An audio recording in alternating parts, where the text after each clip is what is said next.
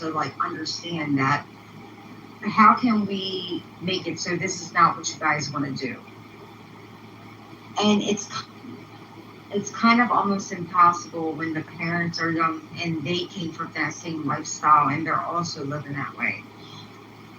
And then they're also going through a public school system that don't care about them, and they're just kind of trying to push them out. And they're literally graduating kids who don't qualify. I mean, Holly, is there anything that you do? Do you do anything in your community? Are you around those kids there? Because to me, I feel like when we talk about, like, what can we do? What can I do? What can you do? I feel like whenever we ask what can we do, it's such a stupid, as individuals, we can change a whole lot. Donations can change the world, going to volunteer at schools. So what are you? That's a great question. And if I had like the opportunity to be like, yes, let me go ahead and point out like the issues. Unfortunately, pointing out the issues would result in me probably being racist or saying that I'm a Republican or some bullshit like that.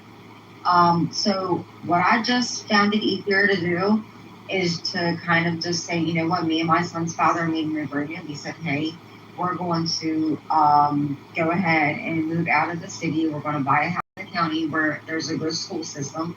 That's what we did. It comes down to people realizing that if you're just voting constantly the same way, thinking that you're going to have a different result when you're just going to have the same result, because that is the definition of insanity, where people are going to just constantly vote for the same policies, same thing. They know that they have bad school systems. They're paying higher taxes every single time around. What can you do? You cannot take these people anything. So I'll tell you. Hold on, just real quick. I'll be 10 seconds. I'll tell you what I do. I donate to charities. I donate to women who are starting homeschools. I go to literal public schools and help kids read. There's so much that we can do as individuals. If you got the time to be on Clubhouse, you got the time to. The ones you're leaving behind are the ones we're so concerned about, right? I feel like a lot of people, who cares if you're called racist? I was called a white supremacist, a wasp. I was told that I had caused all slavery. There's a lot of stuff that we are being called, but those words mean nothing to the subjugation that these children and these families are facing in these impoverished communities. A lot of us are very blessed to move out and get our shit together. Some people aren't, and we can call them lazy. We can call them criminals, whatever the fuck we want to do. But if we really care about people, we'll go and do some work. And donations are our tax write-offs. So I don't know what the fuck people bitch about donations for. You can get that money right back. It doesn't matter if it's $20, $30, $40. There are mothers, especially in Philly, opening up homeschools. You hate the school system so bad, go donate. You know what I mean? Go to support them. Bring them. Hold on, because your life, a notebook and some pens can change a child's perspective on whether he wants to move on that day and get shit done or not. That little thing of just going to help somebody, whether it's your duty or not. I feel like until we have took the steps and actually listed some things that we can do, we can't ask each other what can we do, because no one's doing it. No one's donating or helping. They're just going to their house and crying about it. Be like, oh God, the world sucks. Do something. You know what I mean? And this has nothing to do with money. This has more to do with like a readjustment of the way people are raised. This has nothing. It has nothing to do with money. This whole country is about money. Holly, have you thought of being Holly? So you're saying that you can be poor, but you're still going to be like a degenerate? No, that's not the case. I grew up poor. I didn't go out robbing people and things like that. Holly, you asked a question. I gave you an answer and you're still pushing back. You asked a question. How can we help? I gave you answers. You said donate. You said donate. I said way more than donate. I said way more than donate. I said way more. And donations are literally key to saving communities. That's how you save them. That's how they rise, by putting in the community. Stop buying Gucci, Versace, and all these nice shit. Go to the community and donate back into it. That's how we build communities. But we're so damn selfish. We think, oh, I wasn't naked. I wasn't bad when I was poor. Shit, I got into some shit when I was poor. I was 10 Kensington, Philly, went to jail, went to prison for a year. I got into some bad shit when I was poor, and some woman took me on when my parents were on drugs and literally saved my life. And God bless her. She was a suburban woman with a heck of money, and she took the time to really help me, bought me shoes, bought me clothes, got me in a hotel room when I got out of prison. Literally saved my life. I don't know where I'd be without her, and now I'm doing the same thing. I'm paying it forward. So I feel like the idea that saying, just because I was poor, I wasn't bad. It's not about you, love. It's about the people who are suffering. You got out, and congratulations. But baby, we got children and families that are in need. And if we really care, we would take ourselves out of the equation and focus on them. Fuck what you did when you were a kid. Fuck what I did when I was a kid. You know, even though somebody comes out of the gutter, that they're still struggling, right? They don't have money to just give away. We all struggling, baby. I don't have money to just give to a charity or a donation. $10, $20, no boots, pen. No, I don't have it because I live in Maryland. Taxes are high here. Taxes are high here. I live in a high state, and that's not because I agree. Service. You can go read to the kids. I mean, what about it? Their What mentor about community? programs. oh, see, this is why mentor I'm programs. disengaging. She doesn't want to help me. People just want to be, just bring, what is it, grandiose or whatever. That's a fact. Like they're, That's a come on, man, because you would have never pushed back on me. You would have never pushed back on me, B-Man. You would have never pushed back on me. Hold on. I'm not the one who has a platform talking about what I want to do, but to help all these people. When you ask somebody their opinion and they give it to you, and you say, "Hey, what are you doing?" It's like, the majority of the people that you're talking to are not going to a recreation center and helping them these kids. Then why are you So asking what you can that's do? not true. Do not ask what What are you you can do talking to about? help. I'm not asking you. I told You you the said, what can we problem was. do? I told you the problem was there's cultural differences. Yeah, There's a cultural barrier within the community in certain areas where that's just the way that people live. I think And it's if you important can't- to. That's not- Don't ask what you can do, Holly, if you're not going to take the advice, baby. Don't ask how you can help if you're not going to take the advice. I don't care how much money you spend, and I don't care how much time you donate talking to people. If they're going to still go back to the same household that they came from when they met you, and that's the area they live in, it's not going to make a difference. I'm telling you That's a lie. because I grew up That's a there. lie. Yeah, So no, y'all it's not a let lie. me give you an example. Have you ever heard of the Harlem School Project? So they started back in 2005. It's a dude named Canada. What he did was he got some corporations to invest some money in this school district in Harlem. Over 95% of those kids have graduated to go to college. They have programs that are teaching the parents how to read and write, also helping them get certifications so they can get better jobs.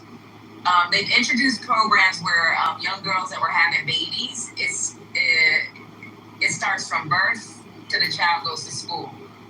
It's very successful. You need to look it up. They actually did a 60-minute interview with this guy. Let me tell you what another bonus is that they do for these kids. These kids do perfect attendance 30 days. Every month, they get a paycheck. You need to look it up. They're teaching them. I don't know why you don't understand You how need these to look it programs, how training programs, how building the infrastructure in certain neighborhoods to make them feel like their neighborhood looks beautiful and all that does not make changes. There's a whole freaking study. I mean, I want you to just look up the Harlem School Project and see what the success rate looks like. Right. They actually talk about the federal government at one time talked about using that as an example. They have one in Atlanta as well. It's not called the Harlem School Project. It's a I forgot what the school is called. They built like Hogwarts. Every one of those kids that go to that school are very poor, and they're graduating. And they're going to universities. They're not going to trade schools. They're actually going to universities. They're also helping their parents. So when you think that you can't change a community from within, then that's just you. You just don't want no change for your community. You don't give a fuck about Americans. You have so much power, Holly. You have so much power. I see every day in my life what the fuck's going on, so I kind of give up. Like, after you see what the fuck's going on, you're just like, bro, I don't care. I get that. Like, it's not my problem. Like, I have my own shit to worry about. Like, I don't have abundance of money to be like, oh, let me go ahead and give my money over here to this place. We don't. You don't have to give money. You can volunteer whatever. And guess what? We don't have the time either. Some of us go to school after work. Some of us are busy working all day. And then we got to come home and we got to take care of home and the house. Right. Like, I don't understand why people don't understand. Like, this is not like, yeah, if you're like single and you have no kids, then more power to you. Like, do that. That's great. But a lot of us have children. A lot of us have a lot of us have families. I hear you. Community service at the shelter.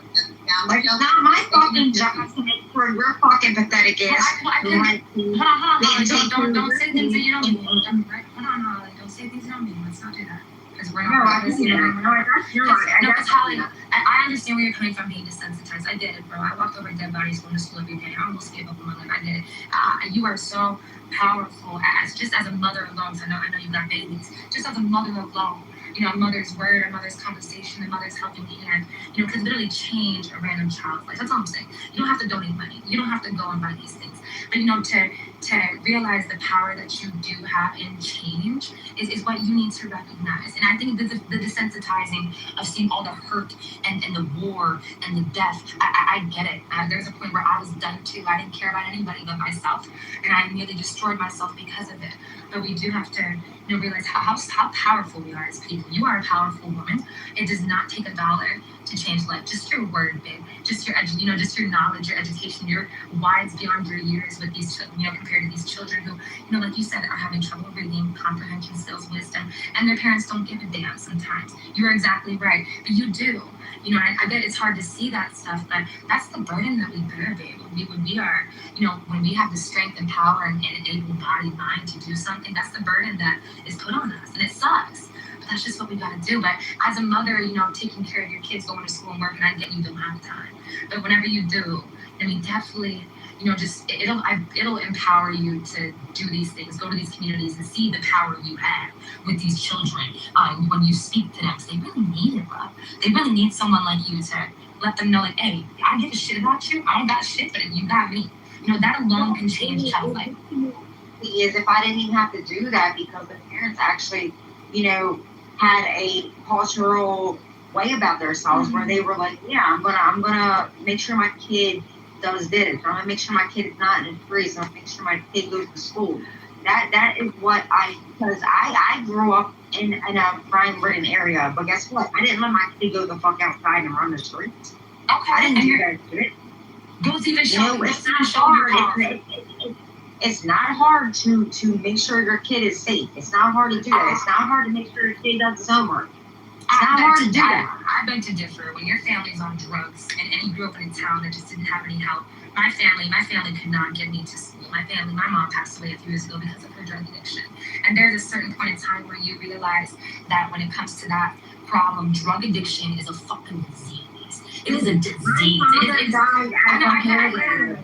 Okay, so he died as a heroin addict. He was down under a bridge and they posted it on the news on television. So I had to go to school in 6th grade and somebody had to come up to me and say, why am I in school? Your father is dead.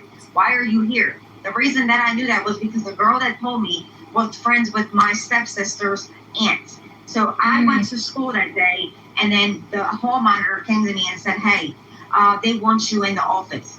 And I already knew what the fuck it was for. Right. So that was traumatic for me. Right. So I already knew why the fuck I was going to the office because somebody already knew my father was dead. And I had to go home and watch his body in a fucking body bag being dragged out from underneath the bridge. Because back then in the 90s, they showed that on the news. Yeah, and another child is going through the same thing. This is not like something that is like, I've never been through something, I don't know, but it's like, I fucking suffered through so much PTSD and severe anxiety and depression, and I've tried to kill myself numerous times after that happened because I didn't know how to deal with life because I was searching for a father figure.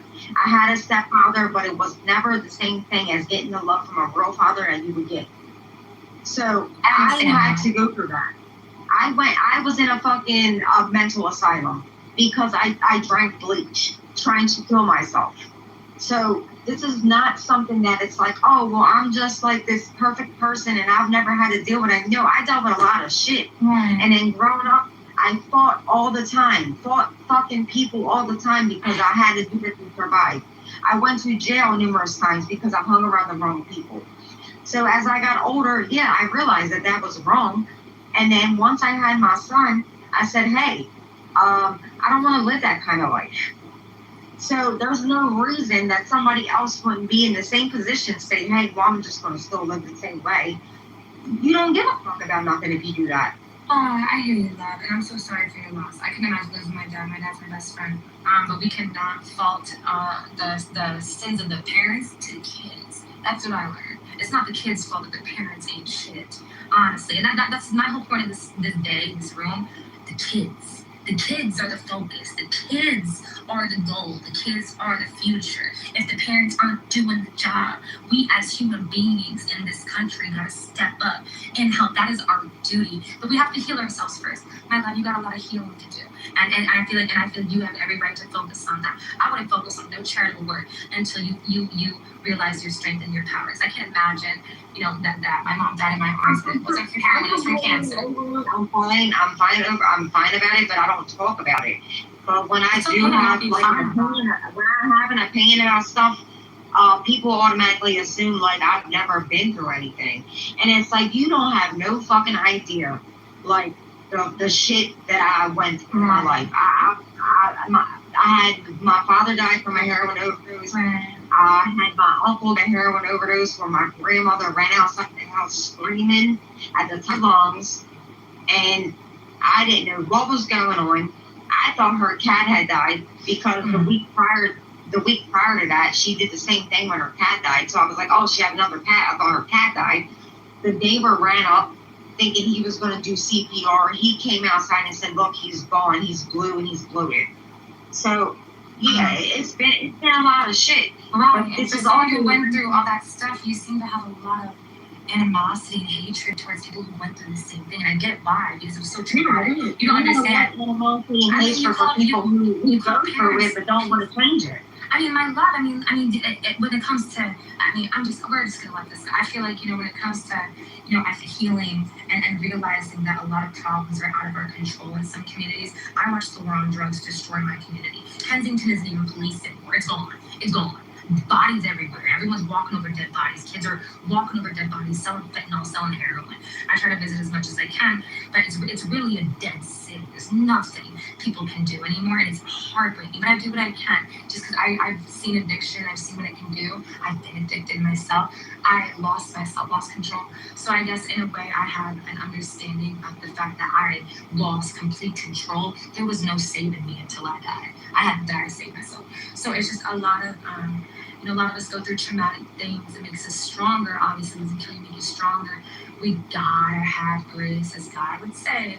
We gotta have grace for our neighbors, man. We don't know what people are going through, So it's just, and I didn't know what you were going through, and I apologize for coming at you this sort of way. I have no idea what trauma you've been through, and I should have approached it.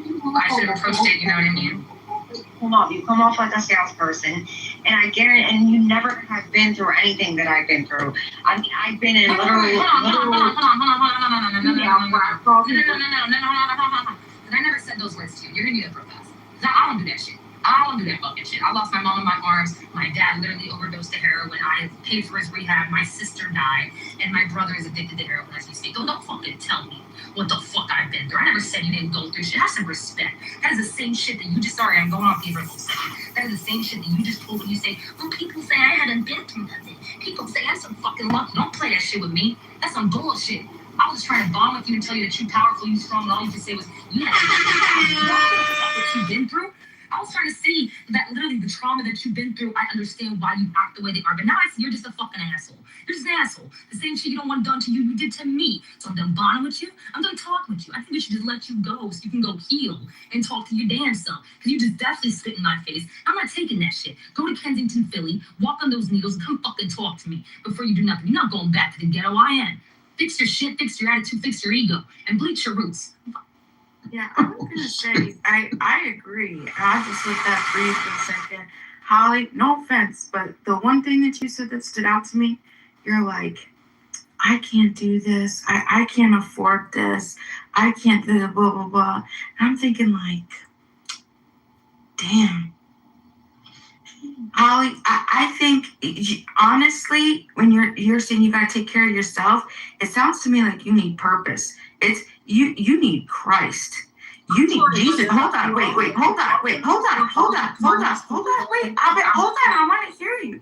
Just wait. You need purpose. That's why you're trying to kill yourself. That's why you don't have empathy for the human being. That's why you're not. You think that you're some special. Hold on, wait. Just wait. Just let the subject meet the predicate. Hold on. That's why you don't have empathy. You don't understand environmentalism. You don't understand determinism. You don't understand how we all affect each other. All you got is excuses. And this is the thing. And listen, Pockets was a lot nicer than I was. I'm sorry I have to be the bitch, but exactly what you need is purpose. You need to go out there, and purpose is serving humanity. And that's Jesus. That's Christ stuff. So, I have empathy, but you know what? I'm tired. I'm tired. No. You need to read the Bible. Read the Bible. That's where you should be right now. You should be reading some Christ's words. What would Jesus do, Holly? Is this what Jesus would say, Holly? Is this what Jesus would say? I'm not Jesus, and nobody is Jesus. Nobody's doing what Jesus does. So let's not act like hold on. I'm saying, what would he do? What would he do? Nobody's doing what he did, and you're not going to act like because you say that. Holly, you need purpose. You need purpose, and this ain't it. You're not out there. No, wait. It's not even worth it. I have a question. Whose culture we know exactly this shit is? I'm kind of confused. Sorry? You sound disconnected, Holly. You sound like a victimhood. You're victimhood central, man. You're just all about yourself. Wait, Patty had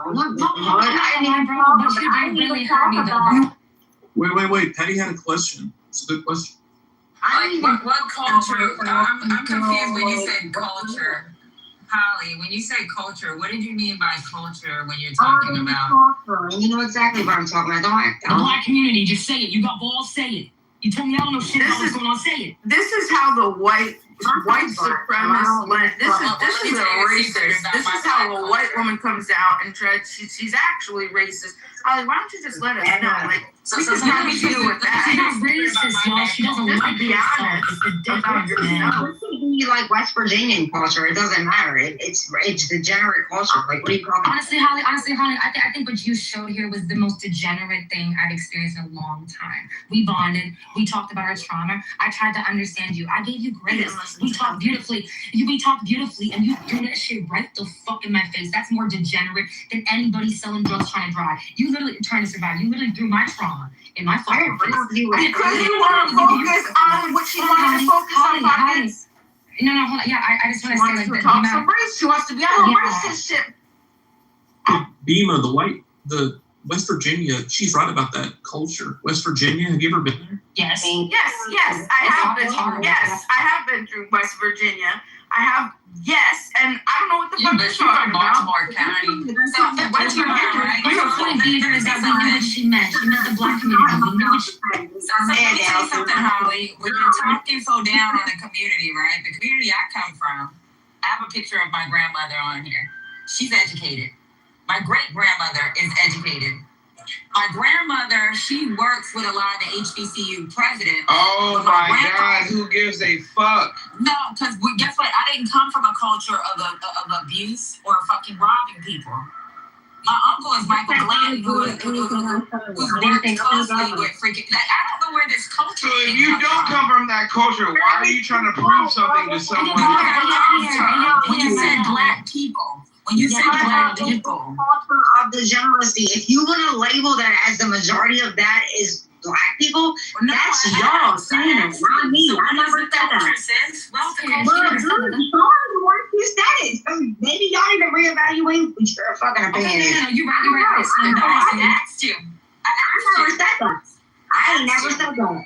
Y'all said it. Okay, My mom was a friend of sushi. Y'all said it.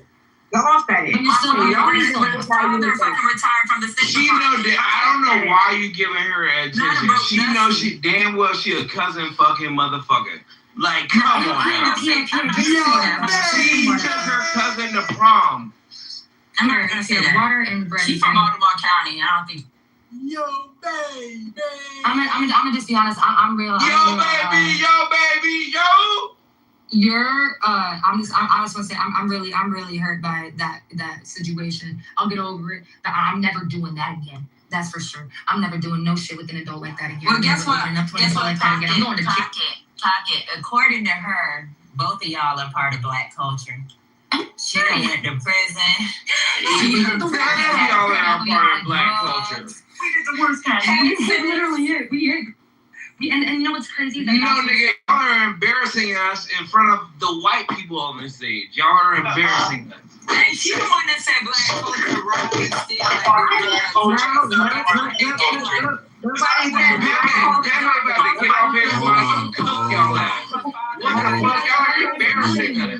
Hold on, man. Himothy got something to say, man. Stop yelling. You had your time. You stop yelling on me. Himothy got something to say, man. Just gotta get this submission out real quick, Holly, man.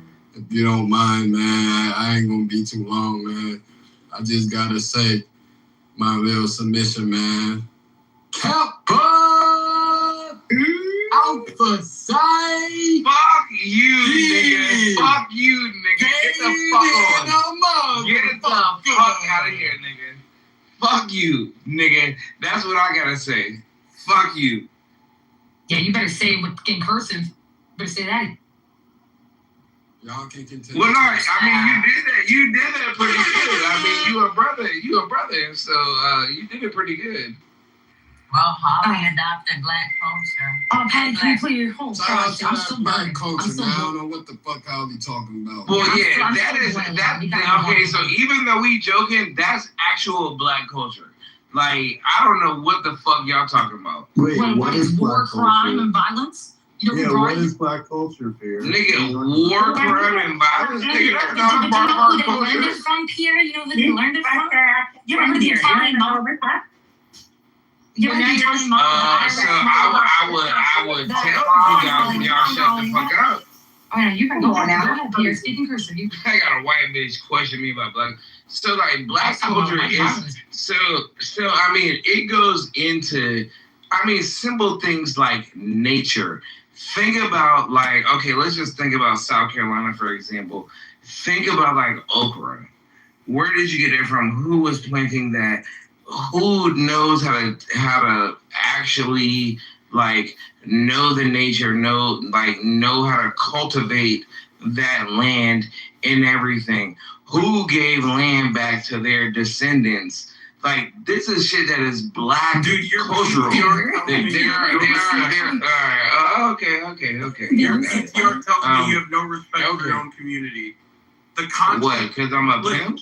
Yeah, because the concept of the pimp was foisted upon the black community. All right, when have you ever seen a pimp in real life? Through black exploitation. No, I'm asking, when have you ever seen a pimp in real life? Point? No, you cut me off. No, you cut me off, dumb fuck. No. I was talking and you cut me off. You don't hold no rank in this bitch. So you cannot rudely interrupt somebody and then expect me to shut the fuck up and hear your stupid ass point. Nigga, you don't got no white privilege in this bitch. Brother, he's not white, man. He's not allow white. me to finish my point and then you can suck my dick after.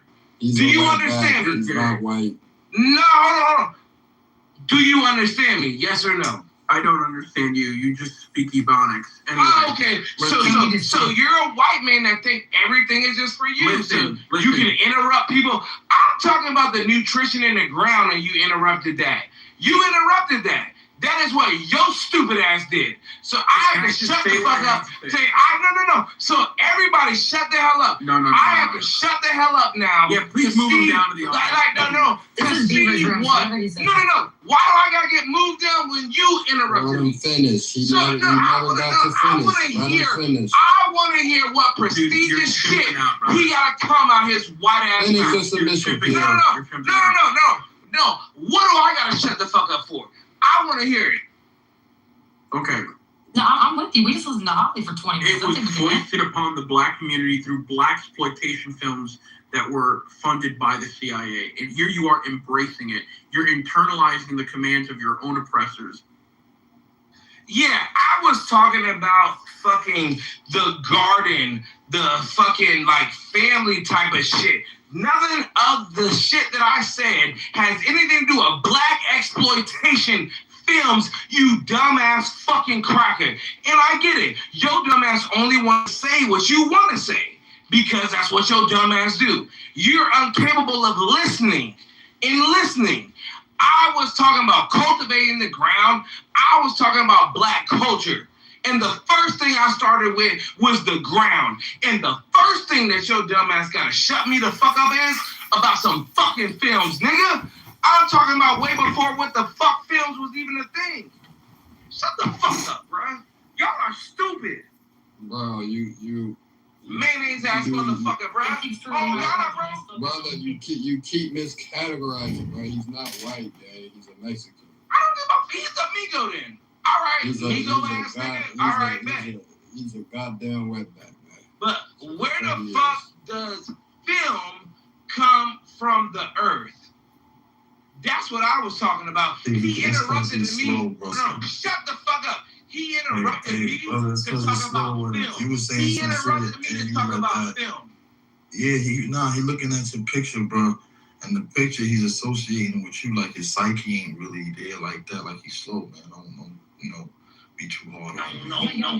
Enunciate, nigga. Goddamn.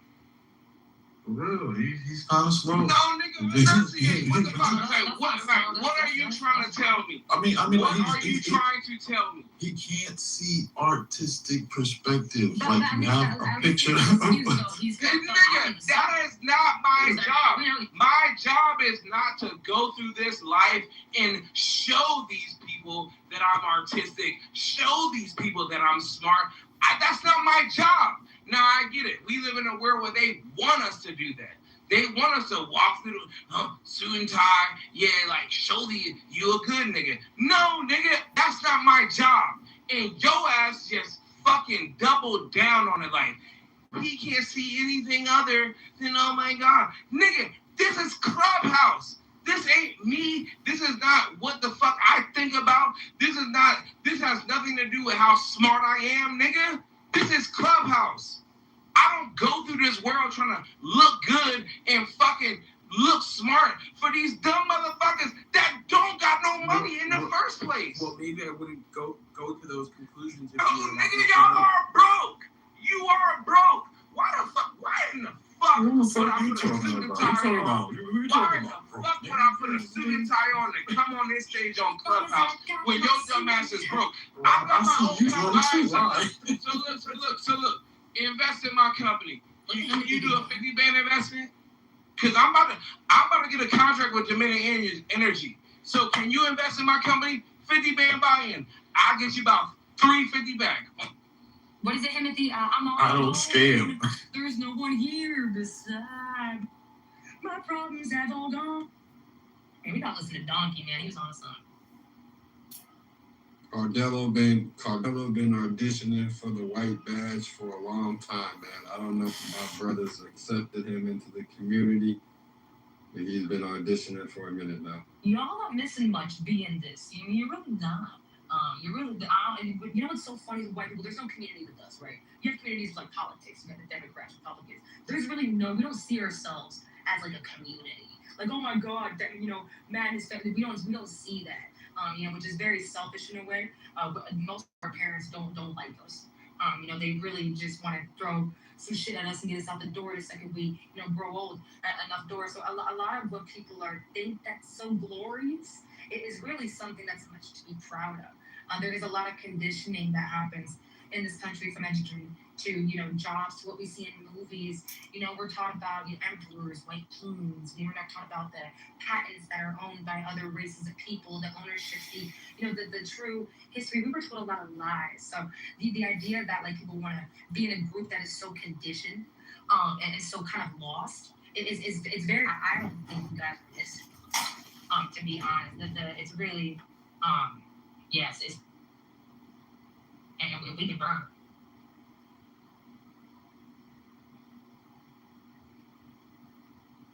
What the? Yeah, if you didn't follow what you followed, Pierre, I'm very curious.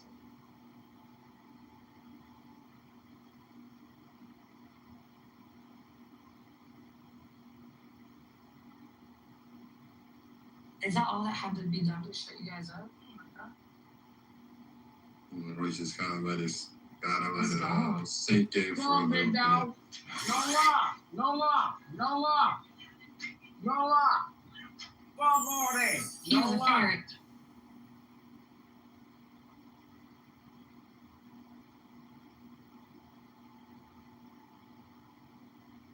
Are you shy? I fucking hate you. Are you on the stage?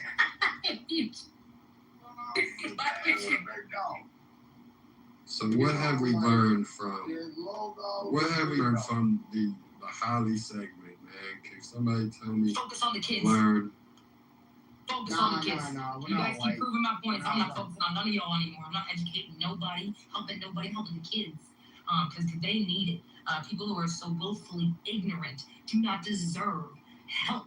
They deserve to stay willfully ignorant and suffer in it. If you want to be willfully ignorant, that's cool. Ignorance I can deal with. People that don't know, that's cool. But when you willfully just want to keep not knowing, you can sit there and suffer. For all I give a fuck. Honestly, I'm helping the kids. That's what I learned. Let's see. Would you smash? Be honest. Would I smash? I would have to see her. I would have to see her body, but just off of the pro picture, I would definitely get some neck. 100%. Period. But you can't look down. You gotta look up. For forgiveness now, brother. Beaver, would you do glory hole? You do glory hole. Beaver.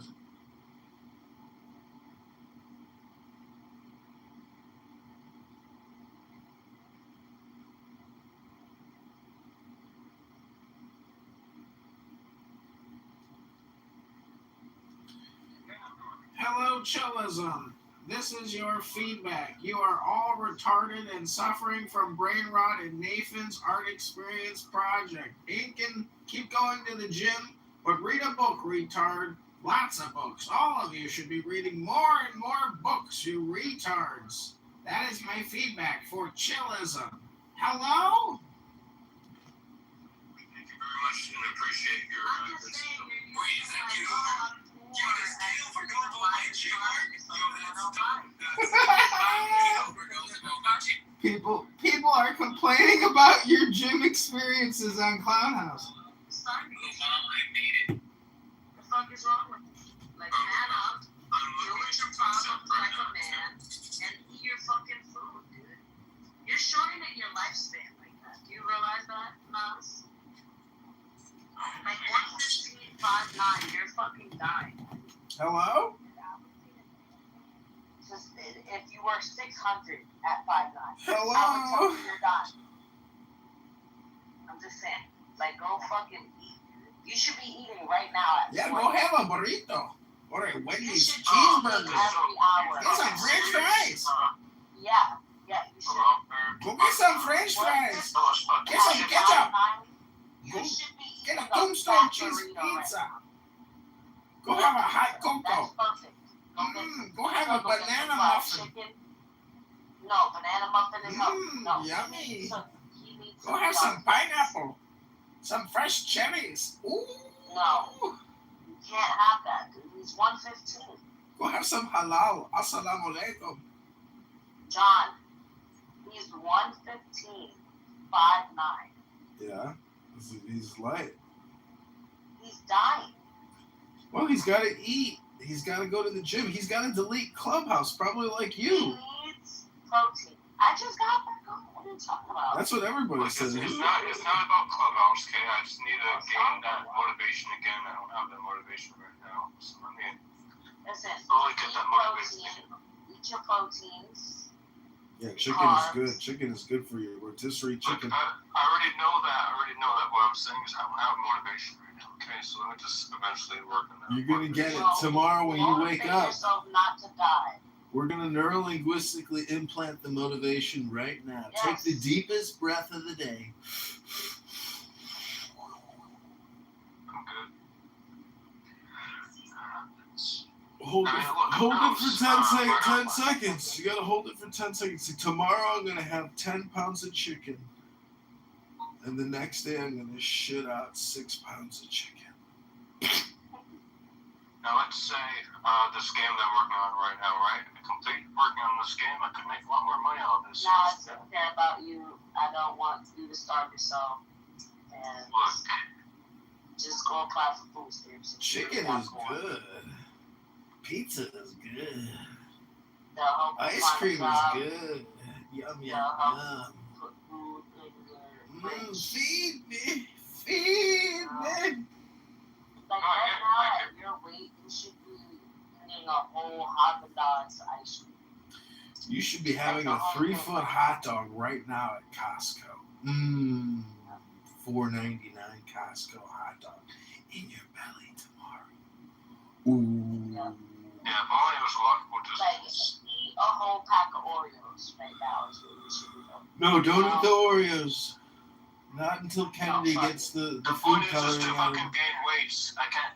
Well, I mean, look, it doesn't even matter if I fucking eat a whole pack of Oreos because I can't gain weight. No matter how much I fucking eat, I can't gain weight.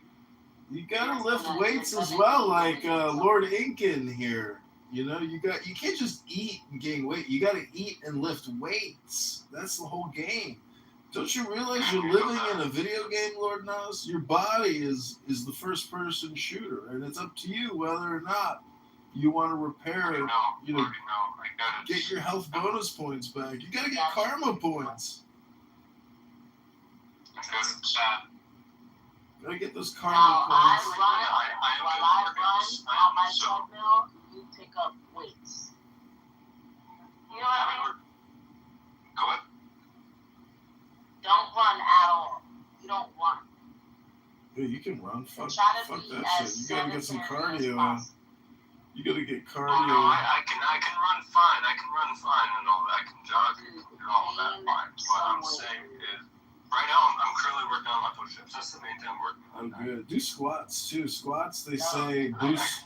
I could do it all. I can then both my legs. I can do all. Do some squats. Go start make it a go-to squat your body weight like 8 to 9 times. Do 3 sets of that. Eat like a shitload of protein. Can you do a pull-up? Yeah. Load up on Yeah, carbs. exactly. You can't do pull-up at 115? Lord knows. No, bro. Listen, at 115 you can't do Can you quote Conan the You Barbarian? expect them to have muscle? Arnold Schwarzenegger. What is the meaning of life? We have different perspectives of meaning of I life. can't do a pull-up. No, what did Conan the Barbarian say when asked, what is the meaning of life? I don't know. Watch that movie. Oh, well, you should learn the philosophy of Conan, then you'll become invincible. I'm good. I'm writing all the novel and all that. Doing all type of franchise. So What did he say? Look it up. I'm not going to tell you the magic of Conan for free. Alright. Let's look it up. Conan quotes Arnold Schwarzenegger. What is the meaning of life, Conan? What did Conan say? To crush your enemies, see them driven before you, and to hear the lamentations of their women. No, that's not what he said. He said, faggot retards use clown house conference call social app for free and waste all their time. To crush your enemies, see them To delete the poisonous app that has infected your minds. I mean, Nathan is alive. How did Nathan create this mind virus and survive? That's what I don't understand. Technically, his activities should have imploded him. The assumption that he survived. Oh, you think only part of his brain is still there? Oh, he's dead inside. He's dead inside? It's a whole brain. He's a shell. You know, you are your environment. So, like, Nathan has absorbed Lion. He has absorbed Incan. He has absorbed the other fake lawyer, the other fake lawyer. You guys just run, like, mock trial rooms every day. Everybody has become a lawyer, essentially, in the Chillism house. And it's a public speaking, gymnasium for faggot retards. And, I salute you. But every good art project ultimately has an end. It's just the way it is, Every relationship. There you go. Oh, wow. Alright, so, look, guess, right? Or China, right? Look, I'll just stick to China. Oh, shit. It's spicy in this motherfucker. Here we go. What you want me to do? I mean, seriously, what you want me to do about somebody saying something? I don't have no affiliation with her. What the fuck I care about that for? Who's your hair color? What's your response about it? Holly, do you feel like What do you want me to say? Oh my God, I wish he wouldn't have said that. Fuck her, fuck that white bitch. Like, that's what y'all want me to say. Holly? No, we want you to say, oh wow, what an ignorant white woman. I do. I shouldn't have said that. I really do. That's my actual thoughts about it. But guess what? But that's not the same thing. You immediately jumped to what about it? I knew people call white people crackers. That's where your psyche went to. Talk that shit, beautiful thing. Because I knew exactly what y'all were going for. So I've never heard one time a motherfucker come out and say, when somebody else says something about a white person, anybody from that race saying, damn, that was fucked up, they shouldn't have said that. Nah, y'all fucking championing behind that Not shit. y'all, they actually don't. We have a few people on stage that don't tolerate. Yeah. Either that or they're quiet. They don't say nothing. But we're the ones who are expected to be like, calling it out, saying it's wrong. But yet they all sit back and be quiet because, they actually agree with that shit. They don't want to say it out loud, but they do. They're like, yeah, fucking right. Fucking say that shit, cracker. Holly, my love, you gotta stop showing yourself there because it's not all people that do that, and that's the kind of generalization we tend to do. There are a lot of people in here that have empathy for one. I believe Black for two as well, Caddy for two as well. They don't tolerate that shit. Girl, they stand up for that. Do you know how many fucking times I've heard that bitch? Man, make me pull out my blue flag on y'all, man. How many times I've heard white bitch on this motherfucker? Get the crip walking on y'all niggas. I don't even respond. I don't be saying shit. I don't even get out of character. I don't say nothing. It doesn't matter. It doesn't matter. You still gotta call it out. But you're still supposed to call it out because it was good for a goose is good for a gander. Am I right? I mean, you didn't call it out when you was coming at me. I mean, you can't put artists in the line and shit. It's alright. But I didn't call you out of your name. I didn't call you out of your name. Oh, I swear you said that. I don't know. I've never been through any trauma. Oh, okay, no, you were. Wait, who agrees with But calling I didn't call you out your name. Is what I'm saying.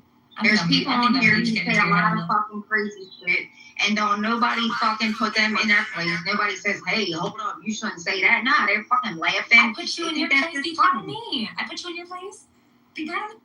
Something's happening. I don't think you understand what I'm saying. Okay, I don't think you understand what I'm saying. I'm talking about you should be. Holly, quick question, and be honest. There'll be no judgment.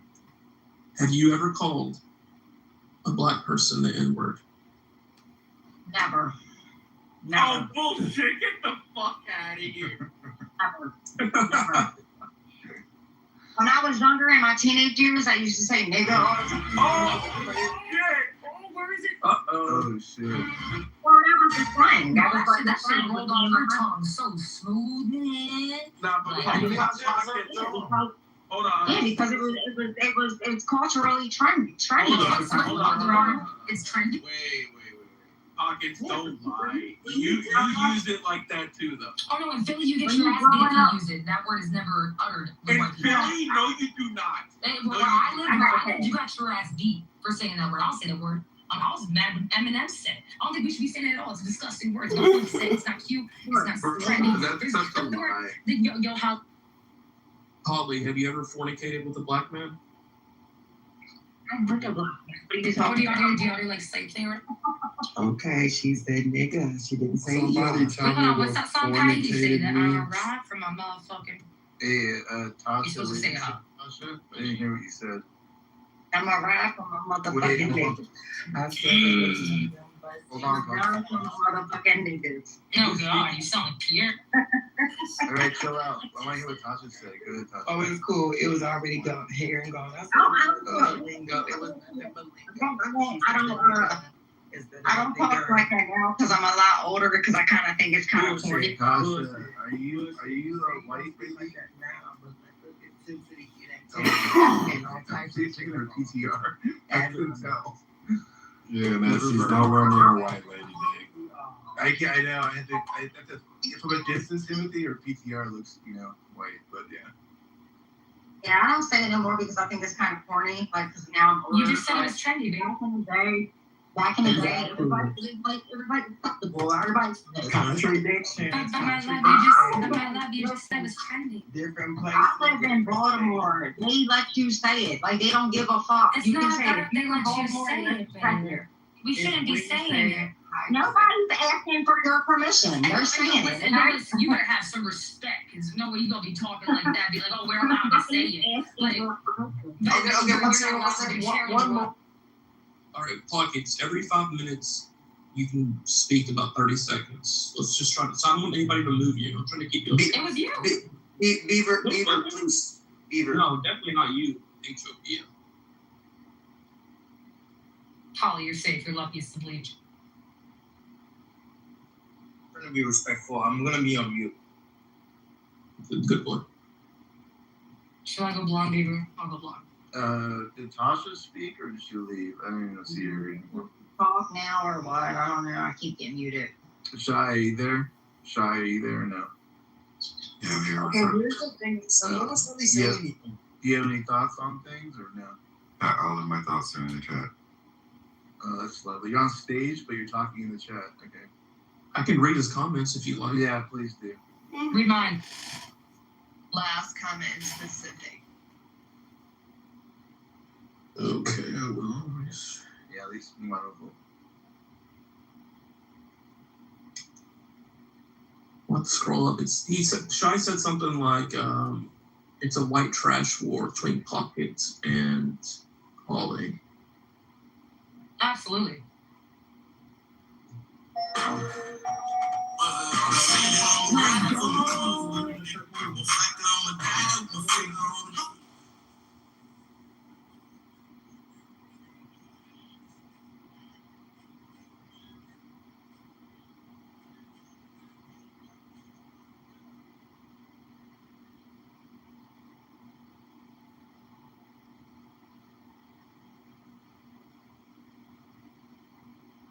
This is your 15-second ASMR deep breathing video. Take the deepest breath of the day and hold for 10 seconds.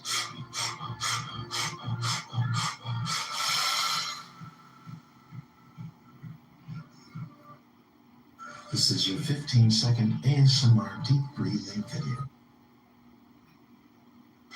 Take the deepest breath of the day and hold for 10 seconds.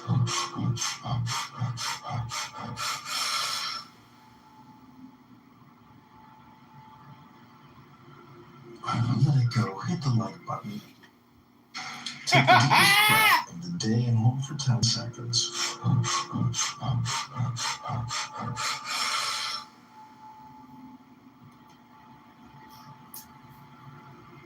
Let it go. Hit the like button.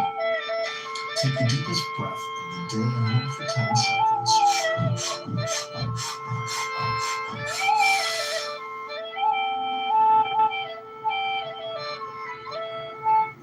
Let it go. Hit the like button. Take the deepest breath of the day and hold for 10 seconds.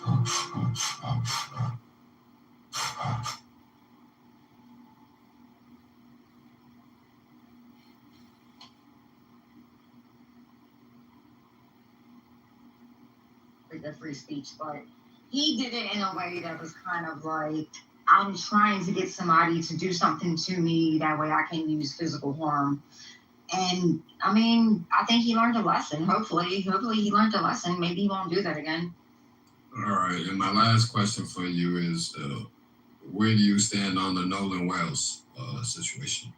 Ooh, that's one of them ones that are like conspiracy theory type things. I'm a little bit on the fence on that one. That's we don't have a lot of information about that, so I don't know. Like I'm kind of like confused about that one.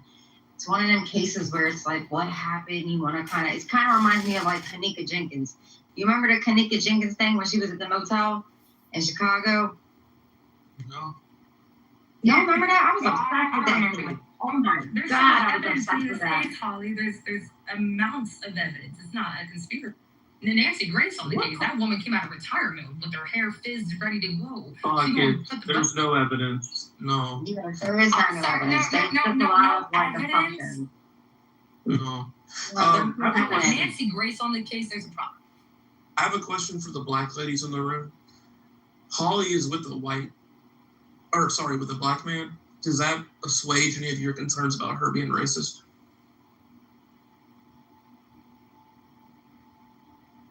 No. I think.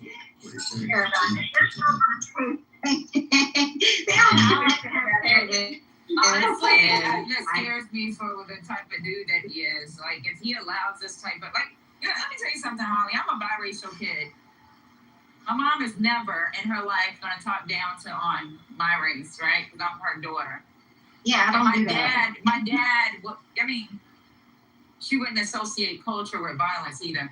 And my dad would not do the same to her. So this is kind of weird. This is a weird thing for me. Well, if you think I'm racist, then you should hear what my black son's father says about black people, because I tell him all the time he's racist for speaking on some black people like that. So. One of those. I love the savior. Black girl, black girl, you gonna say something? Yeah, go, black girl. Oh, he calls me ghetto. He says I'm ghetto. He's like, hold on. Can I speak, Quentin? Can I speak? Thank you. My best friend, she married a white guy. And I'm not saying this is the situations for everybody, but she married a white guy. I think she married him too soon. They had, 2 kids together. So it didn't work out. Okay. And so as soon as it didn't work out, he called her the N-word. So, how old was she when she married him? She was in her late 20s. Mm-hmm. Yeah. And how old was he? Like, how older was he? Just a couple of years older. Just a couple. Like, she didn't, like, go 10 years plus. No, she didn't. Okay. So she thought she was doing the right thing because niggas ain't shit. And so she was like, I'm going to marry a white man because that's going to be better for my life. Well, she thought, because, she had, bad relations with, the black guy. But and so now you saying what? Now go ahead, finish your story. I'm sorry for cutting you off. Oh, no. I was finished. As soon as it didn't work out, he basically called her the N-word. He calls her a nigger? Yeah, and they have Did he use the hard ER? Like a nigger? Oh, yeah, she should have shot him. I would have shot him in the head. I would have shot somebody. I would have shot that motherfucker in the head. You was crying about being called a bitch earlier, Holly. Sit down. Wait a minute. I would have shot that white man in the clear head. I wouldn't. Nobody would have known. We're not shooting anybody. And shot in the leg, then make him apologize. No, bring her back up. Let's let her go. Yeah, like somebody's really gonna make him apologize. Come on. And you know the crazy thing too, my son's father is a diehard Democrat. Because how else is he gonna have reconciliation for the atrocities that he's doing. How else? How else is he gonna have reconciliation for what he put you through? Who are you talking to? I'm going to shoot him. Well, go to jail for. No, I mean you're right. I'm not gonna actually shoot him. I'm not gonna actually go to jail because I appreciate my life more than to put that man under the grave. But I'm going to make that man suffer. Yeah, just Like in put him in. some way or another, I'm gonna make that man suffer. Yeah, just get some voodoo dolls. Girl, one way or another, I'm gonna make that man suffer. Oh, You're gonna get my own. Of course. Do demonic rituals, yeah. Oh, sit down, Holly. One way or another, that man is gonna suffer. Peter's talking. Hold on, Peter. What's that? And you can suffer too if you back him up. I'm gonna pinch the man. Pinch the man. Suffer, bitch. It's the He's going to suffer. I like suffering. Oh, that's fucking You're saying that's right, man. I know you like that shit. Forget. You're gonna make a woman suffer. You're going to suffer. Man, we With my clean hands. Peter, can you You're see gonna. we Yes. just had a legend come off the mic, man. My boy Peter, man. I'm sorry, Peter. Go ahead, Peter. Go ahead, Peter. My bad. It was a simple suggestion. I think that you can pinch the man hardly and a couple of pinches. He would remember all the time. Absolutely, Peter. Purple nipples are the worst. Peter. Purple nip. Absolutely. Pinching those nipples, man, are a different type of pain. Yeah. Peter, are you still here? Yes, yes, I'm here. Peter, I can make you suffer in a way that you won't even know you're suffering. Shit. As you die slowly. As you die slowly, you won't even know. That's why you should not do women wrong. Get the paddle boards, y'all. Get the flog. No, you ever read 50 Shades of Grey?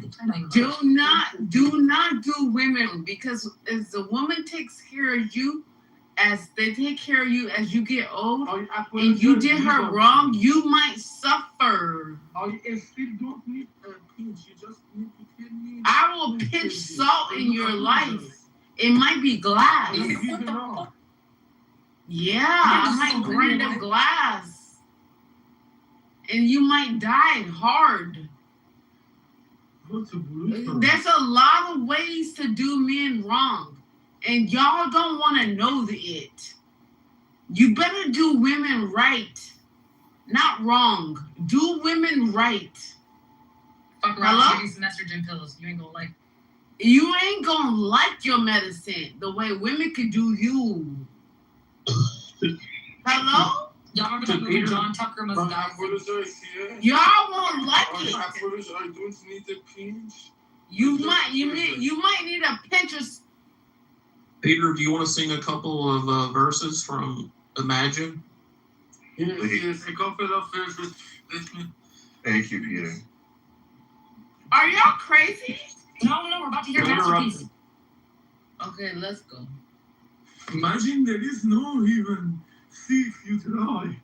No hell below. You could die today. Nina! Above is only a sky.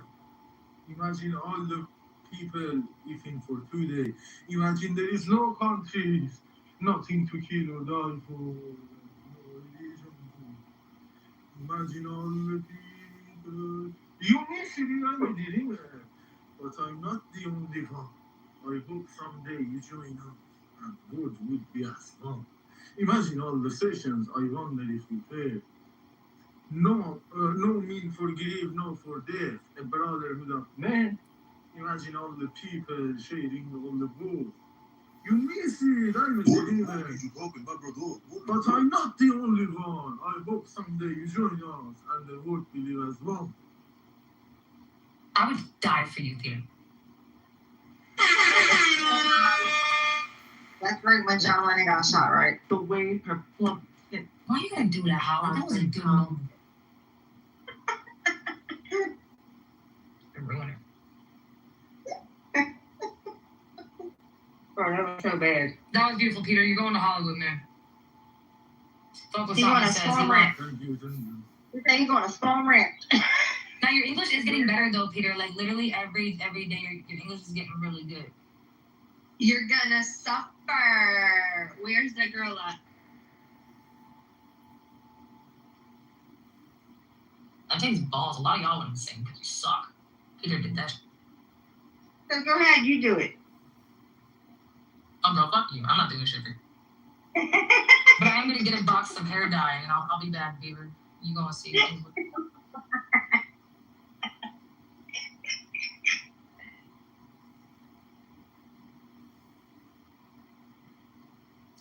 Hey, what's up, everybody? Morris, we've been waiting for you. You How you guys? been? Yeah. How you been? I've been doing good. Been doing calisthenics. Ooh, nice. You following anybody on YouTube? No, Where are you getting your exercises from? You just. my brain. Oh wow! All right. I know that's right. He sounds like Timothy. Okay. He does. I don't know what the hell that is. It's the all magical being on top. Nigga? Who the fuck is you, nigga? I don't sound like this drunk ass dude. What the fuck? Oh my God, it's like Palm Nigga, Beach I'm Beach. Hennessy, nigga. You just said my name, nigga. I knew you was up here. Yeah, my name Hennessy, nigga. Good for you, man. Good for you. I'm not about to argue about your name. That ain't my name. That's your name. So You just said Hennessy, brother. I said I don't know who that is, man. So why did you bring up my name? Why are you trying to Someone argue said he me sounded about? like you, Timothy. No, I ain't trying to argue. I'm just trying to say I was minding my business, and then I just heard you say Hennessy. I was reading the comment section, dickhead. I'm gonna give you a pass, gang. Is how one of our books starts? That's what it looks like. Like miscommunication or misunderstanding? Every day. Every day. Some of these guys up here, they got off the fucking high horse. I always think like horses aren't that high. Are you fucking serious right now? The majority of horses, they're not really scary. Like the average horse only goes, I think. We need Dippity. Dippity, are you awake? Dippity needs to come up because I was thinking horses are so when I was little, but the back of a horse is really not that far unless you're talking like one of those crazy shires. You know what I'm talking like that?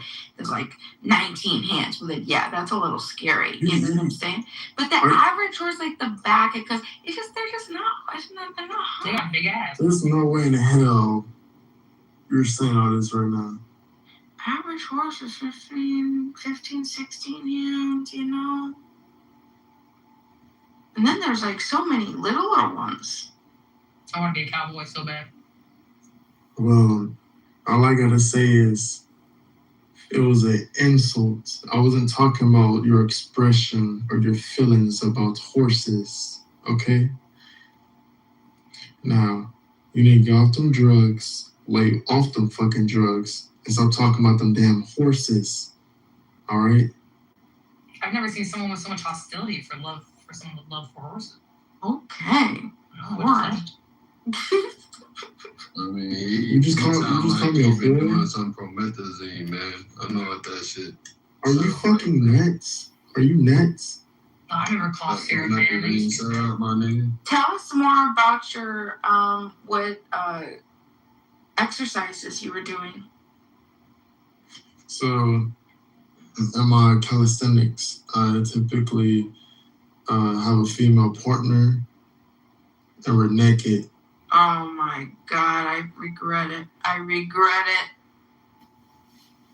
I just threw up, but I'm alright. And I work her body. Cause I take it all back. Worker. This is my field of studies. I didn't go to college. They also refer to me as a storm. I don't think you need college as long as you know how to wreck pussy, but I hear you. No, that's where most whores get their experiences from, college. So Whores? yeah, they're the exotic horses, as we were talking about earlier. Are we Oh, talking the horses or people? horses. No, female Oh, whores. or yes. Oh, well, you saying it funny. I thought we were talking about horses. Like, giddy up. Oh, wow. Kiss your mother No. with that mouth? No. But Wait, can you say horse again? Let me guess. You're single. yeah, I am actually. Mm-hmm. Oh, we should have read his bio, Dima. We fucked up. Oh no. Yeah, we should have read the disclaimer. What's wrong with my bio? Oh, nothing. I just said we should have read it. Oh, I forgot I had it up there. We forget to read shit sometimes. A very intelligent philosopher once said, show me a man's sexual preferences and activity, and I'll tell you his life philosophy. Another that's man not gonna once work said, on me. one fish, two fish, red fish, blue fish. Not change. The game. Oh, shit. Dude, first rapper to do it.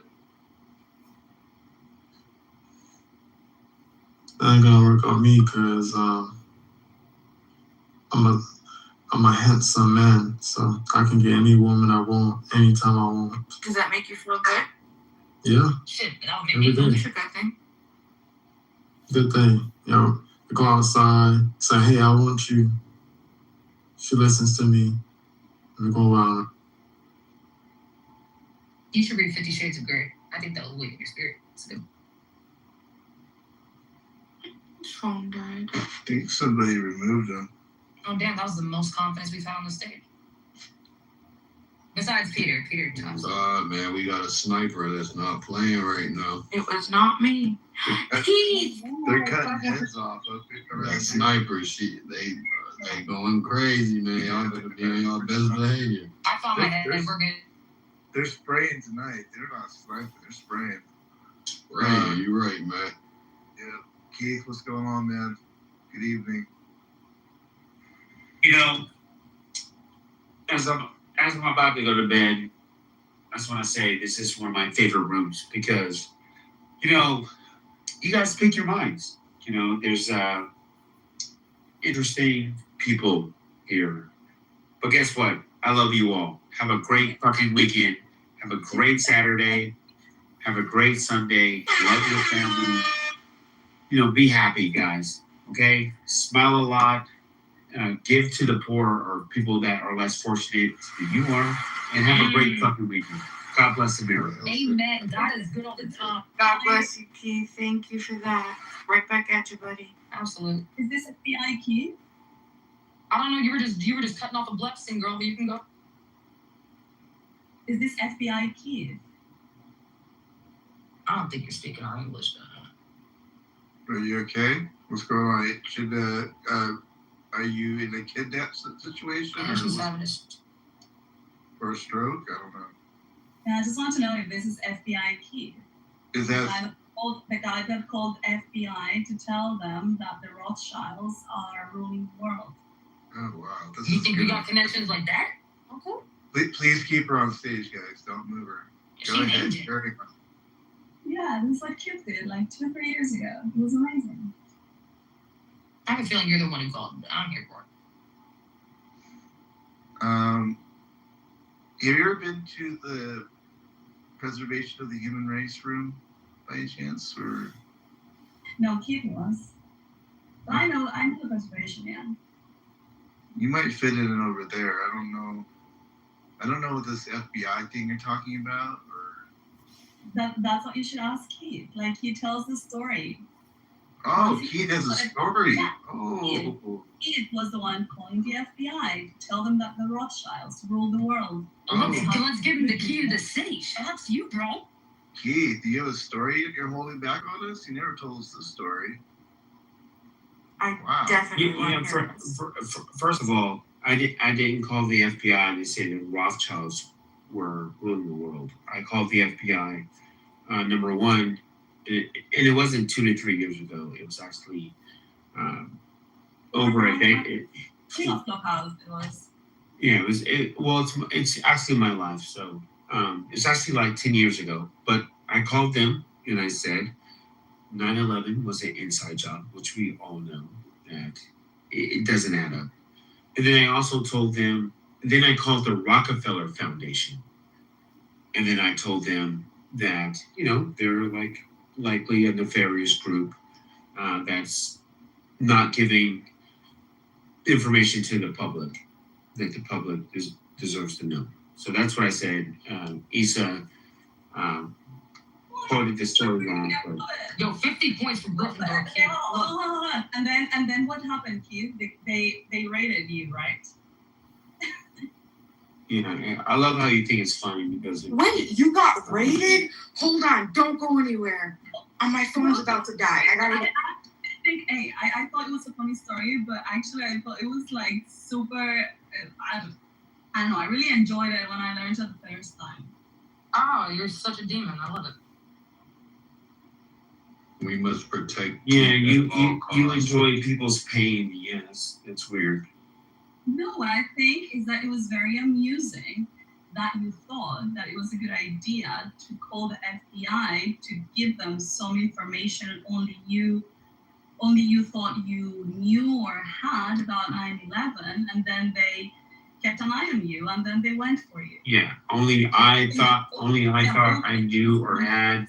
That's incorrect. I mean, first and foremost, I learned the information from people that I guess thought they knew or had. So if I'm the arbiter of this information, that'd be one thing, but it's not. I think there's again, majority of Americans knew that this shit was like an inside job. Issa's not from America though. She's an outsider that thinks that she knows the country more than we do. But okay. Fuck you That's all. weird. I'm calling the FBI tonight to keep. We got it, bro. I'll remind them in case they forget.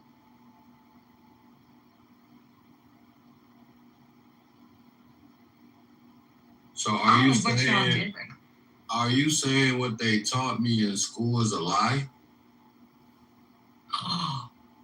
No. As far as 9/11, is that what you're telling me? Did you guys just put something on? Yeah, they Yes, taught they me taught you 9/11 about in it. school. Absolutely.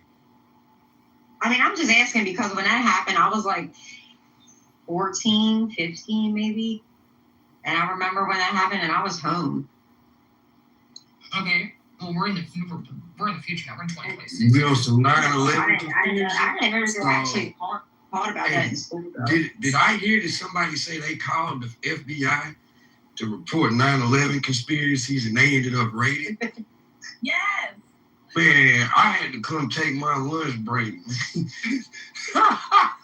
Yo, 50 points for Gryffindor, man. Keith is killing it. Y'all didn't do Hey, Pockets, what's up, baby? What up, Rob? How you doing, love? Man, I'm just out here getting money on, about to, take. I think I am. I don't know if I'm highly favored or not, but I am blessed. Yeah. Seriously. Hope the babies are good. Seriously. So Keith. Oh, they are. Keith, How you hi are? Rob. Welcome back, Rob. Keith, Hey, I baby. missed it. Good to see you, Rob. I missed it. My phone died. I don't know if you told us. So they raided your house, and who is they? The FBI. Keith, is that right? Yeah, no, it's not right. So the reason why I called them in the first place is because at the time I owned a dispensary in Southern California. It was called Pinkweed. It was organized as a 5013C because you had to be a collective, right? Senate Bill 420. This is back in 2013, by the way, folks. And they did not raid my house. They raided my dispensary, but it wasn't just like they showed up one day, kicked down the doors. What happened actually was about, I don't know, a week later. By the way, the OC Register, where I live, Orange County, California, the biggest periodical or newspaper publication is called the OC Register. So they had just featured me in an article, still up to date, by the way. If you guys want to find on Google and see pictures of my handsome face, they created an article about me and my dispensary. Why? Because it served a true altruistic purpose. A portion of my donations actually went back towards breast cancer research. And I was wanting to do it the right way. So with that being said, one day, 2 to 4 weeks later, some guy shows up in my dispensary and he's like, hey, I own a dispensary, in Inland Empire, the IE, Inland Empire. And we saw you in this article and you're trustworthy. We want to do a deal with you. I'm like, okay. They wanted to buy 100 pounds of weed, which is nothing today. Dispensaries, do these things all the time. But either way, there were laws on the books of how you do it. So each and every patient you have, which by the way, a customer back then is a patient under your collective, and you can hold 8 ounces of the medicine or the plant, whatever you want to call it. You can have that in your dispensary. So for every patient, you can hold 8 ounces. So I had 400 or 500 patients, right? So I'm like, cool, went to my attorney, wrote up the transportation agreement, bada boom, bada bing, 100 pounds. Contract was like, hey, you got to sign this. But then he goes, yeah, well, my friend actually is the one with the money. He's the one that's going to be transacting. And I'm a naive, 27-year-old at the time. Keep in mind, I was doing this all above board. So my spidey senses weren't up, right? I wasn't thinking oh, I better be careful. And nowadays, I'm skeptical of fucking everything. But, I was naive, dumb, super dumb. Didn't even correlate. I didn't even think that this could be a confidential informant, which this person was. He's like, yeah, my partner, someone that's going to give you the money. They want to meet you, to talk to you, just to see if you're trustworthy. I'm like, okay, cool. I'm nothing to hide. So I had several meetings with this person, which was like an Indian dude, which I should have thought was strange, but This several nigga meetings. name is Pee-Pee. Suck dick. Why his name is Yo, Pee-Pee? we're talking to Pablo Escobar. Nigga, fuck your dad. Shut up, bitch. You guys school in the mornings.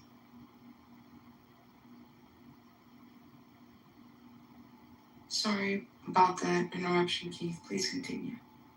Yeah, and the whole Pablo Escobar thing, that's not cool. It's not please don't equate. That nigga name is Pee-Pee. Nigga, suck dick, nigga. My apologies, Keith. My bad. Listen here, you motherfucker. Sit the fuck down and shut the fuck up. My apologies, Keith. I'll take it back. Yeah, all good. I'm sorry, Keith. So that's pretty crazy. So they basically set you up, right? This is the government. So it wasn't the FBI. Who was it? It was DEA. Hey, this sounds like the same type of shit that's been happening to the block for years to keep it a buck. So they created a crime. Wait, and I just want to be clear. This was a week or two after you made that call. Those calls. Yeah, it was 2 to 4 weeks after they showed up. But at first he came in and he was talking I got these guns. I can sell you these guns. And I'm like, bro, I have no fucking enemies. Guns. The fuck? I should have thought that was weird again. shifted the conversation towards I can get you 100 pounds of weed. It was essentially swag. It was, the price was $1,000 per pound, and I was only gonna make a clip of like $100. So it was like $10,000, like peanuts, right? But back then, that was meaningful to me because I just had like my now wife just had given birth to our son. And Jesus. So Keith, so what came of it? Sorry. I'm just so excited. I'm so excited in the wrong way. Keith, please continue. And also, what came? Yeah, so I'll tell you. Thank you, Issa, for fucking centering me. I didn't care for that, but I will speak the truth. You like it a little bit. Plus, your story is amazing. That's the reason why I always bring it up whenever I see you on stage. Oh, hi, Isha. I haven't seen you for a while. This is Agent. Oh, Agent. Okay, wait. Keith is gonna finish. Go ahead, Keith. Okay, so let me just tell this to Bima because Bima was. He's still telling that story? Yeah, Keith is hold on, Keith. Sorry, go ahead, Keith. I certainly don't have to tell a story. I don't want to hijack Please, the conversation. no, I'm asking. Did you spend any time in jail? Either way, the guy comes, so fast forward, he asks me for guns. I say no. He introduces me to his partner. And then at this point, like, this guy's saying all kind of crazy shit, like, about how they, like, are going to transport. Like, shit that was kind of unbelievable when I checked with some sources. Like, it sounds weird. And my ego at the time was like, I have good karma, nothing's going to happen to me then. I'm not breaking any rules. Like, my attorney says it checks out. Like, trust me, like, we're good. So either way, they make the offer and they want to set up the deal. It was like right before Thanksgiving, Christmas. And then I held off. I said, no, I don't feel like this is like, I don't want to put my family at risk. So I remember like around the holiday season, they laid off, right? So I left it alone. Right after the new year though, the calls happened again. And then they did something which is called like a controlled delivery, which I would later learn through the court proceedings when I was fighting. So where, they're like, hey, we know that you're, scared and skeptical, but we want to show you that we really, we have the money. Guys, take me back in when this guy stops talking. Right? No. You can leave. Go ahead, Keith. Again, I don't want to, like... No, you good, man. We just got some trolls, man. I'm about to start... Who's a fucking asshole? He's Next getting person blocked. come up, He's not I'm coming back removing in. you out the fucking room. You're getting fucking removed. Go ahead, Keith. So they're like, The nigga over here like acting like a white slave master. All right, go ahead, You Keith. need to shut the fuck up because literally He's nobody fucking gives a removed, motherfucker man. fucking He's thing. removed. Go ahead, Keith. yeah, it's not that serious. But either way, they did this controlled delivery, right? Where they drove up in this nice car and they like showed me like a vacuum sealed bag with what they said was $100,000. I've never seen that much cash in my life. Mind you, I've been in the game for like 3 years at this point. So never seen this much amount of cash, and I was just like, they showed it to me, and they're like, I remember telling them like, I have a son that is just born. Like, I want to be here for my family. Like, they're like, hey, this is why we're doing this. We're gonna do this every month. You're gonna be able to provide for your family. This and this and that. I'm like, okay, whatever. So, boom. I went to my growers and we set a date. The date for the transaction was set, and it was supposed to play out to where I go into this hotel room, which was the Hyatt. Never forget it, off of Harbor Boulevard, like right next to Disneyland. And we were supposed to sign the transportation agreements. I brought my corporate books. And I had like 4 different growers bring like 25 each, right? So it's supposed to sign, and then we count the money, and then they get the herb. All this sounds like a fucking setup. Like, knowing what I know now, it's clearly a fucking setup, right? I just didn't know, right? I wasn't even looking at it like that because, why would the government lie? Like, that's kind of what I thought back then. So either way, the day comes, and like I usually getting text messages, and from people like, this doesn't feel right, like something's off from the people that were coming to bring me the stuff. I'm like, man, everything's good. Like, relax, bro. Like, I got this. I got the contracts. I know these people. They've promised me. They know me from the article. And so, what's your point, bro? Like, can you get to it? Hey, I to be fair, Keith, I think a few people are thinking that. If anybody else interrupts him, I'm just gonna keep moving every fucking person. I want to hear this story. I'm kicking their ass once they hit that goal too. Yeah, I mean, there is no point. I mean, this is a traumatic experience. I'd rather not. I tell it just so people can understand, like, these things happen, but like, I don't have to tell it. It's fine. Nah, we want to hear it, bro. The minds want to hear it. We want to hear it, bro. If people don't want to hear it, they can bounce. It's just that simple. All right, I'll try to wrap it up. And I'm trying not to like leave out any details because I know people are gonna be like, "Oh, you're a dumbass to God." And yeah, man, like, trust me, like, this had a profound effect on my life.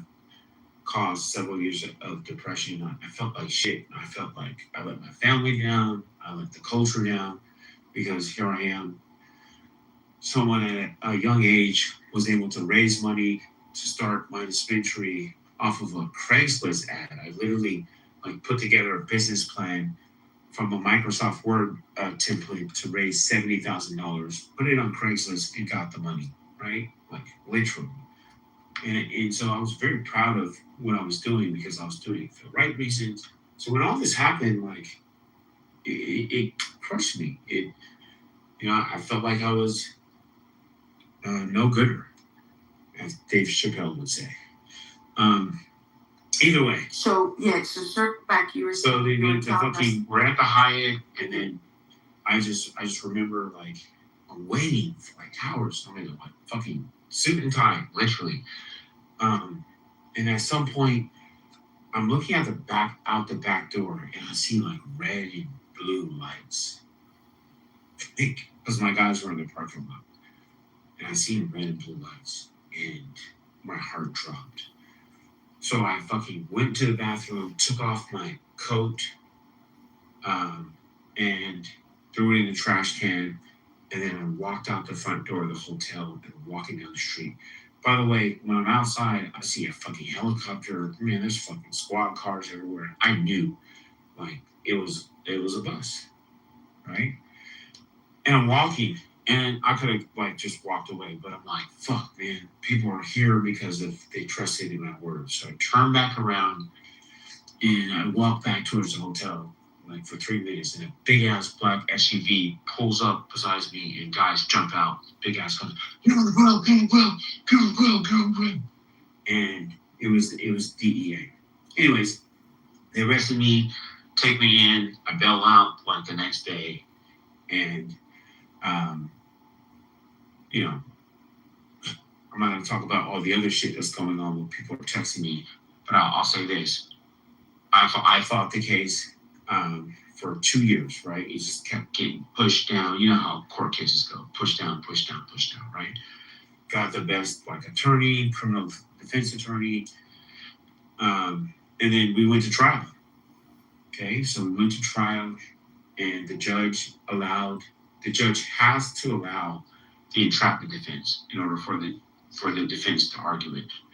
The judge found that there was enough evidence to show that I was, entrapped, right? Which has 3 tenets. Number 1, the perp cannot have ever committed a crime like this. Number two, they have to be dissuaded by the government. And number three, they have to, show that, the business, that they were actually conducting business in the right manner. So I fit all those qualities. Man, I think I'm gonna win. Go to trial. Went through the jury selection process. All white jurors, right? Anyone that said they liked pot during the interview process, called the de jure process, the prosecution eliminated them, right? Because you start with 36, you get down to 12, plus 2 alternates. Anyways, go to trial. Trial lasts like 2 weeks, 2.5 weeks, and I'm found guilty. Okay? And in the trial, sitting there was ATF, fucking FBI, and DEA, like officials, like literally. And I remember going to the bathroom while we did recess, and I saw one of the guys that jumped out of the car to arrest me. And I looked at him and I said, why did y'all do this to me, man? And he had nothing to say. So found guilty. So I was sitting in jail for 45 days. And I'm scheduled for sentencing. So a week before sentencing, the probation office comes in to interview me. And they ask me, are you remorseful for what you did? And I said, fuck no. I didn't do anything. Like, I would have never done this. And then my attorney calls me like an hour later. I have to walk out the fucking dorm of the jail, get him a call. He's like, what the fuck did you say? I'm like, what are you talking about? He's like, the probation department recommended a year in prison. What the fuck did you say? I'm like, bro, I just told her the truth. Anyways, week later, sentencing. I think I'm fucking toast. And the judge looks at me. She says, you have a lot of letters of community support. And she goes, literally says, I swear to God, she says, I feel like the jury got it wrong and you're persuaded. And she let me out that day. And I walked. 3 years probation, but I walked. Shut up. And that's after the jury found you guilty? That was the best ending I could have expected, wasn't it? Dang, I want to know who this judge is. I gotta write a letter. That was a movie, dude. I love writing letters. I gotta write a letter. You're a hero, bro. They need to write a fucking movie about you, nigga.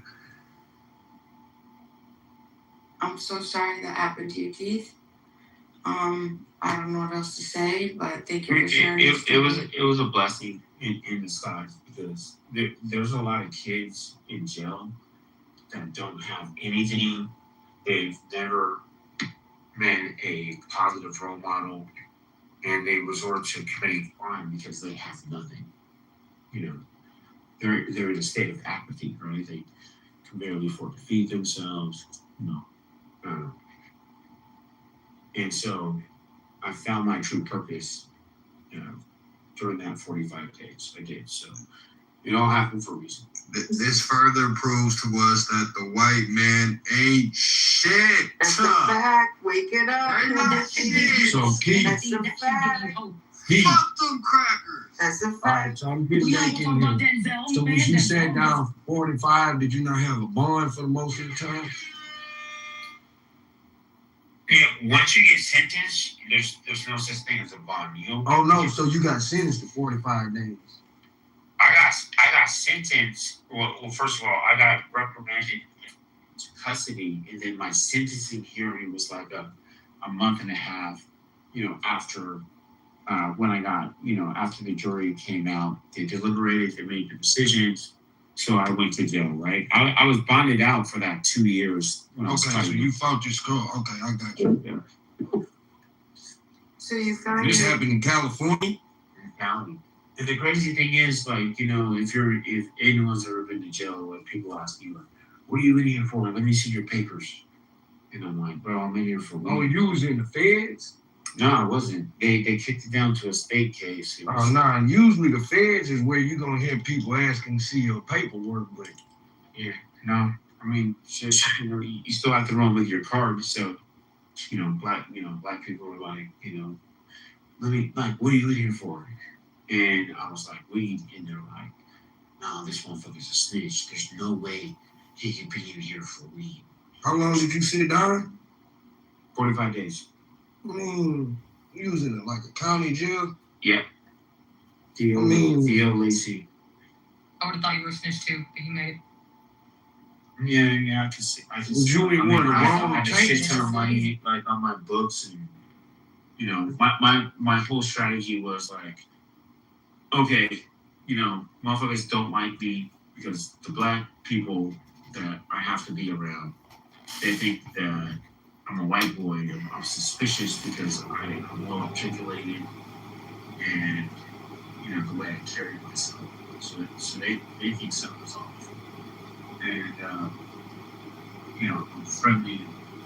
So they think something's off. So what I did is I bought a shit ton of commissary, and all the the younger people or anyone actually that would in a dormitory, I would say, hey, look, I'll give you whatever you want because most people are starving.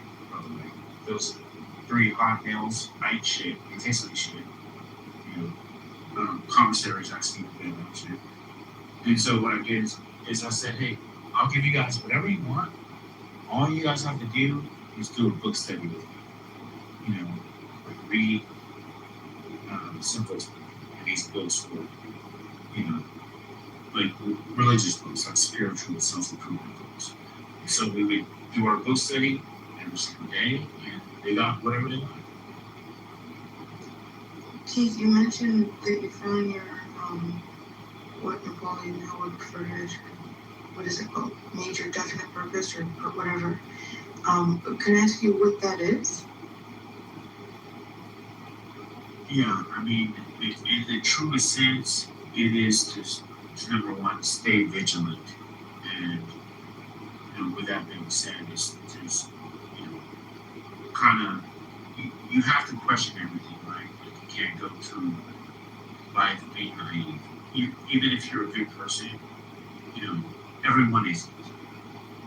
And then number two is, like, people need help. They need to be inspired. You can change someone's life from a simple conversation, from telling them something that they've never heard before, something that will get them to think of themselves in a completely different light, right? Keith, I agree with you on that. I would tell young niggas that you might not get an opportunity per se, but the perspective change is just as important as an opportunity. Because an opportunity given to the wrong mindset, it don't matter. You feel me? So I agree with you totally on that. Can agree totally because he had just said like I'm a white boy, then he said I'm a black boy. Is I never said it. No, he said they treat him like he's a black boy, be the white guy. They said I was like a white guy because of how I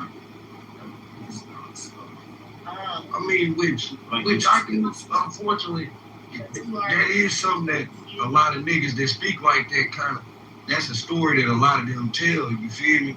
And I ain't saying that it's right, but it's like,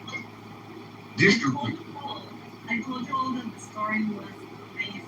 It just has like a funny trigger, you know, when and I don't know if Dima heard it, this is how it all started, Dima, then I said, when I saw Keith, I said, oh, is this FBI Keith?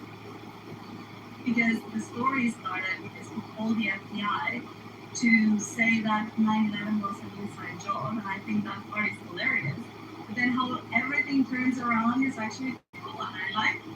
But I just think that the story was hilarious. So he got 45 days for saying that?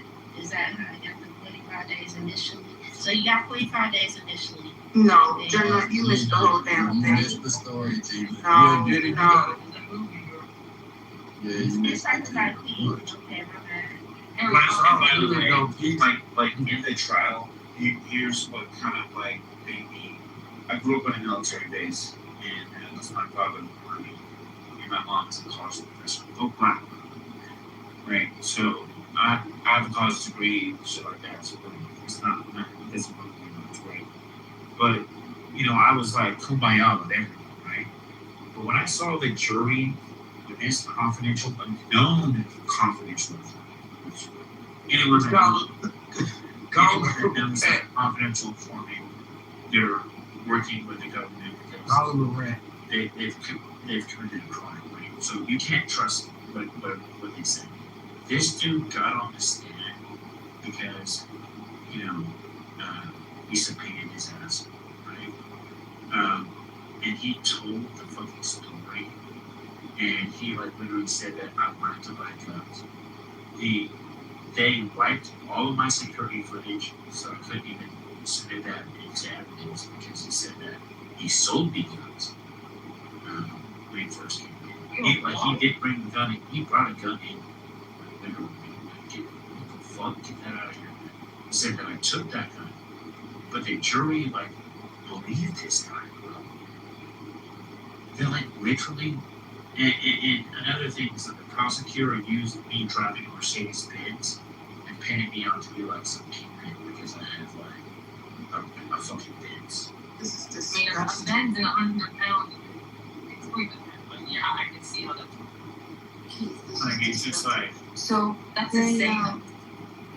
so this was an informant, this guy who sent the guns, or did he actually work for the government, like DEA or whatever? No, he was a CI. What's a CI? Confidential informant. Okay, yeah, so he was just, okay, so he's just like a regular guy that they hired to do this. Yeah, I don't think they hire people like that. They let you out and they say, yo, give us, Go watch somebody if they don't like to get They'll hire you. I've had friends that have literally been paid money to do this shit. And oh my gosh, I can't even, I would love to invite him to this app because let me tell you, he's such a gangster. He is such a gangster. He is so well known in our community. He fucks with the cops. He gave so much wrong information, and they didn't catch on for it. And he was informed, and he would tell us all these crazy stories about how he would mislead. And because he's really smart, but he's also, since we graduated high school, the guy has never, not once, held a legitimate job. Like a job, what I mean, and when I say no, hold on, I don't say legitimate job. He never held a taxed, like a job where you get, your taxes fucking thing. These are under the table cash jobs, right? Fixing computers in the community, whatever, shit like that. Okay, so he would fuck with the cops, and he did this for years. And he just sounds so believable. And it was what a fucking gangster. I would love him to come here, but I was never offered that. I didn't offer me that stitch. I was saying there. I was fighting women for honey buns. I was guilty as fuck. Did you But really? I would have snitched. They never gave me the option. The kid who I was involved with, his dad was a lawyer, so he got out like 2 days. I was in there for almost a year off the case. Did you like Lady Gaga and Beyonce's song? I don't know none of that. Well, when they talk about the honey buns? No. They got a song about honey buns. When she's just like, something so honey. And then she has like the honey bun. Let me. No way they incorporate honey buns. I got a question. I don't see the guy who was speaking before, though. I was going to ask him. I don't see him anywhere. Oh, Keith, that was him. You said that you had a degree, but there's no value in it. Why'd you say that? Yeah, I said it doesn't matter because what I do to make a living today, my degree has nothing to do with that. So There's no value in your degree. If there's no value, yeah, well, knowledge is a scam. No, there's still value in finishing school. Yeah, I'm saying there's no value. That's what I asked. I said that. Your time. You can spend a lot of time getting it. You said there's no value in it. No, I said it doesn't. It's a scam. So when I said I have a degree, I said that doesn't matter. I don't want people to think that. You said it doesn't have any value. That's what you said. I understand not you. That's not. I didn't say that nobody knows you. You did. I wouldn't just. I see what you mean, though, kid. You don't have to put a picture in there. I mean, you think you're higher than that because you want to. Right. Yeah. Right. So that's why. Kate, I would say it for you. College is a fucking scam. It is. I'm 40 grand. Don't waste your money on that shit. Well, I have a full ride scholarship, so. Because it is expensive. Yes, if you ask for a scholarship, it's not. Exactly, Peter. I'd pay cash. Pocket. I guess the question is what do you have to agree in? What did you expect to do and what are you doing now? Yeah, great question. So I have a degree in political science, and that's the reason why I got involved. We don't give a fuck about your degree, nigga. Because that was Who is talking about that? Like, you going motherfucking man, you better go do an audible with that voice and get out of here. Listen, Apocalypse, I know you're not talking. Please pipe down a little bit. Pipe down. Pipe. Some type of voice. Can you let him finish? I'm him, but he's going to take him. Yeah, I have a degree in political science, so that's why I got involved in marijuana, because it was a huge political issue, and at that point in time, people deserve to have the right to smoke. Well, at first, what kicked it all off was Senate Bill 420, with respect to Senate Bill 420 allowed for legal businesses to form, to provide, the plant to people. Recreational, but you're talking about the recreational laws? No, Senate Bill 420 predated recreation. That's why you had to have a doctor. You had to have a recommendation from the doctor. And so anyone that came into my dispensary, we had to look at the recommendation and put it within our CRM. And all we had to do was go online to the little web doctor online and just tell him we had headaches and he gave us some weed for it. Like, we never saw us, just a few questions and we got the weed part easy in Cali. And I know they got that shit for pretending he's schizophrenic. They lied, they got the part easy. Anybody can get the part when it was medicinal. But you say you were saying you was a part of like signing the petitions to get it legal medicinal. Is that your point? Yeah, exactly. That's exactly why I gained notoriety. So I would go to every city council meeting, every county board of supervisor meeting, and I'm there, right, talking about a concept called ASA, Americans for Safe Access, and people should have safe access to cannabis without having to deal with a dealer or someone that could,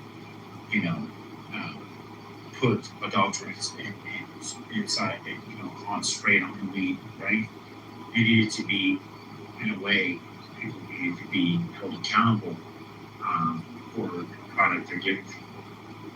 And so that's one of the reasons why I reached out to the FBI, because I was feeling myself. I mean, I was a bastion for truth. A bastion for fucking truth. And I didn't really know that, these motherfuckers will kill you for speaking out. They said you snitched. They probably said you snitched. Who said that? The people you said was mad at you for going to the FBI about them. Oh, what, 9/11? The 9/11? Yes.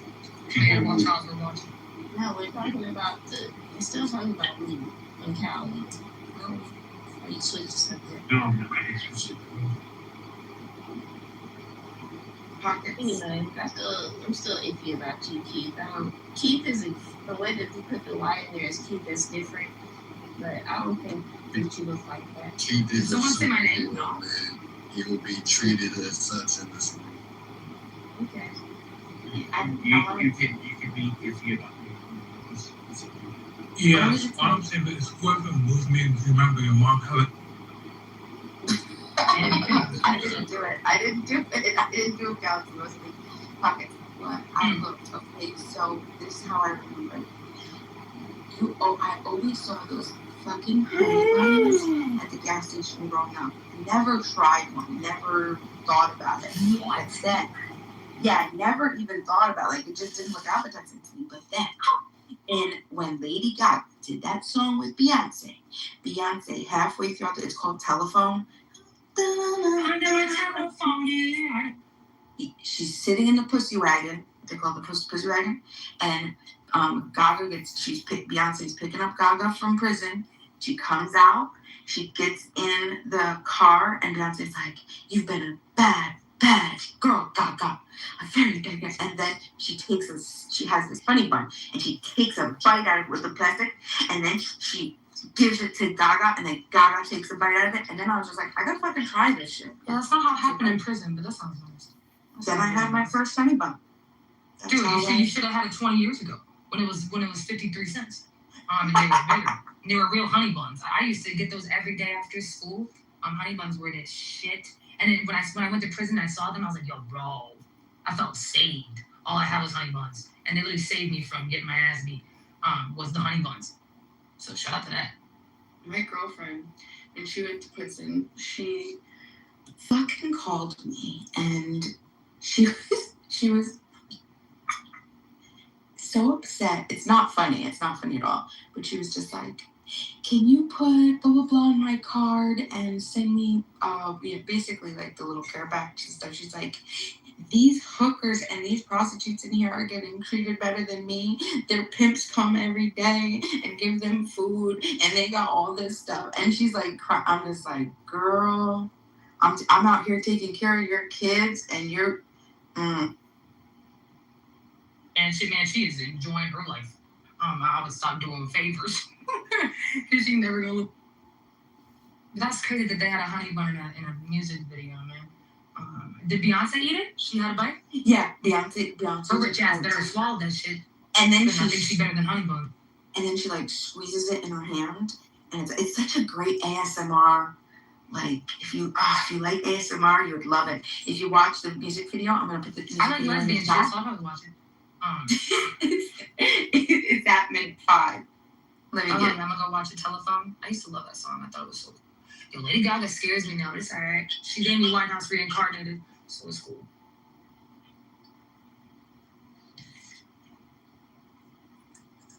But yo, Keith, you're freaking awesome, man. That was one heck of a story, dude. I was with you. You're welcome. Appreciate you. Yeah, thank you, Isa. I'll tell you. I just want to know whose mom is dirty. Whose mom is dirty? So don't you be scared. Your buns, bitch. The fuck you can do about pussy? Mine's very. Listen, I'm not doing this with you, Pepe. I'm not. Who the fuck keep bringing that nigga up, man?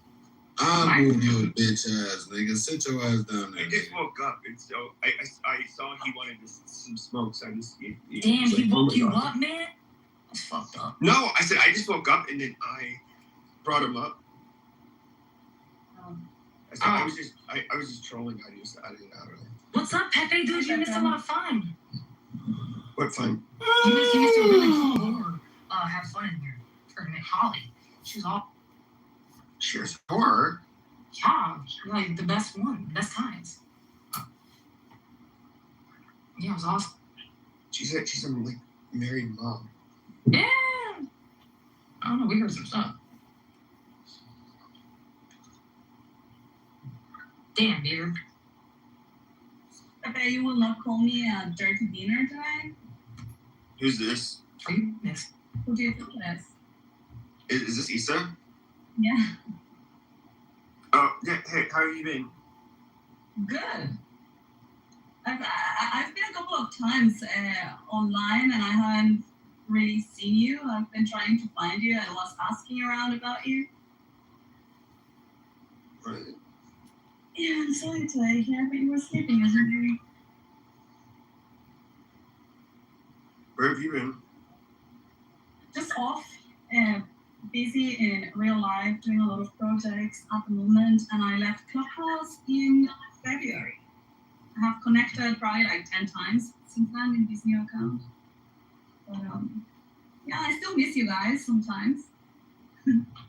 Honestly, your voice is very distinct. I don't think there's anyone that has your kind of voice. We heard it instantly. It was Yeah, I haven't seen. I was wondering what happened, and then I haven't seen.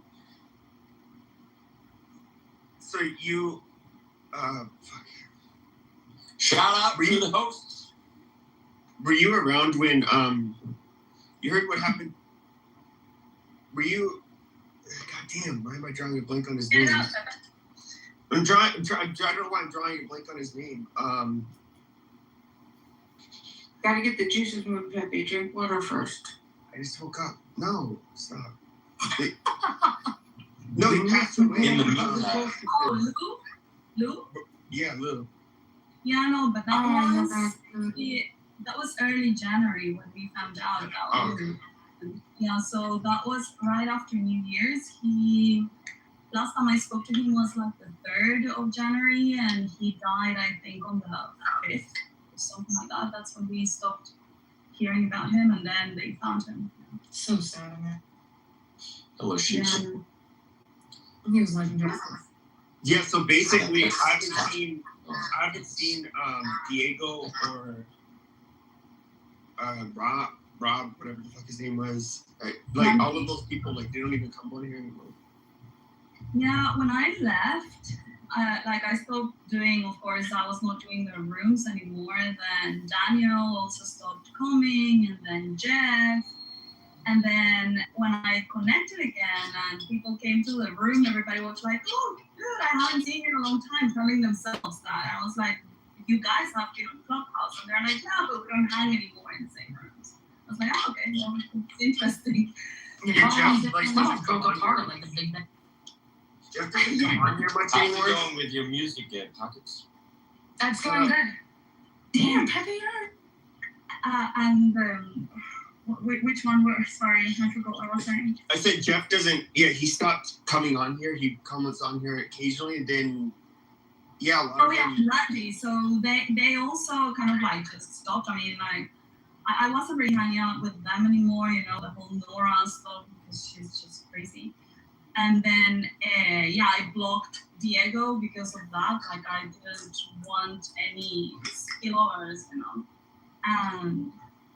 But then Randy also left after the whole Lou thing. It was like a little bit devastating, you know, because he was our friend. And yeah, I still speak to Randy every once in a while on Telegram, but he barely ever connects. Yeah, I don't see Randy, and then a bunch of Diego. Diego hasn't talked to Nora in a long time, from what I can. Like Nora will make rooms. And it will be like, I miss you, and it will be like 2 days straight. She'll just have like, I miss you, Diego room. And Diego never shows up. It's kind of sad. Yeah.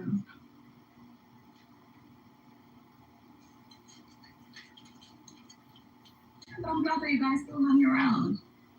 There's still always a place to come and listen to, you know. Yeah. You be my mad beaver. I think Himothy said something pretty interesting. Don't bring my name up. What did I say? You thought a college degree was the road to happiness, whatever you said. What? We all did. Yeah, man. They told me if I go to college, I'll come out making a lot of money, get a good job. And it was all cap. I almost didn't get my house empathy because of my student loans. It was hard. But I died. A college degree, I mean, there are jobs that would say that you need a college degree to be able to apply, but other than that, I don't. They just want experience. On paper, they want the degree, but in real life, they're not gonna hire you for it. They don't need no experience. It's stupid. Am I the only one in here that hates LinkedIn? No, I hate LinkedIn too. It's fucking retarded. I use a lot of LinkedIn. My role or what I do, that's how I interact with everyone actually. There's a it's a funny pay or account on X. He basically just like trolls LinkedIn and just like comedy shit about it. Oh, dude, I just put that in the chat that I would leave bad reviews for fun on companies I didn't like on LinkedIn and Indeed. The one thing about college that I use today in my professional life is just the organization of things, right? If you want to get things done, you have to, let's just say it's a task that will take like several days. You have to chip at it, day by day, right? You're not going to accomplish your goal all at once, but as long as you have an organized plan, structured plan, to where each day you're getting towards the end goal, that's how you get shit done. And so that's the one thing that I would say I took from my experience. Life is like a hot potato, man. You just gotta keep moving. It's funny you say that, Pox. Yeah, Denmark, you're notorious for having hot potatoes stuck in your throat. I don't know what that means, but I think there's a message in this.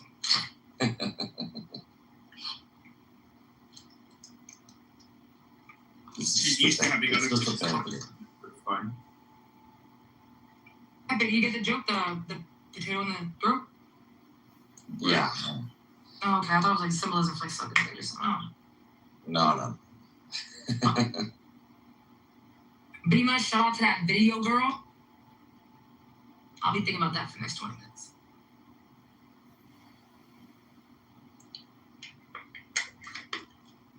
You said you still live in Austria? Or not Austria, Switzerland.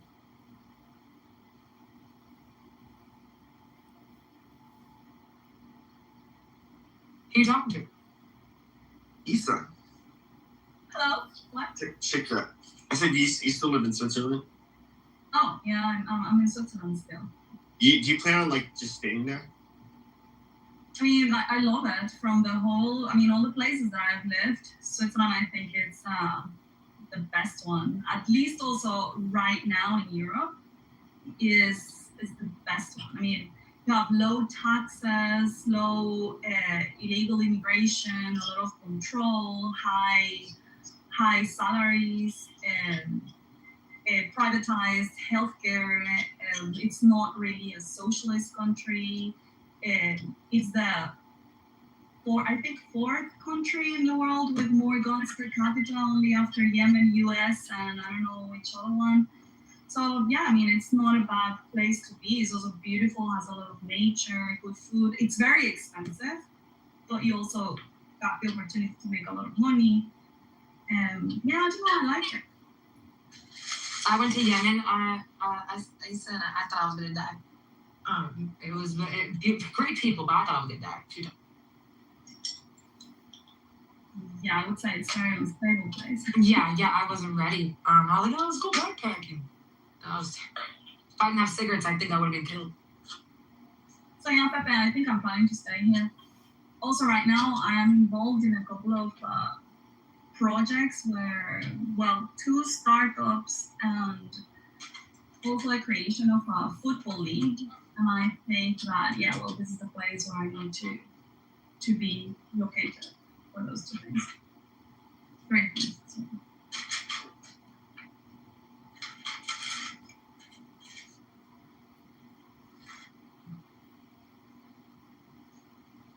Yeah, it's got like Clubhouse has gotten smaller, so like everybody on the app I feel like kind of knows each other. Yeah, this is like a family, a very dysfunctional family, but in the end, we have built, how do you say, attachments here. Not too healthy attachments, but yeah, we are all in a way familiar with each other. And this is what X doesn't have, right? With X space. space. It's like I have tried it a couple of times. Don't feel the same vibe.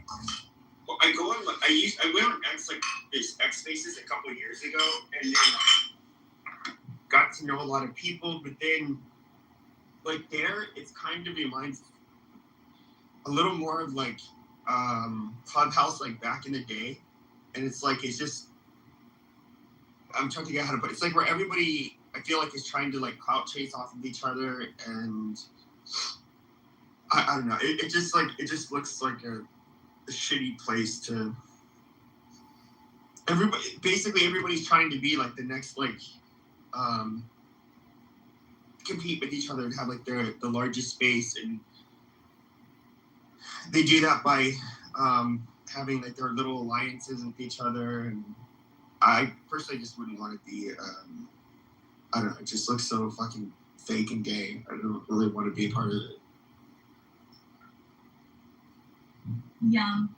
I mean, I enjoyed Clubhouse back in the day, when we were having those super big rooms and all these school people coming in and whatever, but I wouldn't do it again. Yeah, it was like fun when you did it once, but then it just sucks. And also, like, I was taking it too seriously, like I would have like these rooms that were open for a few days in a row, and we would have like 1,500 people, and it's like, oh yeah, well, let's moderate the room and let's plan the topics, and it was like another job. And then we were the first ones creating like a Discord server with all the topics that we would speak, and we're like, yeah, well, we're putting all of this information in the Discord server, all from public sources, and it was crazy, and I was maintaining that server, and I cannot think of a worse decision in my life back in the day, to like just waste my time like that. Yeah, that's like one of the biggest realizations is just like I would like wake up and I would like think about like what do I want to make the room about, and then like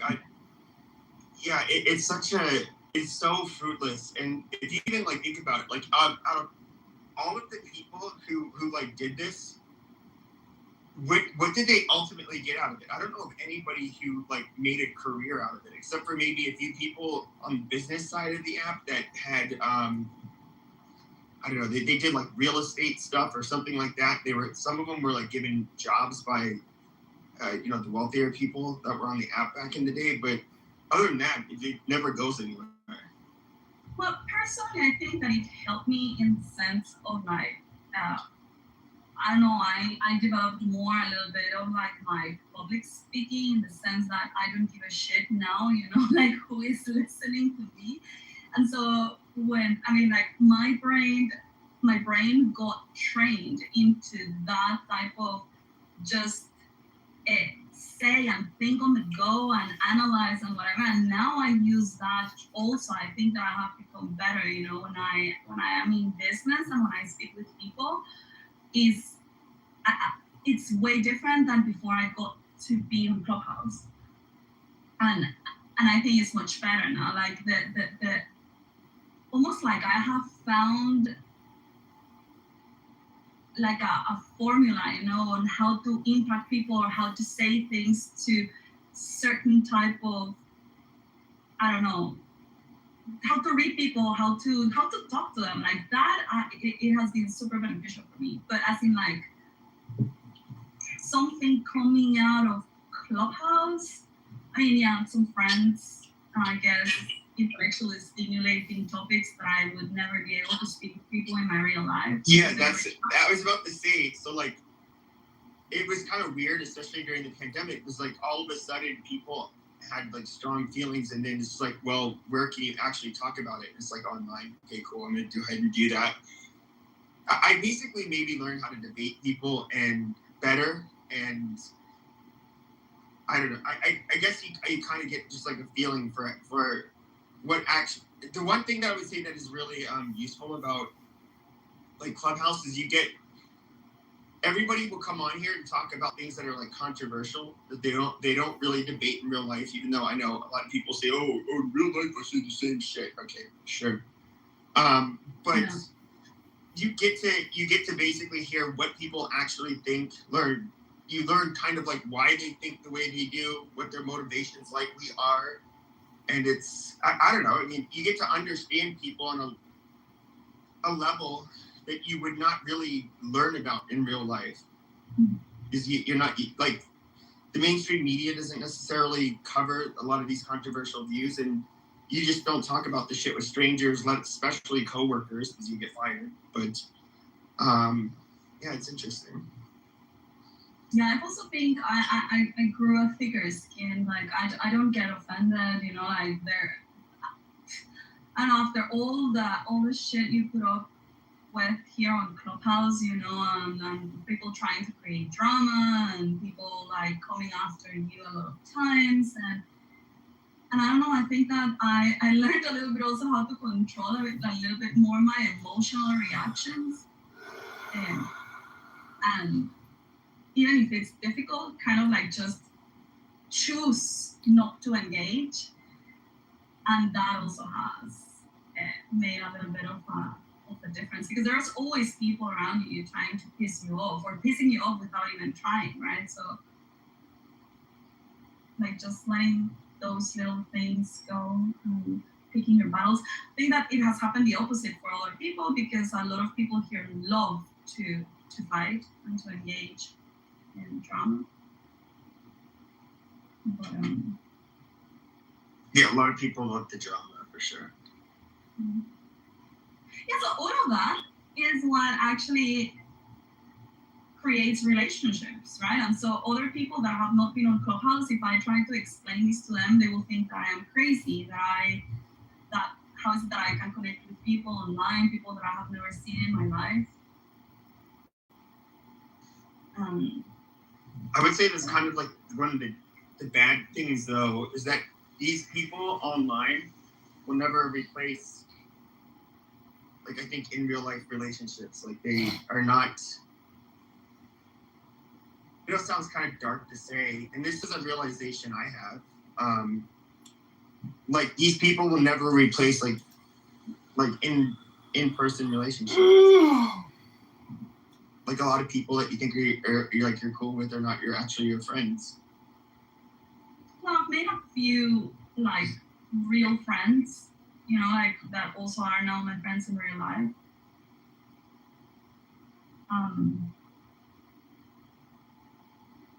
Two of them I'm actually doing even business with. But good morning, everybody. Hey, Beaver, you kept said you need an invite. I said, let me get up here. I just happened to wake up early listening to you guys. Well, good morning. Good morning. How you doing, baby? Yeah, Clubhouse. You know, I got an invite the first time. I think it was like 5 years ago. I was invited by Callie, and it was basically a networking thing. She was outside of what she did 9 to 5, she liked to speaking. So this was great for her. That's what made me think of it. The young lady was just speaking. She said that she came. I guess I was confident. That's what I got from what she said. And if you are a person who has to public speak, this is pointing. Some folks have, I think folks have characters on here. I think we have a lot of voice actors, and if they're not, they should be voice actors because they are funny as hell. And I think that they should use their talent in that way, because some of these folks are good. These storylines are out of control. And some of them may be true, some may not, some may be loosely on the truth, but you're right. You should go outside and touch grass. That's the first bad on here, but you should go out. You know, you need human interaction, but this is definitely an energy gap, because folks are actually feeling feelings. When people be crashing out, that's an emotion, that's a feeling. And they're doing that shit for real. So just keep that in mind too. I operate for real, so I don't have to worry about being in situations that are ridiculous because I've never opened a room. I know my own accent. I never opened a room. I never had a club. However, I have all these fucking followers because I interact the way I do. Yeah, I am who, meaning I don't be around too much, like that. I never go with the clique. Or self-care. They're not the clique anyway, but yeah, so yeah, I just have the way I do. So it didn't really get to me. Clubhouse, but if it gets to, if it gets to be, to yelling and things like that, I'll just log off or turn off the phone. You don't have to stay with it. All right, I talked enough. Is that good, Beaver? Am I finished? Hey, Beaver. Hey, okay, so all of you.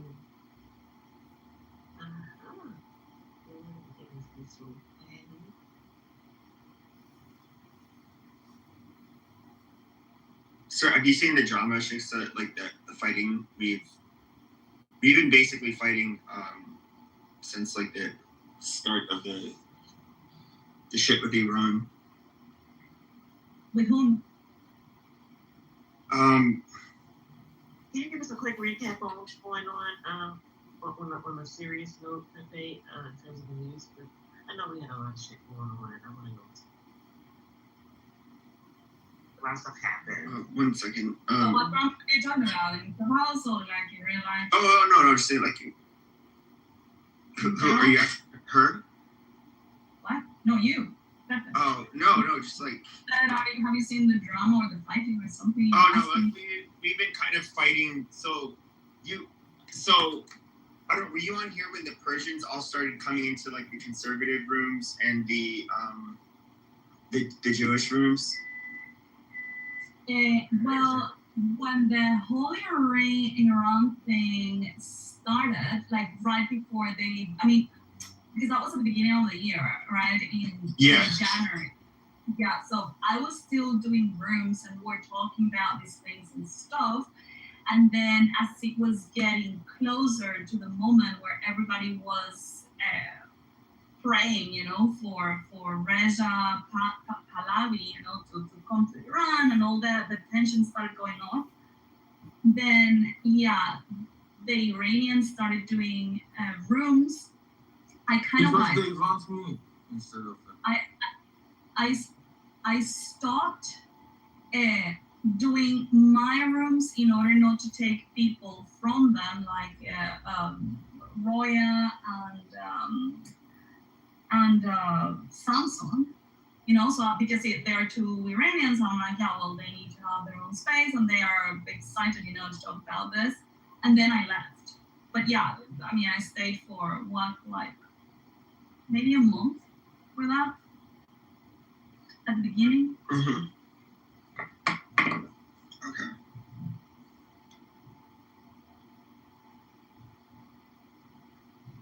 But why? Are you What do you like mean? Please be more clear than this vague code. So, by the way, Peter's the new guy. He's Matt and Beaver's #1 guy now. He's ascended from the Persian side, but no, it's just like there's a lot of us who are kind of like against this war, not because we like love the IRGC or anything like that, but because we thought it was just stupid. I figured this from the day first. I even told you that you are a Democrat. Do you remember? No. You denied. You said that I am Republican. What he said? I remember like the other side of mirror. How you see the other side of mirror. When he talked, I firstly thought that you are a person from Democrats who are using the freedom of speech, for example, in here. But then you clearly said that, no, I am Republican.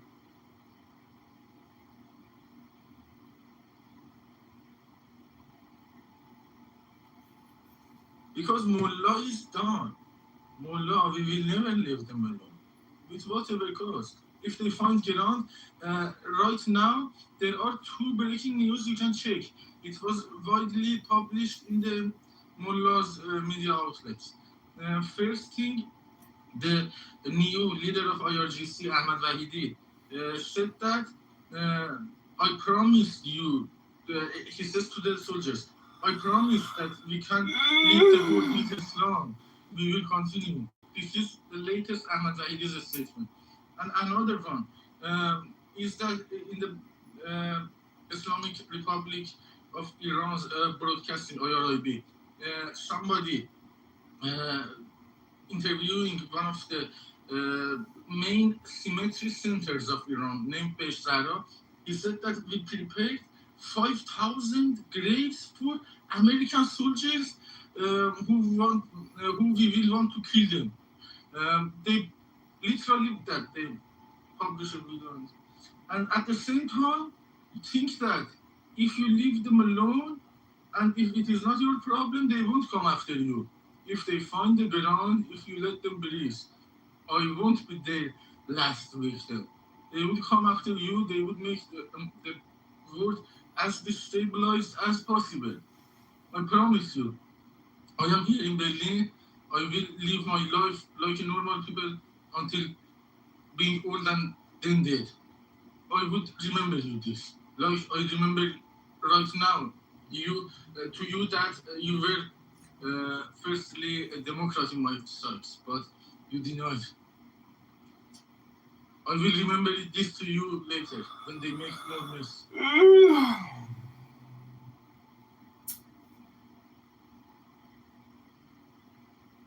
It's on our site.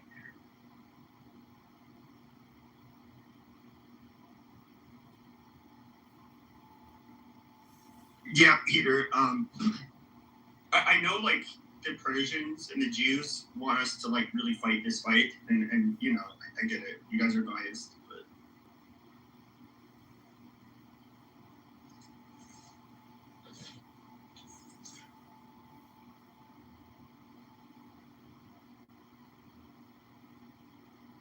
however, our tactics might be different because Jews were counting on us not being able to represent ourselves, so they can set the narrative for Iranians.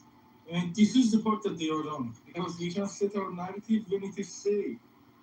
When it is not safe, when it is unsafe, it was not possible for us to set our narrative. When it becomes safe, I am not speechless. yeah, but the Jews have their own agenda. They're only doing this out of their own self-interest. They only care about themselves. Like me too. I am doing this on my own. I know. All sides. Like you. Yes. You do it from the American side of it. I do it from Iranian, and they do it from Israeli. So when we have shared interests, I am also counting on interest to be aligned forever.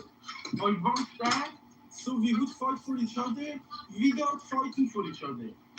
You fight for yourself, but we fight for each other. That is undeniable. We talk about shared interests, you for any other. But it is also fighting for others. It is undeniable when you fight and I have an advantage, the third parties becomes banned, like Egyptians. Yesterday they were on this stage with the name of Iran, calling United States just another country. I asked him, why do you say United States is just another country? Why you use my country's name, my homeland's name on your profile? It is just another country like United States. He said that Iran is not only for Iranians. Egypt is mine, Iran is not yours. I come and overtake that place. What the fuck? Those people who are not having shared interests with us would get burned. What is only one of us will fight for ourselves? Yeah, you tell him, Peter. I removed the bastard.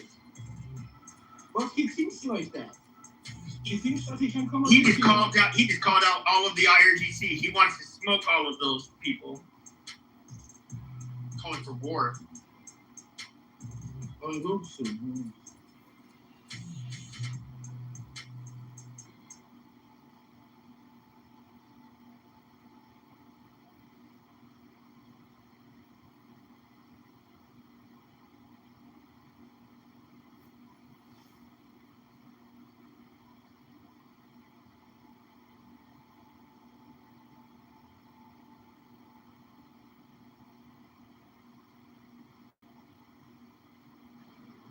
When do y'all shut this room down, Pepe? Oh, it's not my room. I mean, you have to ask Matt. They just. You don't have to be over 24 hours old. Yeah. She is another Democrat. Yeah, but she confirms herself to be a Democrat. I do. Peter wants all the smoke today. I can speak as smooth as ever if the subject comes to Mullah. I am expert of Mullah's situation. Peter needs to learn how to write construction hat first.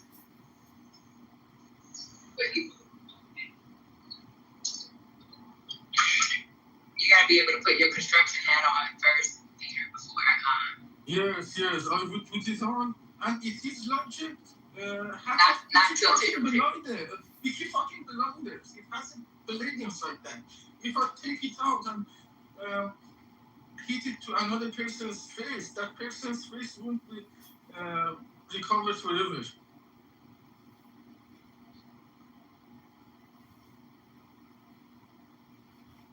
You know Peaky fucking blinders, huh?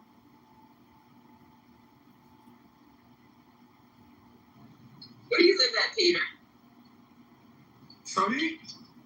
What country you live in? You know that better than me. He lives in Germany. He lives in Berlin. I live in Berlin. My dad used to be in Berlin. Yes, at the first time you said that, I remember. Was your dad in the military too? Yeah, so he used to work for the State Department. So he's worked in Africa and Europe. So he was on the financial path. My mom was a teacher while he was doing that. Where did your parents meet? In college. Oh, okay. I'm just asking. My parents both work for the federal government. They went in DC, so. My parents my mom was a teacher and my father was a bankman.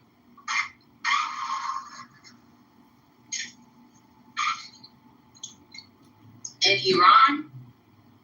Yes.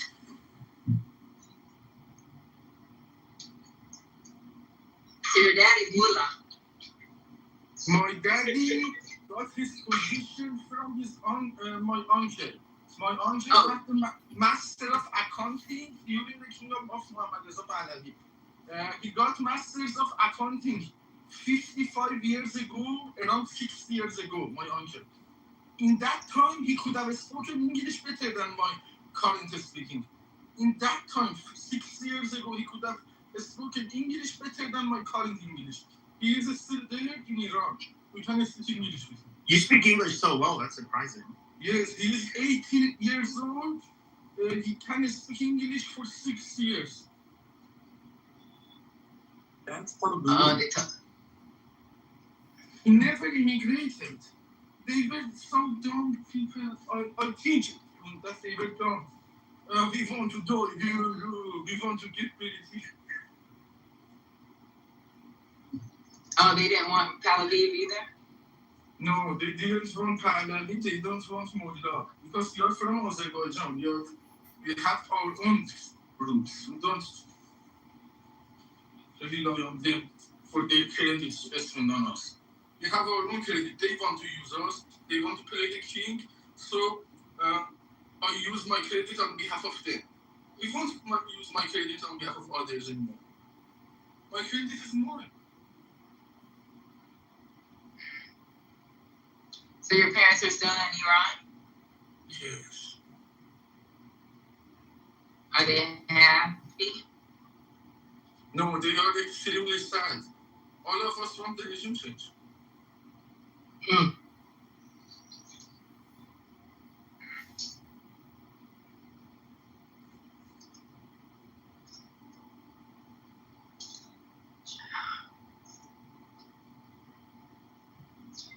But to be honest, when my yes, who's that talking? I love you, PC. Who do you think it is? Who do you think it is? Oh, Mimi. Not Mimi, Fifi. Hey, girl. How you feel? Fine. Good. Is that your mama or your nana? My mom? What do you mean? In your PCR, you forgot. That's my grandma. That's my grandma. Oh, that's your grandma. Hey, Flora, grandma. Crazy, my grandma, my great grandma. It's like, oh, that's so sweet. You know I love my golden. One women. And she. Patty, first ambassador of Iran in the United States ever, was also from Azerbaijan during the dynasty of Qajar.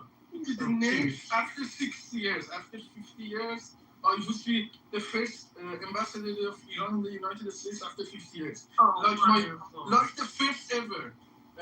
We are both from Azerbaijan. Oh, you're the first. That's what's up, Peter. He was the first ever. I will be the first after 50 years. He is still bigger. My grandma been so deep in this country. Her and my grandpa. So my grandpa is an alpha. Oh, it's a serious man, baby. Yes. Semi-serious. Semi-serious. Because I talk about Iran. My grandpa.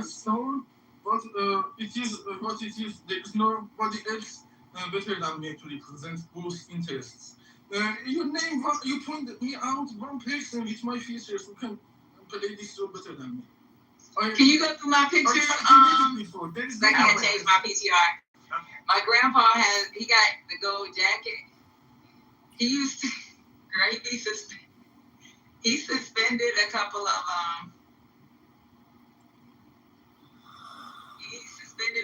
chapters. Oh yeah, I see it. Wait a minute, let me go back to it. Can you hear me now? Yeah. Okay, yeah. Okay, so I see him. He's in the center. Well, he don't, yeah. Because there's three of them on here. Yeah, he's the one with the gold jacket. Okay, yeah, I can see that now. Okay, so he did go to Chapter and lay down the law. Yeah, he did. He did not play. No. And then it's so funny because my brother was actually telling my dad's an alpha too.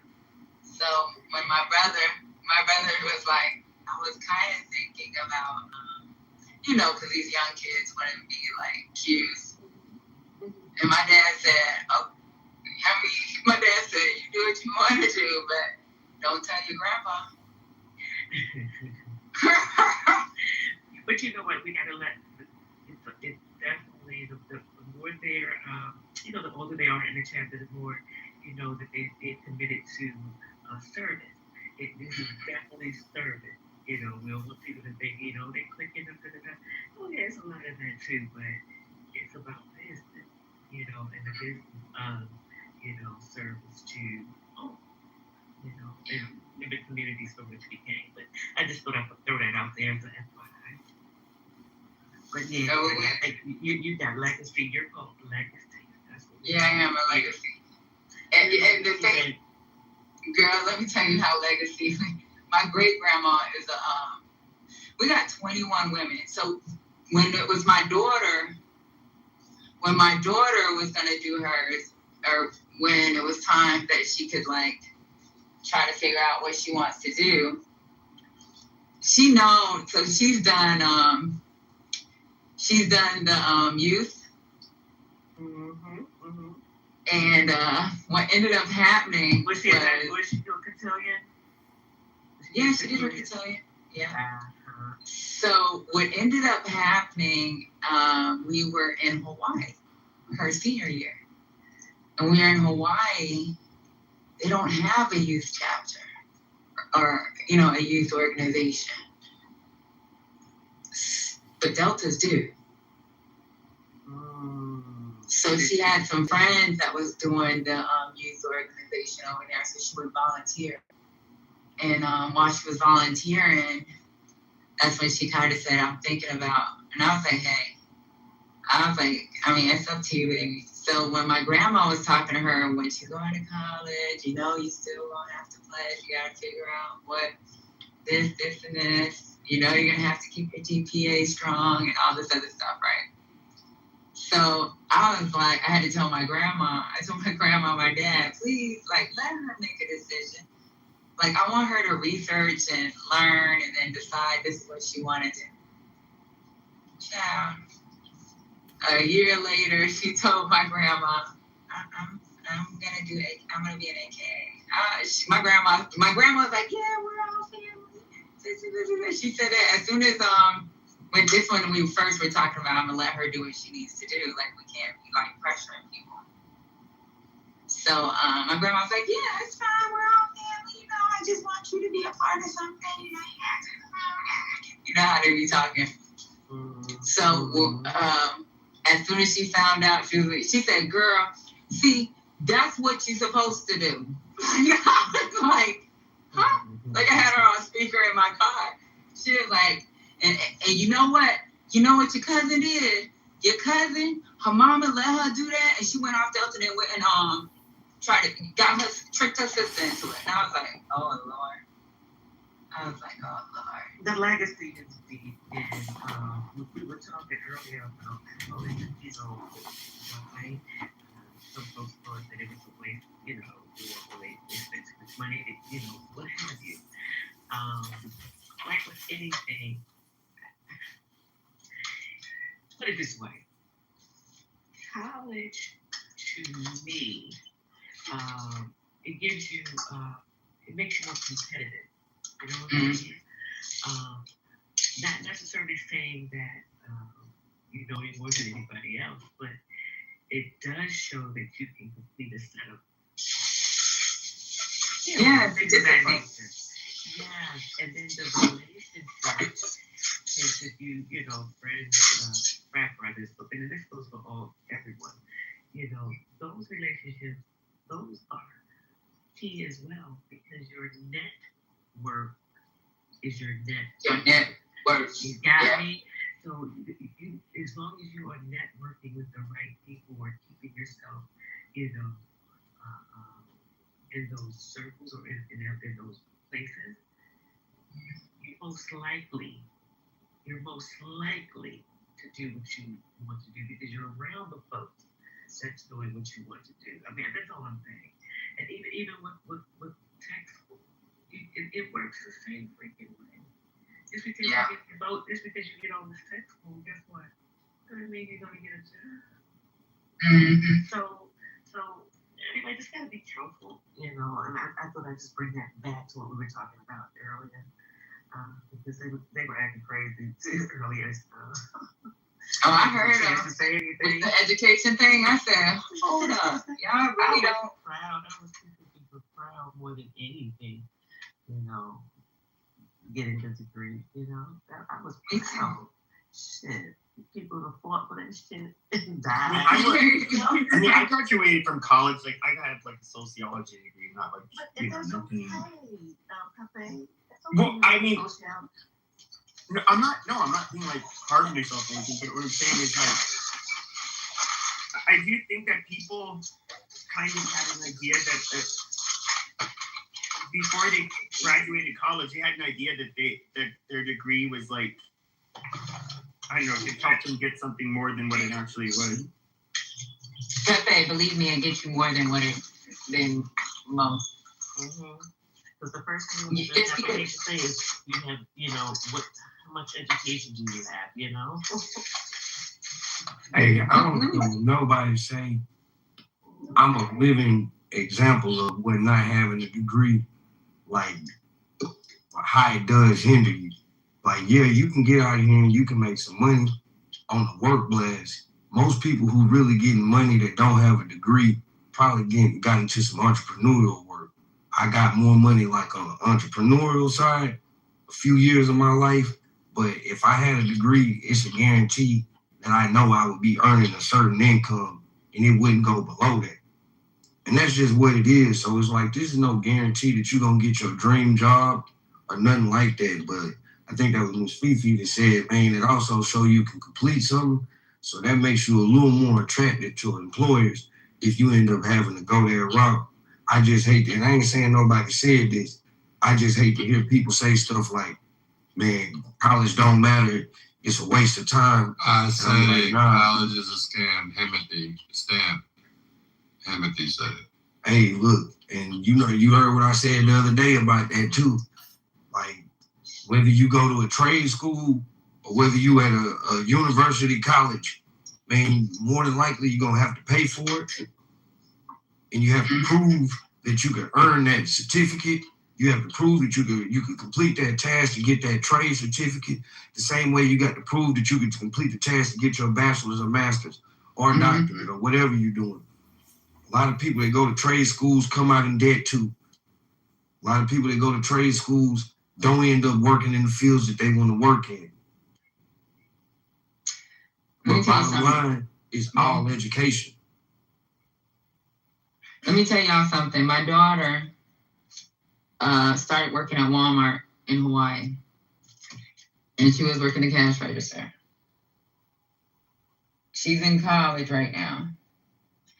And she got offered, and it's 3 days a week. It's 12 hours, and it's on a Friday, Saturday, and Sunday.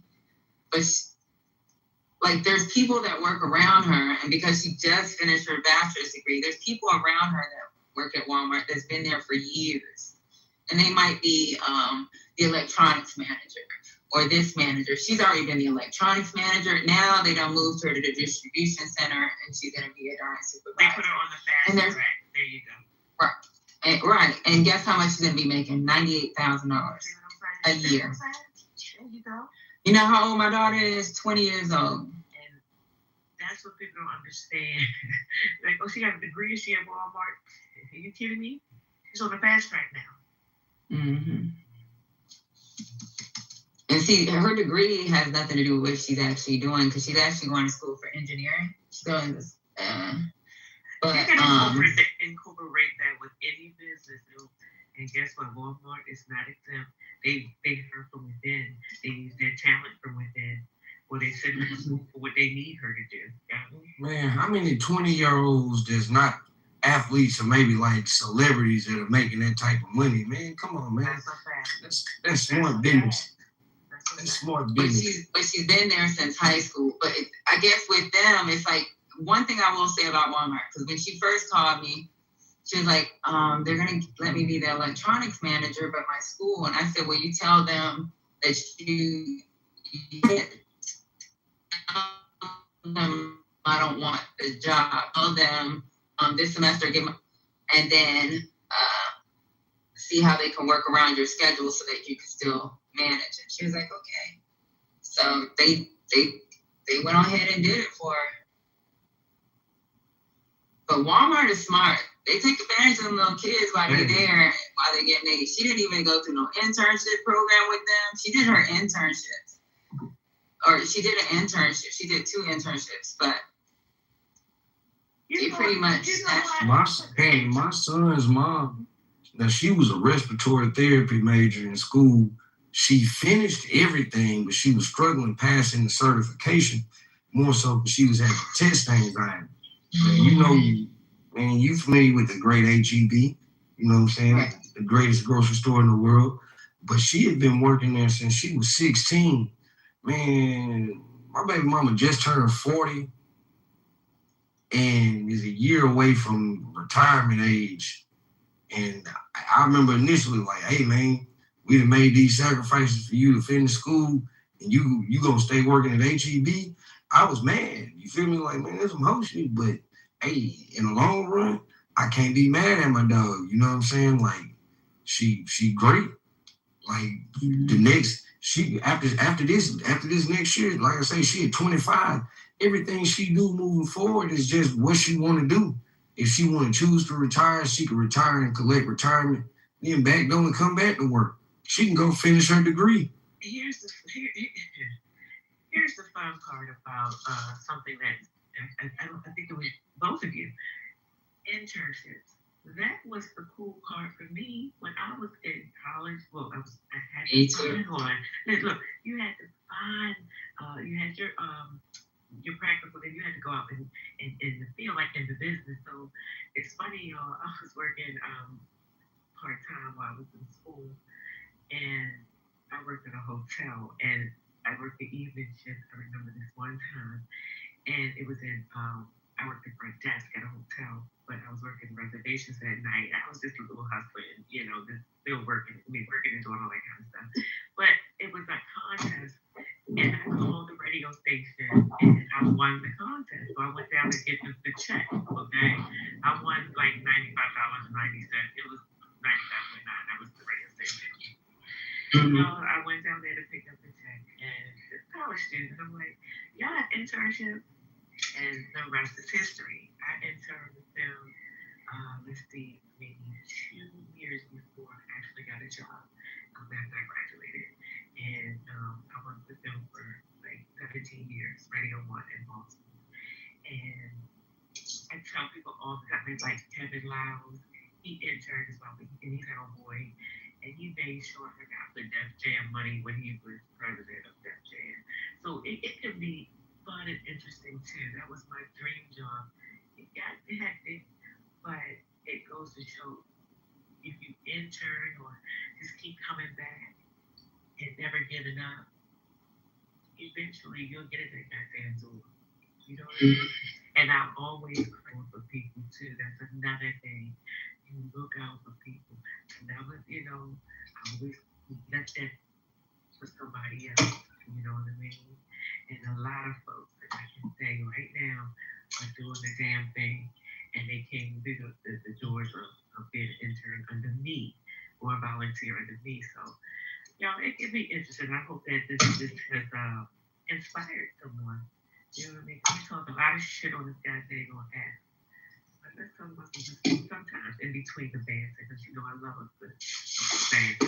I love a crash show shit, okay? Me But too. to say, Cracked out the other day. okay, I do it too. I feel some pleasure, but at the end of the day, I just want to make sure that I mean Jim can.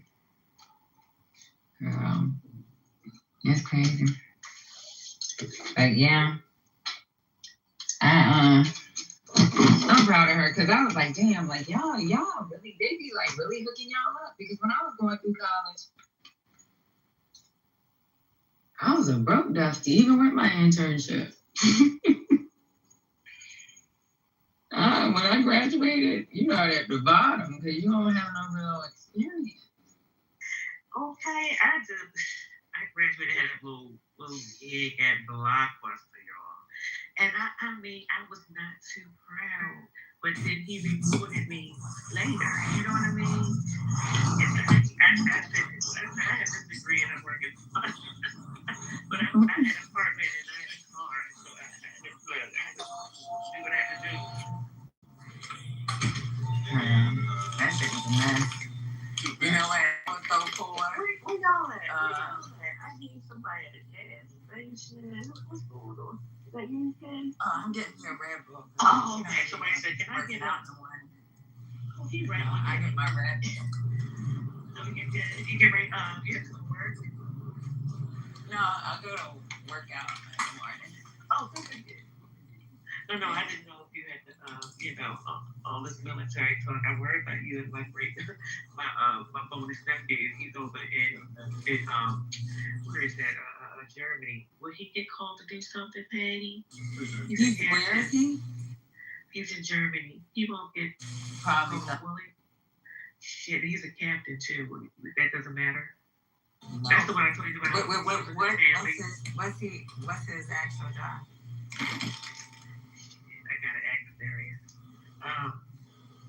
know he graduated from Marysville College, and then he put in his office. I'll find out, but I want to tell you anyway. So because I definitely want you to find out if they connect somehow when he comes here or whatever. I don't know, but I'll find out. Oh, he gonna be like, I'm a rebel. And he's a rebel anyway. I love my little bonus. Girl, they need to call me. And you know what you know. I'm a red on that channel on the wife. I'll talk to you on the back channel. You know what it is, right? Yeah. You know what it is. You little thing. Got beautiful little thing. She married. Girl, she in there, right? All these white. All right. She is the only white though. No, she know her role. But you know what's crazy? Under this administration, if y'all notice, under other administrations, and even under Trump's first administration, he did. So like when Millie said no, Millie meant no. And that's why people get mad at Millie, because the regulation, like people think that we're robots. They don't think that we're allowed to say no. Like when he went to Congress and said, I'm not taking that out of West Point. Now, Trump can get it ordered out of West Point, and then, yeah, it's going to have to come out. But him talking about it don't mean shit to Millie. You talking on TV. Go do some orders. Do you think, Daddy, we're going to be, do you think that? Or do you think we already? No, I don't think it was somebody. I'm going to be honest with you. Trump getting his money. Yeah, he is. And that's number one. Yeah. And number two, he want everybody to like him. No, you know what? We know that damn Trump. We know that nigga Trump.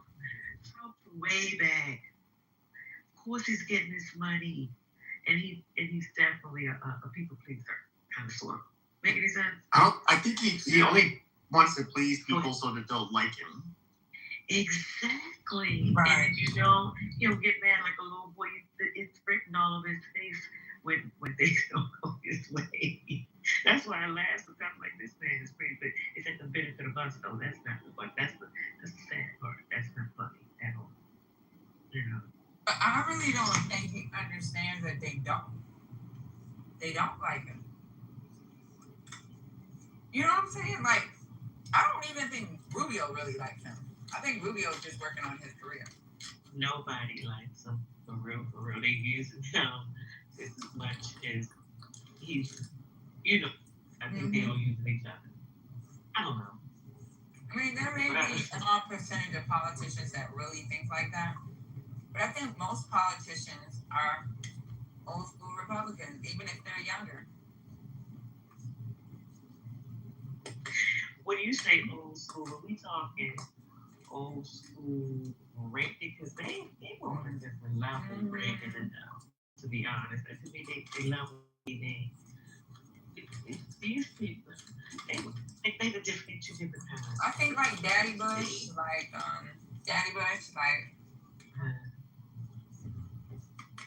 Daddy Bush. Hey, yeah, I remember. I mean, Daddy Bush lost. Daddy Bush. But yeah. They were just rich kids. Because they was in Texas, right? That's that old state.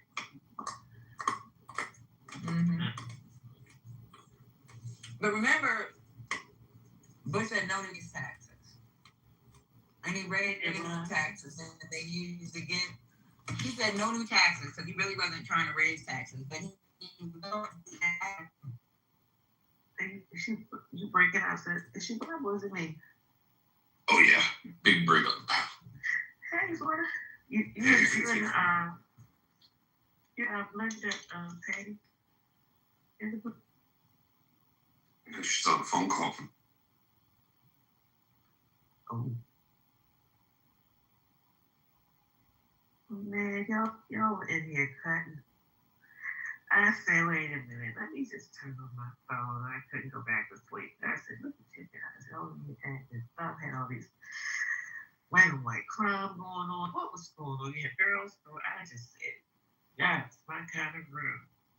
Mm-mm-mm. Now they all sleep. Did you get your 6 hours, Fifi? I sure did. Oh, man, I did. That's why I was up like a little bit. But it's okay. I go with it. I don't, so I try to keep that. I don't like sleeping like late like that anymore because I don't get things done. You know, I feel refreshed when I get up early. You know? Yeah, me too. And I feel refreshed when I get my 6 hours here in the President Trump house. Okay. Everybody go ahead, join the house, follow your mods, come up on stage and join the discussion.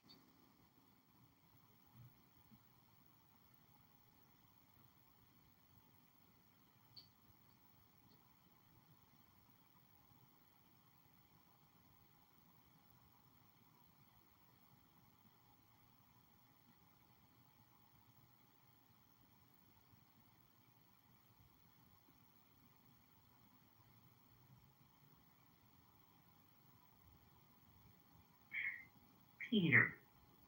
Is Peter there? Oh, don't summon Yes, him. I'm here. No. I just wanted to make sure everybody, I just wanted to see who was up. I'm doing roll calls. Okay, I hi, was Peter. thinking you all having a question. No question, dear. I just wanted to see if top left would that go. Because you are top left right now. In my screen list is Beaver. I had to refresh. It should be Beaver's top left, yeah. My bad. Sorry, Peter. Well, you're next in charge, Peter. Don't sell yourself short. You're right next to him. I don't want to be in charge of United States. I am not eligible for that. I want to be in charge of life wants, for example, the period of Iran and things. And also, states with United States, I love to hang out with these guys. And I practice my side, they practice their reference. I love this momentum, just this. Peter, how much are they putting in you? Oh, I'm sorry. I'm sorry, Fifi. No, I just was basically, we probably say the same thing. Like, how awesome is it that you can talk with us where you are and where we are? We just sit here on the stage together. You know? Oh, no, I asked them how much are they paying them. I started to make this permanent. If I was ambassador of Iran, United States, or a specialist of that, to be a permanent thing. If you love that, you're in favor of making this permanent. Just a minute. You've forgotten your phone. You've forgotten your phone. Where's my phone?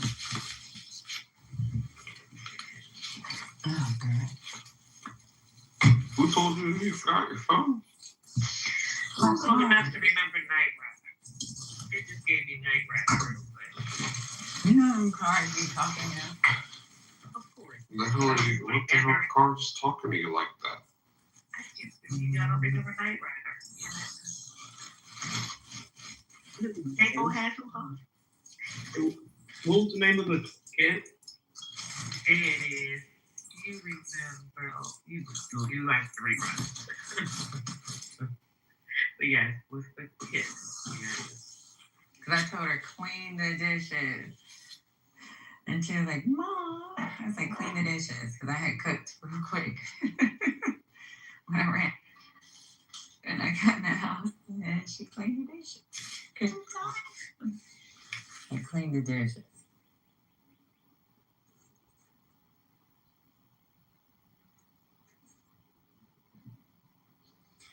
I'm trying to take time. I'm so proud of her.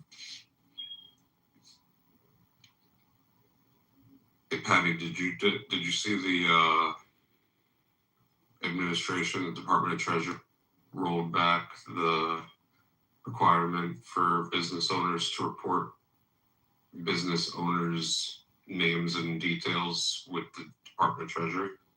What do you mean? Oh, it's all over like the anti-money laundering, anti-financial crimes websites. Oh wow. So people gonna be doing some slick shit. Here, FinCEN. Oh, hold on. Take on my phone.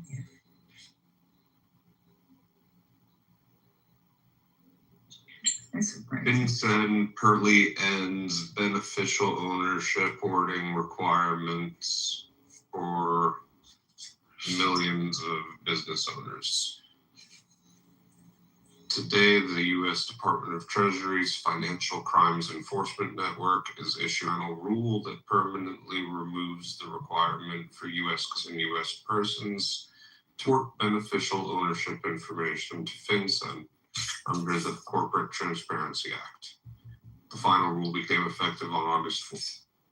FinCEN today also announced that it will delete previously reported information by U.S. persons now exempt from the requirements from the Beneficial Ownership Information Database. Basically, like opening up the opportunity for you, me, and Fifi to open up a shell company and just start money laundering like nobody needs to know. Wow. Y'all down?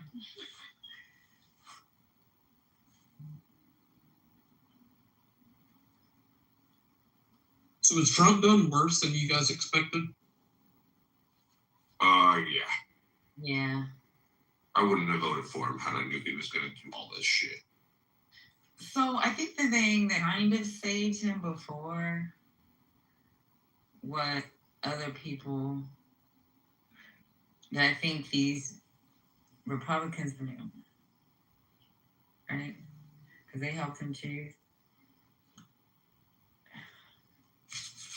He would help with advising outside of some of these other people, but I mean, I wasn't a big Rex Tillerson fan or anything, but Rex knew, when to say no,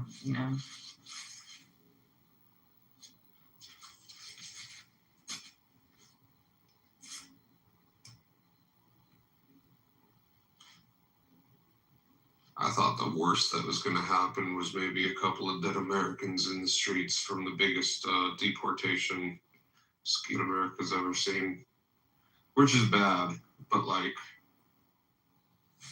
in a vacuum, it wouldn't have been this. Mm-hmm. Bro, what I'm witnessing, Beaver Indian, is probably the largest organized crime syndicate that the world's ever seen. Oh, yes. Everything from the Board of Peace, which is really nothing more than a real estate board, to try to, and private equity holdings company, all the way to the World Liberty Financial Company, which is owned at like a 50% share by like, I think Qatar and the UAE or some shit. It's just the amount of like the billions that hit fucking him and his, Jared Kushner and all them are making, it's just like grotesque to talk. But he'll pardon himself just like Biden did, so nothing's gonna happen. I think it depends.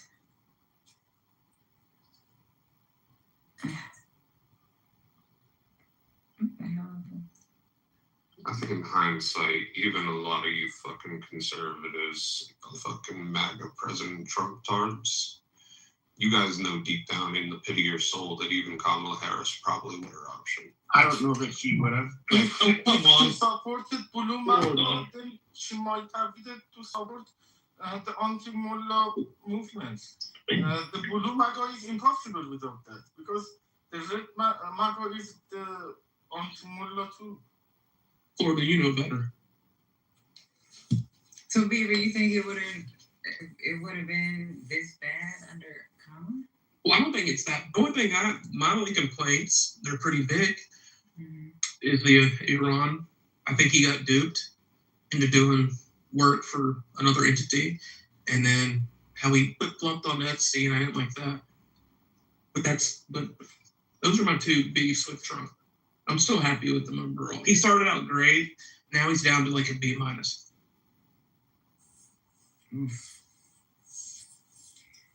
How about our relationship with our allies? You know, a lot of senior leaders in the military are kind of upset about that. That's the biggest thing for me, Patty. When I think about the president, I don't give a fuck about the domestic shit or have.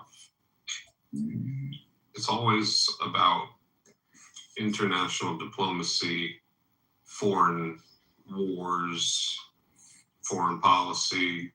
That's the real role of the commander-in-chief of the military. All this whole, I'm gonna support Senate pass a free care for all bill. I'm gonna support pass a free house for all bill. I'm gonna support a Senate pass a, I don't know, fucking no more anti-money laundering regulations bill. Like, fuck all that shit. It's foreign policy. The commander-in-chief of the United States military is the number one constitutional duty of the president of these United States. Yeah, it is. It's really fucking us this bad. And for whatever you might say about Kamala, oh, she's a woman, oh, she just doesn't have what it's got, she doesn't have the cojones. Brother, if you don't think she would have herself with a bunch of fucking intelligent, qualified white men, you're out of your fucking mind. I don't care that she's a woman. That meant nothing to me. So what was your problem? Yeah, a lot of people think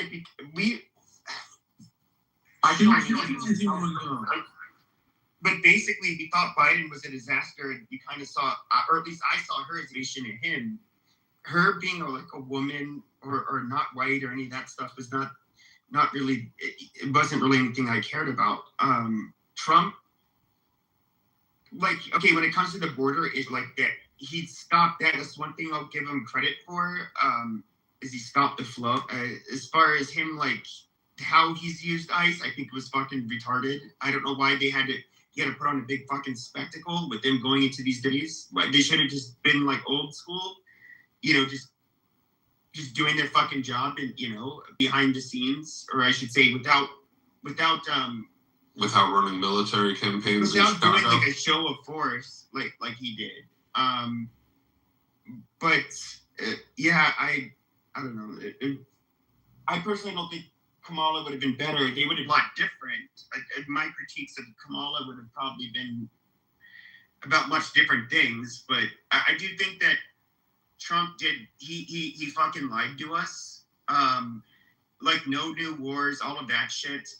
That crossed the red line for a lot of us, and even kind of with what Biden, he said no. He said he would release the fucking Epstein files. Now, I personally didn't get about the Epstein files, but when I saw how he and made fun of the people that were asking for the release, well, dude, why did you promise that shit? I agree, dude. I didn't Keep give your a fuck fucking about word. him either. I thought, Pepe, we probably shouldn't be making the Epstein public. It probably wouldn't be a good idea for the world.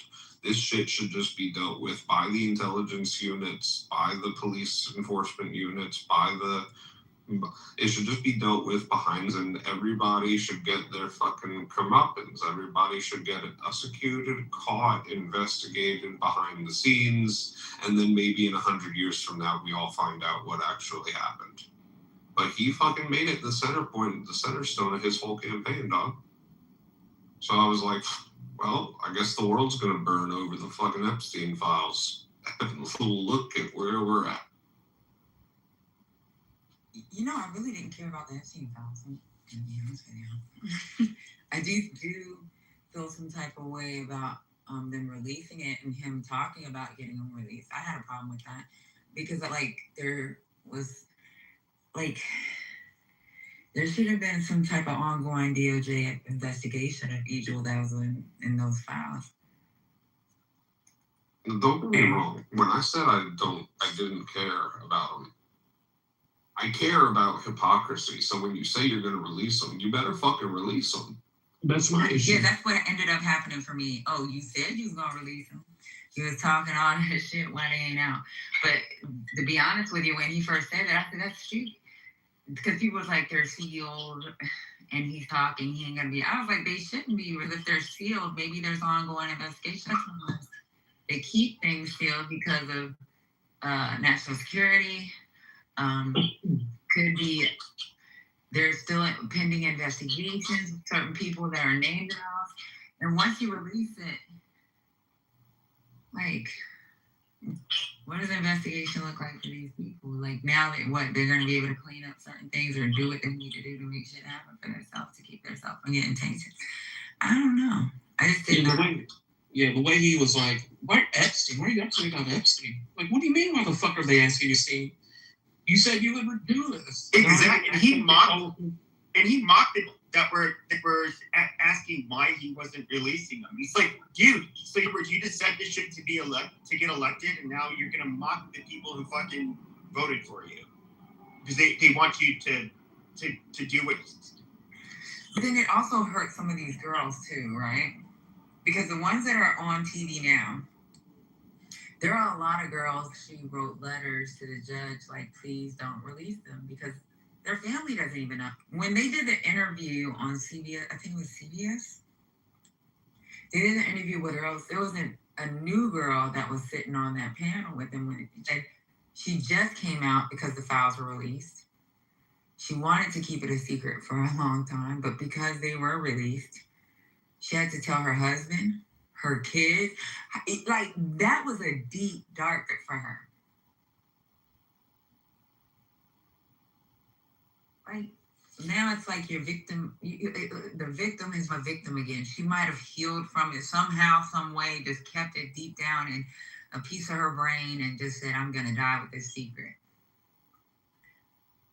And then remember when they released them at first, they fucked up and they didn't. Yeah, they had these released that were some of these young ladies. Like, that shit is crazy. There's no excuse for that to ever happen. None. And because he said he's releasing everything, you got people demanding the videos. Who the fuck want to see little kids? Like, who the fuck want to see little kids fucking giving a naked Exactly. massage with her titties hanging in? That's why I'm like, do we really want to release the Epstein files? But like, you fucking said you were gonna do it, bro. And then you even the law that said you were gonna do it, and now you're not doing it. Well, he was, if I recall, wasn't he? He was forced. That wasn't of his own volition. Did Congress, didn't they force him? Last time I checked, the Congress can't force the president to sign anything. No, they voted to have it, like, for the transparency, to have it all released. Yeah, but he still always has the veto power.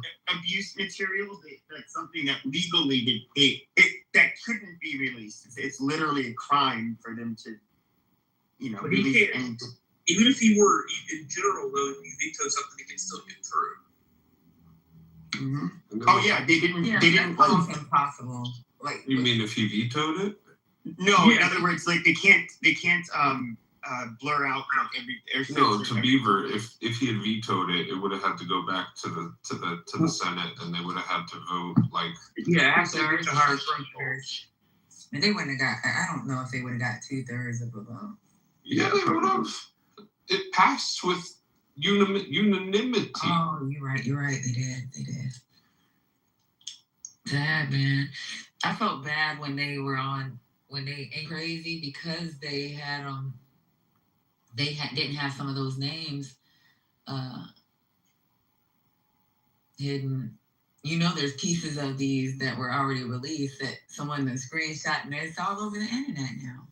You just gotta search. What's up, Patty? How are you? And Pepe, to your point, Pepe, to your point, they did release a lot of the stuff that's supposed to. Yeah, like there are names that got through, obviously. They did it improperly, non-redactions. You know, I'm sorry, guys. I had to get coffee time, so I was listening to you guys. Yeah. I wanted to add that with those fights, the telltale for me that something was is about to hit the fan and Trump is guilty as sin is when Marjorie Taylor Greene just kind of disassociated herself with them. She got close to the women and she found out the horrific things that those nasty ass men did. So I think that's what made her just say, okay, I don't move up to this. So yeah. So I think for it's her, pretty bad. yeah, I think for her, because she is still a woman, like people were saying, oh, she's doing this for show. This is all. She's a woman. She's a woman. Y'all, let me tell you, it's crazy. And every knows a woman that's been either sexually assaulted or straight up raped. I don't know one woman that doesn't know somebody that hasn't been assaulted. And I'm not talking about every fifth one. No, you know somebody. It could be your cousin, it could be your sister, it could be your best friend.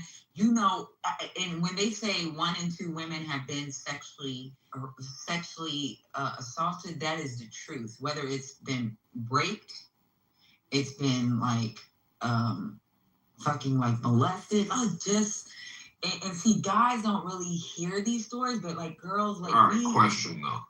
Uh-huh. Does an unwanted ass grab in the bar qualify as sexual assault? Absolutely. Oh, all right. I mean, we're talking about compared to rape, though. No, that's 100% of women. If we're talking about Exactly. Right, that's 100%. Every woman has been grabbed by the ass, something. I'm not saying that it's not like inappropriate, but we're talking about like real sex here. Florida just got caught. But makes 100% of straight men criminals. I don't know one woman in my life that doesn't know somebody that actually like had like a real assault. Like that's a real assault. Exactly, if it wasn't her, even if it was herself, you know. So right. And we talk about college. Shit, someone got to beat goddamn men up off. That's the rape culture haven. You know what I'm saying? So yeah. My daughter and her friends did this video on teenage violence when she was in high school. And this shit is crazy video. And this is because these are girls that are in high school that know each other, that have been beat by their boyfriend. This how they, like, beat by their boyfriend, been forced to have sex by their boyfriend. They did a little like video in Hawaii, and they talked about like teenage dating violence. And there was like little girls, they had their face blurred out. And one girl said, my boyfriend forced himself on me. Another one, it's like, oh man, like you just. But you see how it brings you over that? Can you imagine some nasty, wealthy, goddamn on ugly man just all on some little girl? You know what I'm saying? Mm-hmm. Well, brainwashed because they probably want drugs and drugging them up. You know what I'm saying? Because they probably couldn't do it sane. I don't know. It's just, There's a high school team. Trump is all in the shit. He knew about it. That makes him just as guilty. Okay. Mm-hmm. There was a high school kid in like Mississippi, big, God, ugly as sin, white guy. It might have been in Oklahoma. And he had 2 girlfriends, not at the same time, but just different periods. And he raped them, like held them against their will and like choked them until they passed out. I don't know if you heard about this case, but he got off. Like he got some kind of like sweet. I think his dad knew a judge or something. I don't know. He got off. Nothing happened to him. And he's gonna keep doing that shit too because he feel like he can get away with it. You know, it just makes it more of a thrill, I guess. Or I don't know. That's just sick. Let me tell y'all how sad. So when my daughter and her friends did the videos, right? They did the videos and they interviewed their own friends about their faith. They did it for media class. Was it journalism media? So when they did their journalism media class video, the state of Hawaii used it as a video. They did surveys, right? They did surveys at each of the schools in Hawaii. Do you know over 70% of those young ladies have been, these are high school girls, have been forced into having sex, whether it's sodomy or fucking just straight up penetration, or have been beaten. So when they made that video, they did pictures of scars. I was like, what the fuck? Like, what the hell made y'all do because like they want like provocative, her and her homegirls, like, we're gonna do something with this. They did drone video footage, all kinds of shit of the different schools, and had the blurred out faces of young kids. The girl was like with the blurred faces, like, my boyfriend forced himself on me and he beat me. Then it's like a flash of the picture of a fucking cuts on her face. Like flash pictures of someone with a black, you just see the black eye. And I'm like, what the fuck? These are teenagers.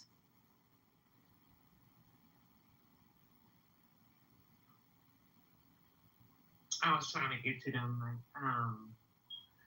and I'm gonna leave it at this because this was just real quick, Odie, I'm gonna throw it to you.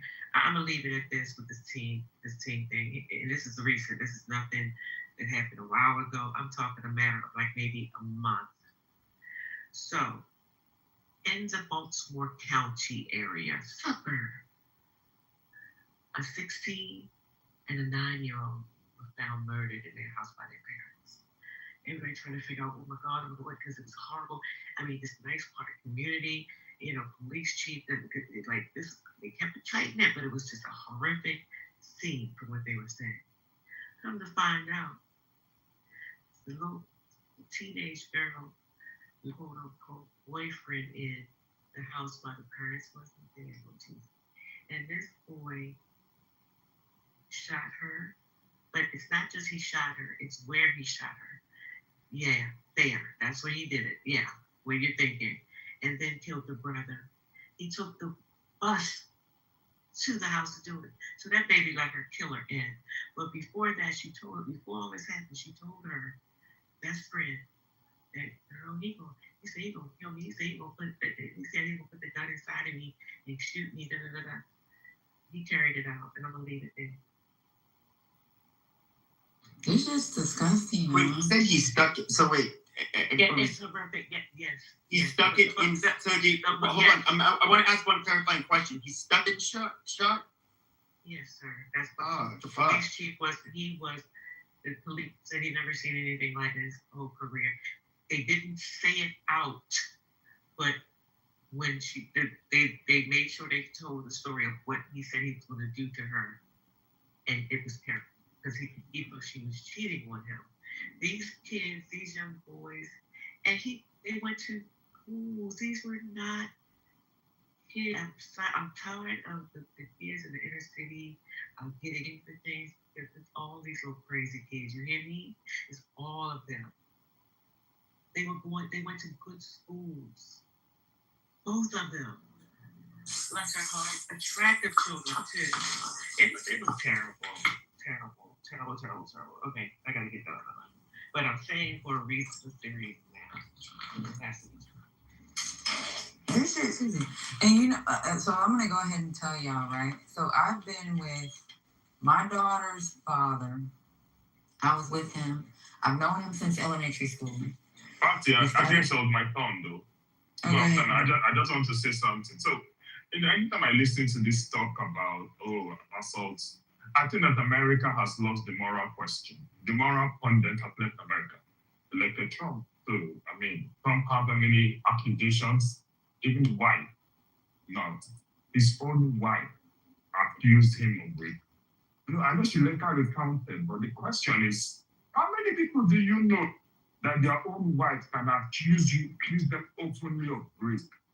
How many people do you know? But Twitter is not there for him. So I don't want to hear it. Sorry. But anytime I hear Trump is the president. I forgot about that, Oni. I forgot about that. He should have accused her. And In part, she recounted, but look at it. How many people in this life do you know that their own wife will accuse, whether she recounted or not? That's a, I don't care. I'm sorry, I'm not being sensitive, but I don't care. It's not an important issue in America. Are you? So this is this dude I used to date when I was a little girl, right? We were together so long that I've known him since I was a kid. We got married. I have cut my neck where he cut me across the back of my neck. Under my chin, I have a cut. He tried to cut my face so nobody would look at me, so look at people. So he wouldn't think I was looking at another man. Now, mind you, little girl, that was the only person I could see. Like, I thought he was beautiful. I thought he did everything for me. I like from fucking 15 years till I was an adult military. And this was all during school. Just to beat the shit out of me.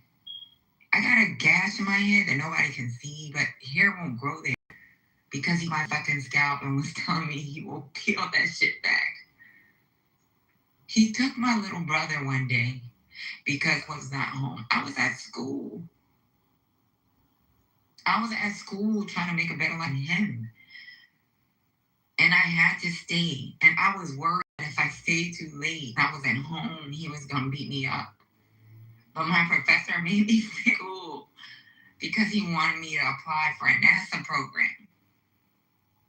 He took my little brother and feeding in the car. Lifa's in the audience. He can tell you about this shit. Lifa is actually my little brother. He took him and had him in the car and was threatening to kill him if I didn't get home. Like, this shit was crazy. And I stayed with him so long because I just seen things would change. And I didn't even know until my daughter did that video on the wall. Kids are really going through that shit. I really hid a lot of my parents. I hid a lot of shit from people. My mom came to my house one day while I was going to school. She was talking to me. I would only let her see the side of my face. And the reason why I only let her see the left side, because he had punched me in my face, stomped on my head, where one side of my face had my eye was fucking like black. I had that cut on my chin where he told me he would cut up to my face where nobody would see me. Do you motherfucker, and push my body down and push me into it and just made me sit. Like, this shit is crazy. Like, the shit that girls go through, and that's why I said I know a woman, not counting myself, I know a woman. I know where IPCS, I always have a friend that has been beaten, fucking sexually assaulted, or fucked by some man. And you guys don't get to hear it. But me and Steve, or even Lifa's wife, we have friends. We've been through some shit. Like, when they say 1 in 2 women, to be honest with you, I think, because I know too many women that's been hurt. And it's not just an ass grab. I guess what it's like, I've never even like pushed a girlfriend or anything like that.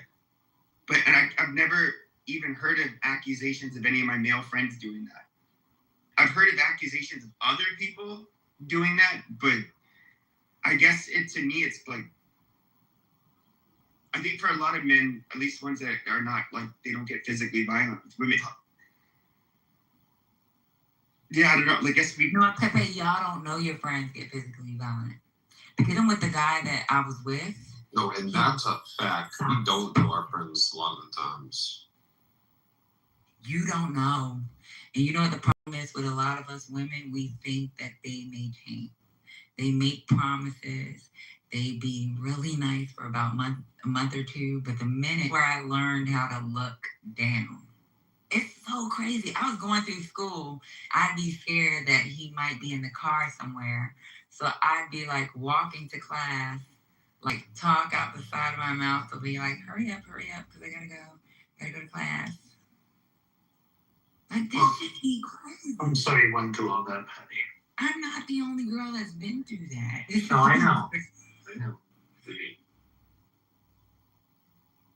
think it takes like somebody who there's obviously some kind of insecurity there or something you'd have like a very insecure attachment style. Like why But you know would it's you be with crazy? someone that you didn't trust like that?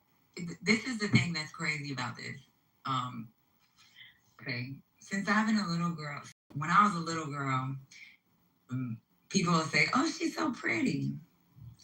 I've always been told I was pretty. I've always been told I was smart. I was always like, "You're so lucky. Your parents do this." Told me like I was fucked up. Y'all don't understand what love looks like. It's not about the insecurity piece for me, because like people, like I had friends that be like, "You are so pretty. You don't need to deal with this shit," and I'd be like, mentally. You know what? couldn't It's do about. that. It's about. No, I know what you mean. I meant meant like the other guy would be insecure because in other words, he was insecure in terms of how he thought that you would leave him or that you. So No. Pepe, you're wrong. What happens with you're somewhat right, but the problem with most of these guys is there's a sense of domination, right?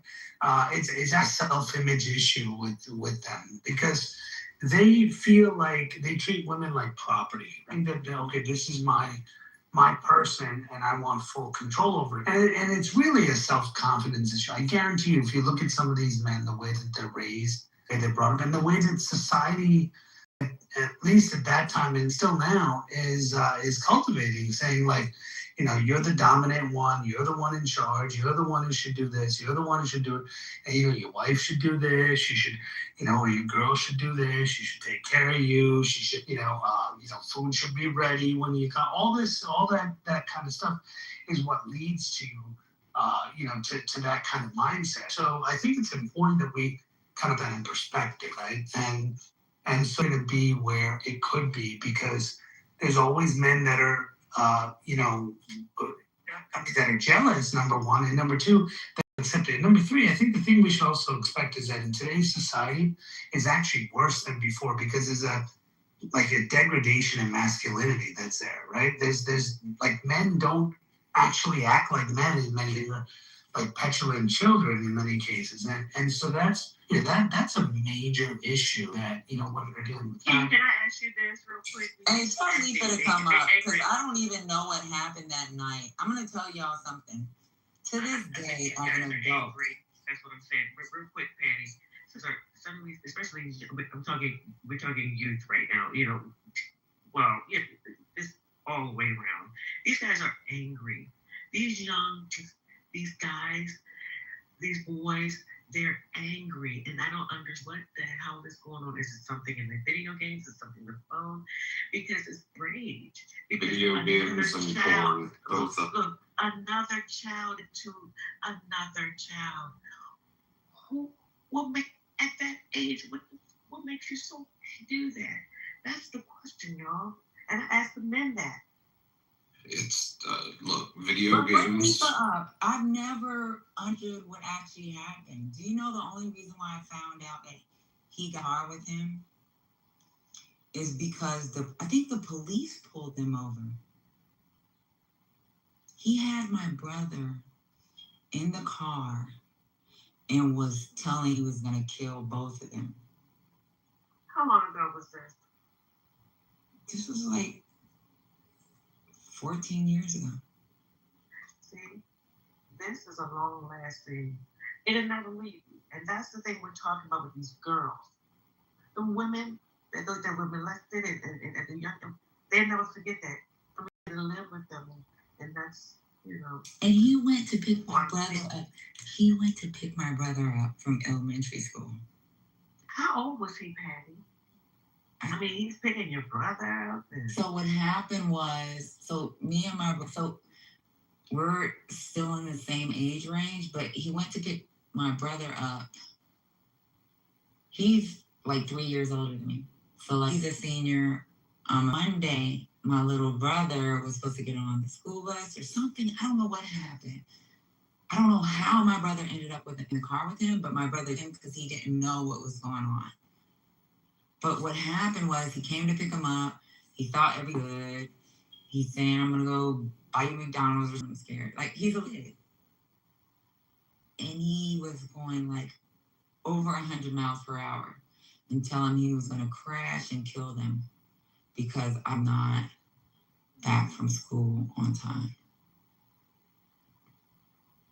And the problem with me not being back from school is my professor at the time wanted me to be in a program that would have made more money for us if we would have got married. He was trying to put me in a NASA internship.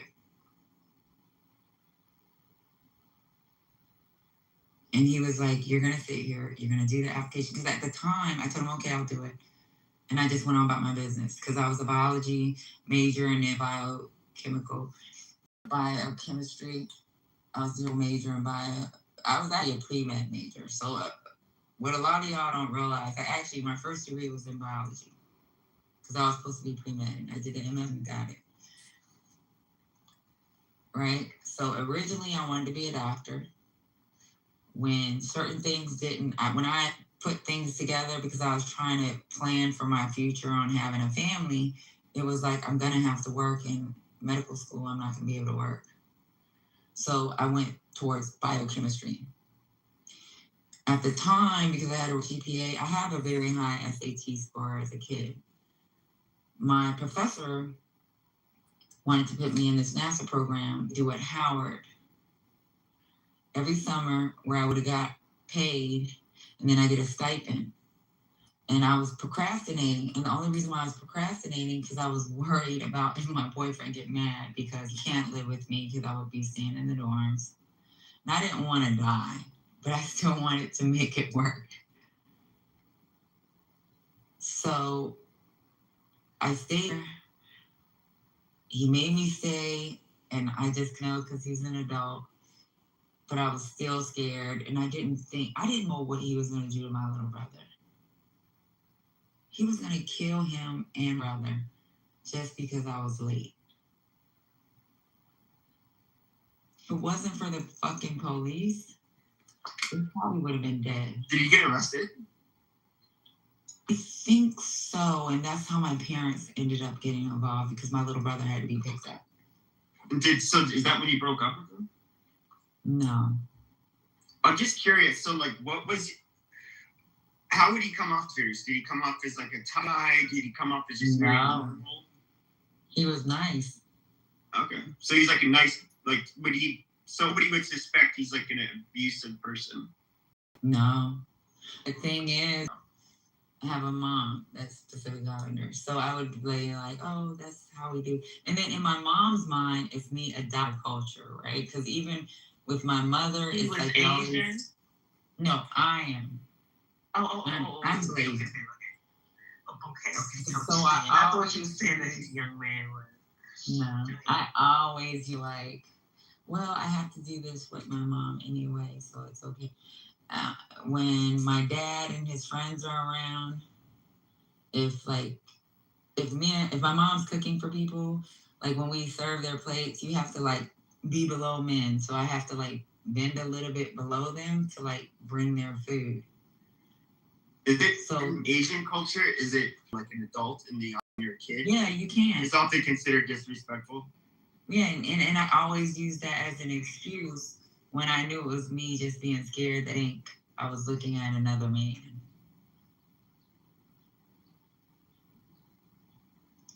Because something as dumb as me like at a map on New York train. If I'm looking at a map and a dude is sitting down where that map is. I was staring at the map. I was looking at the map. I was looking at the map. You know, the first time when I said I was looking at the map because we were going to New York, and I wasn't from Brooklyn. He's originally from Brooklyn.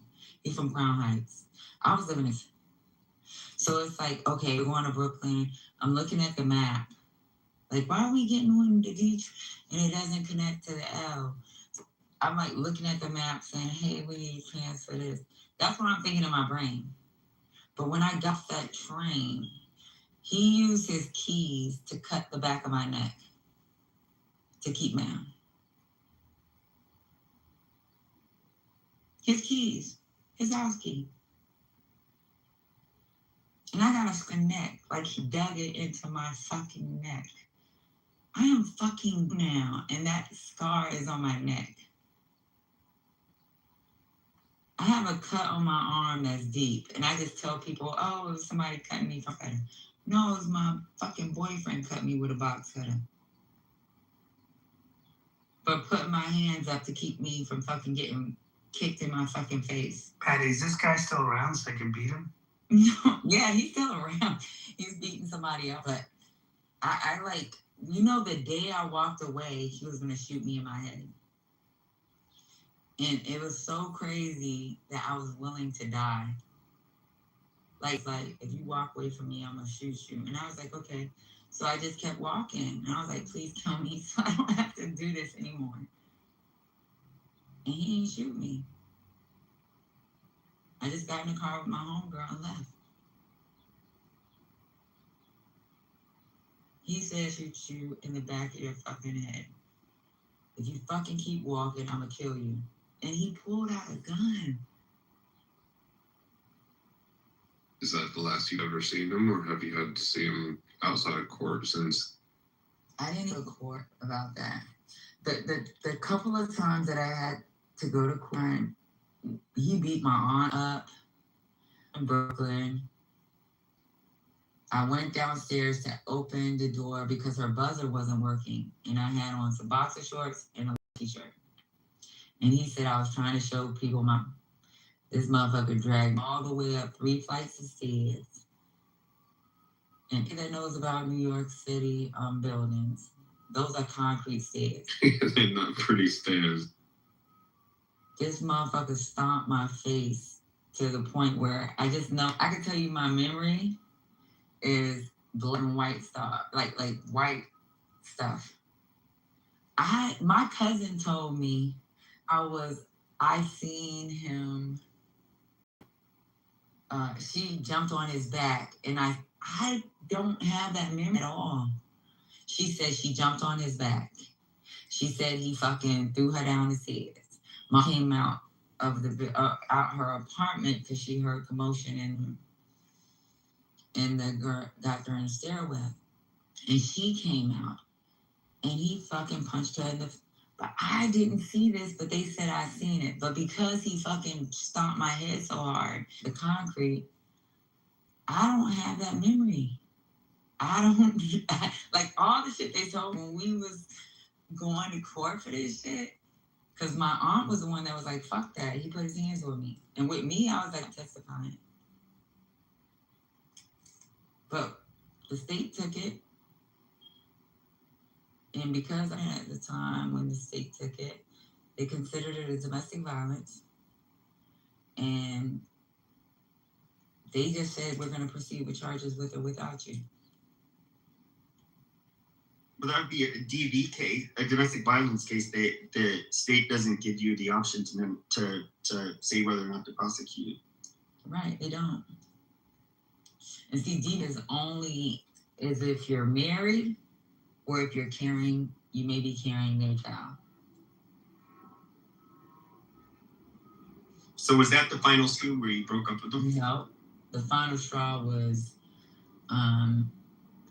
going to college, meeting other girls that was fucked up or pick up in high school.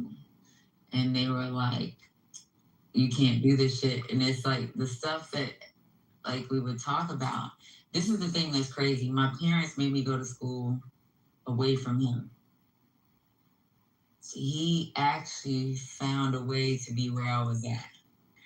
And he would like sneak up to the school to see me, up to school to watch me. He would even be near their quote unquote apartment to make sure I wasn't breathing the wrong way or anything. But actually,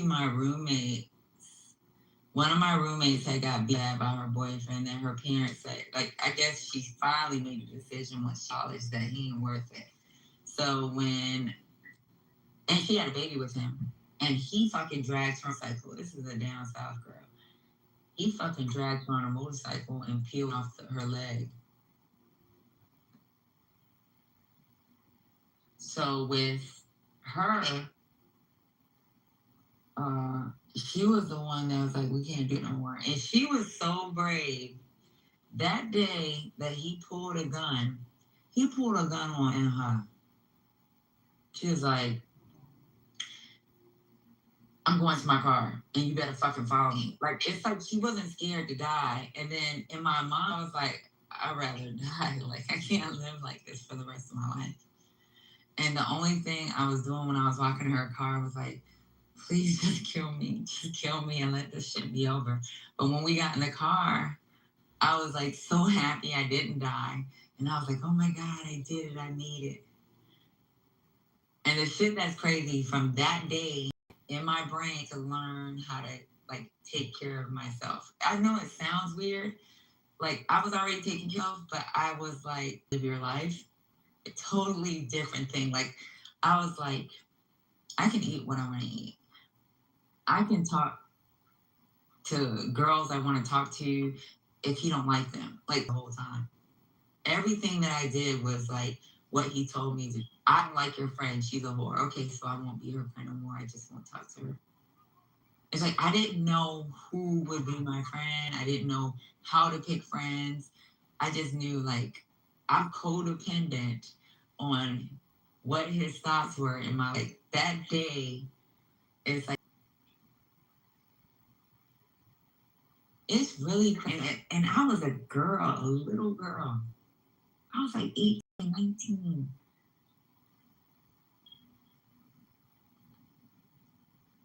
And could you imagine your child learning how to be an adult or learning how to make decisions? Like learning how to make decisions is because your parents have done it, not because of what your boyfriend has been doing.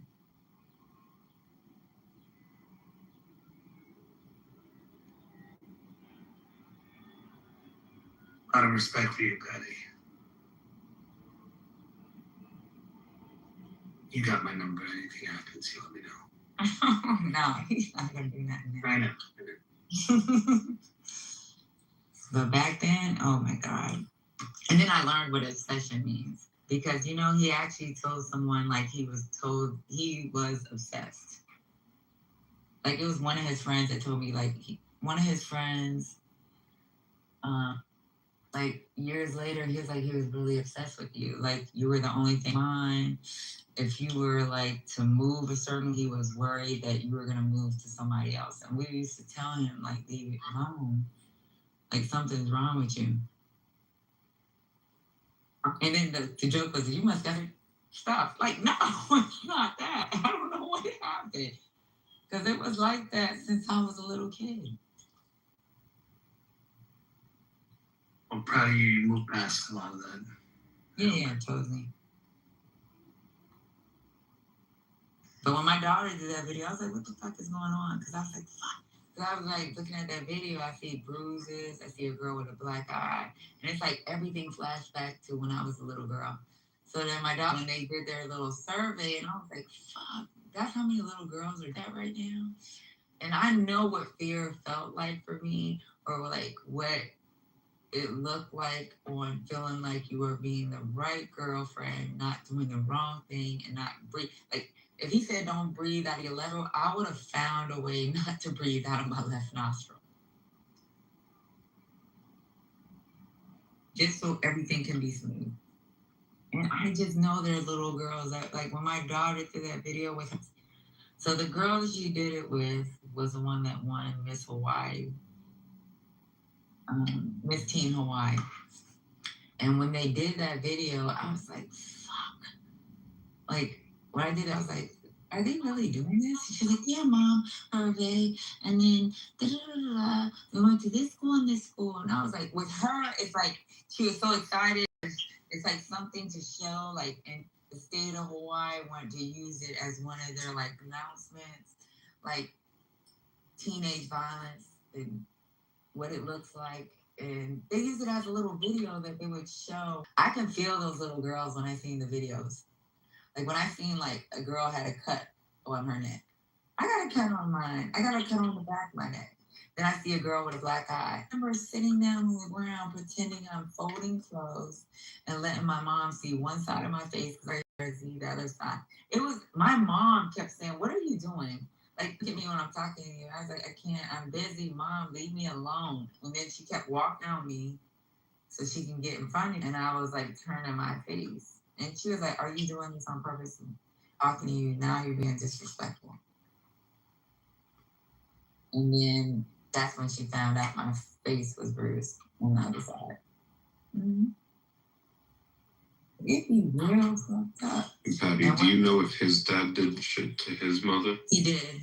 So his mother got beat so bad, and he was as a little kid, and that's why I was like, damn, you should have been protected. Like as an adult, I'm like, damn, protected me because you seen what your mom went through. His father poured battery acid on his mom's body. That shit's crazy. And he fought his mom as a little kid, and his dad like down the stairs. So you like, I was like, damn, like you just adopted everything your daddy did. Yeah, I'm sorry to hear that you had to go through that. I kind of think it made me stronger because now like I look for things and it makes me closer to my daughter because it's like, I want her to be happy when she becomes an adult, but like I look for stuff now, stuff that my mom didn't look for because she didn't have to go through it with my dad. It's crazy. I was raised by a single mom and an older sister, and I just couldn't imagine like ever disrespecting. Like that's just like it, because of how I was raised by two women. It was like my obligation is to be a simp first, if anything. You know, like I'm the guy who got into a fight because I saw another guy push his girlfriend at a fucking 4th of July party, and I stepped in to try to tell him to calm down. He swung on me, and I had to fucking fight him. So it's like, I don't even, when I hear stories like yours, I understand that there are men that do that shit. I just can't understand why. Yes, it's crazy. And you know, I love my parents because as much as I am, let me tell you how crazy it was. When I was spoiled for it. I can tell you that I know I was spoiled. Because when I told my parents, like, he's coming to the house, Mom, and she'd be like, he's not. And I was like, yes, he is. Or I'm like, I'd be like, it's not fair. You're not doing this. You don't love me. I used to tell my dad, you don't care about me. And then be like, okay. So this is what we'll do. Like, everything was like, what we'll do to make Patty happy. And even in the end, when they found out I was getting my ass beat, like my dad wanted to kill him. Like my dad wanted to murder him. Like he couldn't eat around me or come around him or he couldn't breathe. You know, like with Mom, because she developed a relationship with his mother, my mom would be like, okay, I will talk to you, but please, just maybe she'll talk to you. But my mom actually was still a relationship she built with their family. But my dad was like, fuck they mama for staying with somebody. Like my dad said, why the fuck is you talking to her? Like the mother, and she's like, well, this is what's going on. She's trying to, my dad, he's like, I don't give a fuck. Like when my dad knew what ended up, when my dad already knew what happened to Mom. So my dad said, she raised that piece of shit, son. And he didn't fucking go the other way. Dad hated him. My dad wanted to kill him. But my mom like tried to keep the peace between the families. She tried to keep the peace because she wanted me to be happy. One thing I do, but another thing too, is I give her Like, I give her a lot of fucking guilt because I used to be like, you are part of the problem. Like, you could not, like, she always allowed me to let me be around him after she found out I had a black eye.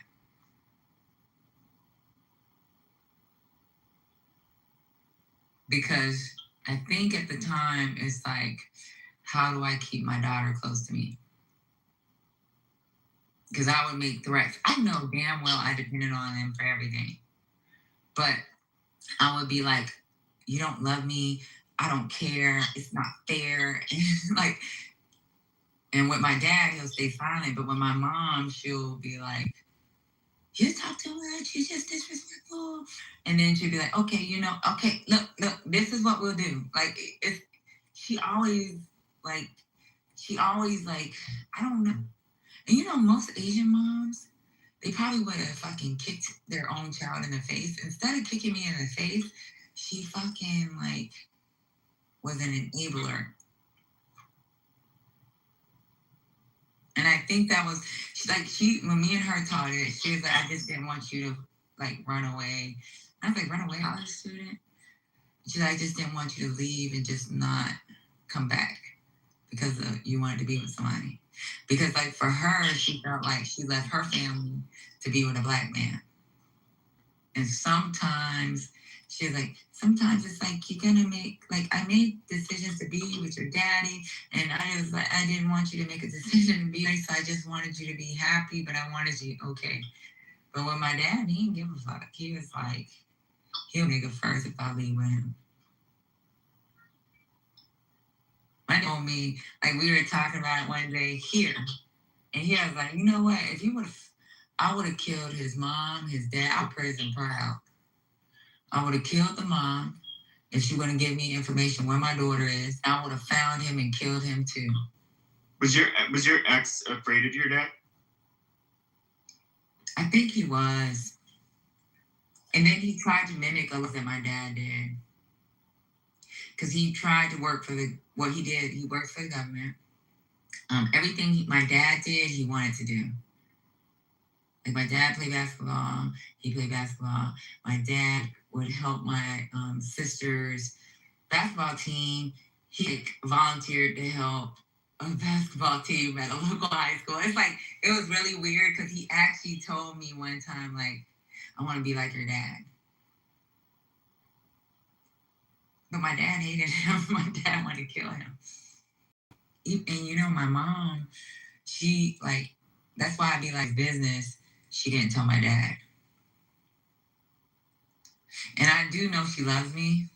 I just think that sometimes you can love your kids so much that you just do dumb shit. And I won't do that with mine. Because even though my daughter, I would tell everybody on her ass because I know what enabling situations look like.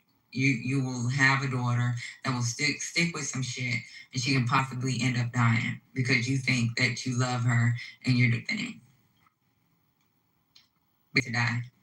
And I don't never want my kid to be in that situation because up until that moment, there were certain things that me and mom kept a secret because she was trying to respect my space. And I don't even know what respecting space looks like.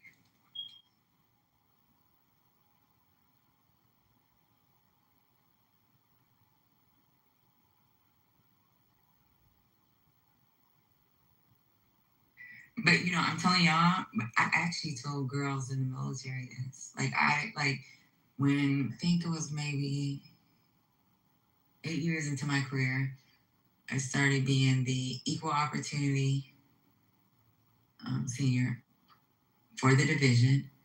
And then they started this thing called SHARP, which is Sexual Harassment Assault Response Program. So we had to do these classes and all this reading. And then I started using my story so they can understand. Like, I would show them my scars that I have forever, that'll never go away.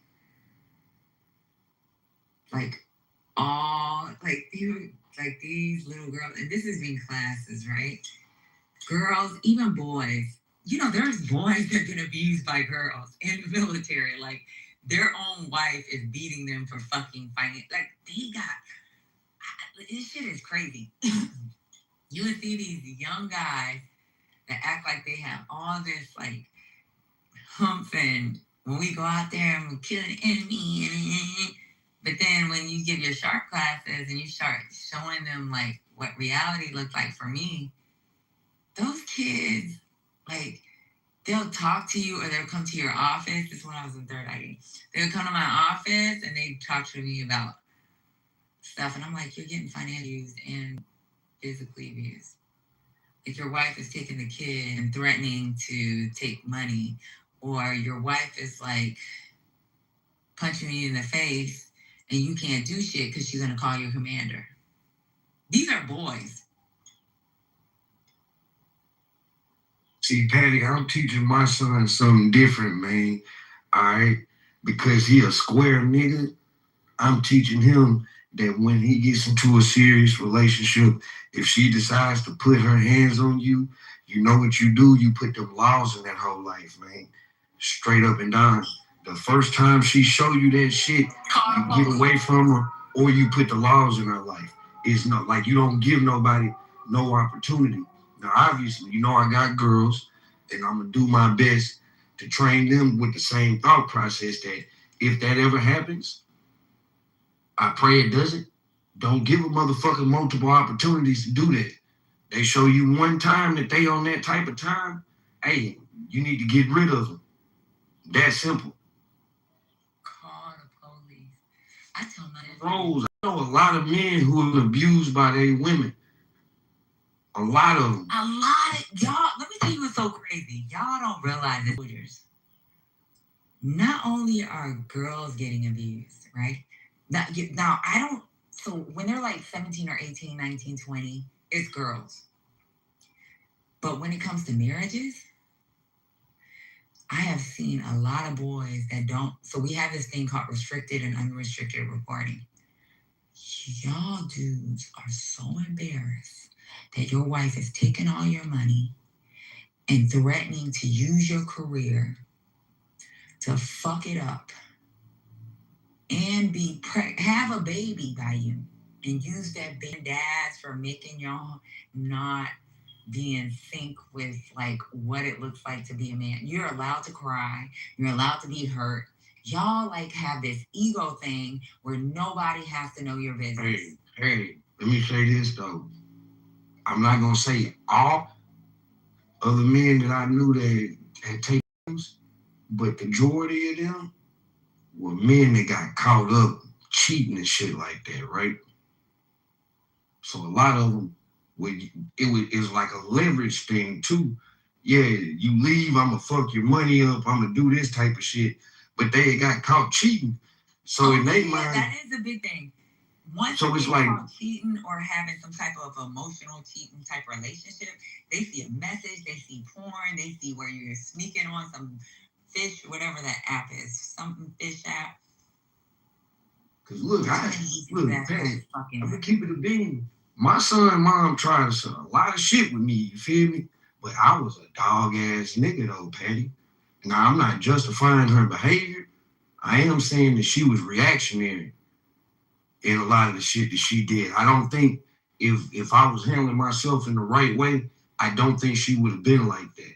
But nonetheless, it was a moment that happened where I knew if I stayed with this woman, hey, it wasn't gonna be good for neither one of us.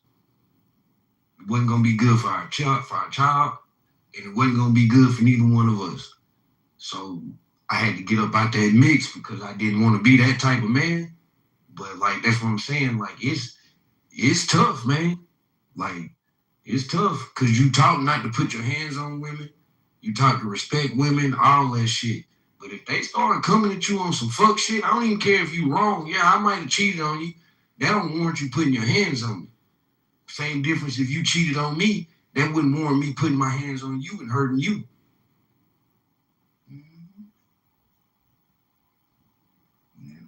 But you know what? I'm glad you said the cheating thing because the problem that I had as the equal opportunity and the SHARP advisor SHARP is sexual harassment assault response program for the military, where if you've been raped, assaulted, the problem with men is Like, say for example, your wife got some leverage because in the military, if you cheat, that's the end of your career. So if you were caught on these these damn internet dating things, or they might have been looking at a lot of this goddamn porn and fucking like messaging, the like live porn and certain things. These girls capture that information off their computer. So like I'm in those situations, and then what would happen is like maybe one or two boys that'll come to my office and maybe don't know what to do. Can I say something that's off the will do? Or the military period is to be like, okay, if you say it's off the record, unless he tried to kill her or he put his hands on her, that's when you're gonna have to report. So wait, you could be discharged for cheating on your wife? Yes. Adulthood is this. Why? Adulthood will fuck your career up. You know, I think the military would probably get more grace if we knew that, because it's like we've known about don't ask, no tell, don't ask, don't tell, and how they treat homosexual people. It'll make you feel like that they biased towards like, you know, whatever. But if you was to know, I ain't never knew that. Patty, seriously. It's an article of DC and Jay. Brad will tell you that. I will say this. You know when the rules changed, even though y'all hate Biden, it was under the Biden administration. He actually said, if you can prove a legal separation, and he had the meetings with the guys that changed what the regulations look like. If they can prove a legal separation, whether they moved out the house and don't have the paperwork, they have to stay out the house for at least a year. We're going to have to treat them like civilians. They can have a relationship, they just can't be married. No, not married. They can't get remarried.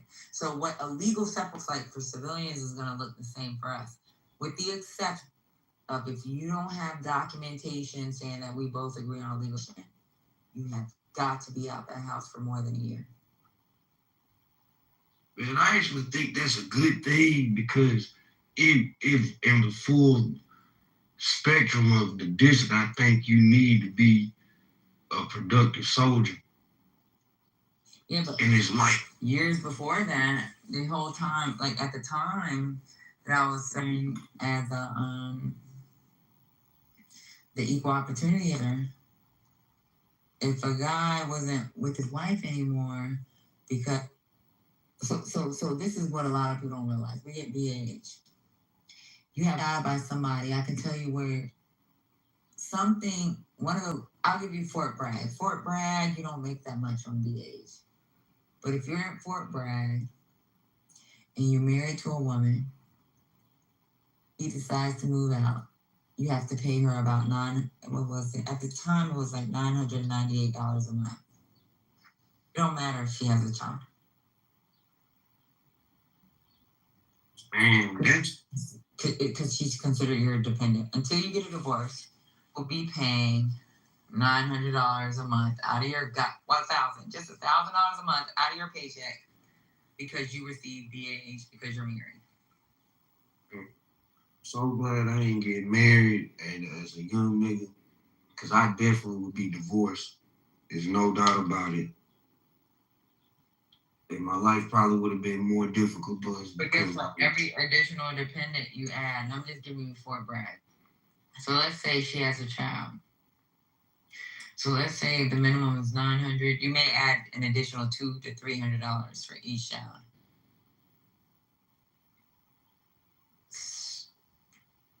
And that cheaper to keep it, the logic is true, but it's like taking outside the military, boys got to be. I don't think boys really understand like what they when they get married. If you gonna be a nigga that continuously like cheating on you, like I can't not. I would like to believe that at my age now, if I get in a relationship, whether it's that or if I had any inclination that was no issue, I ain't getting married.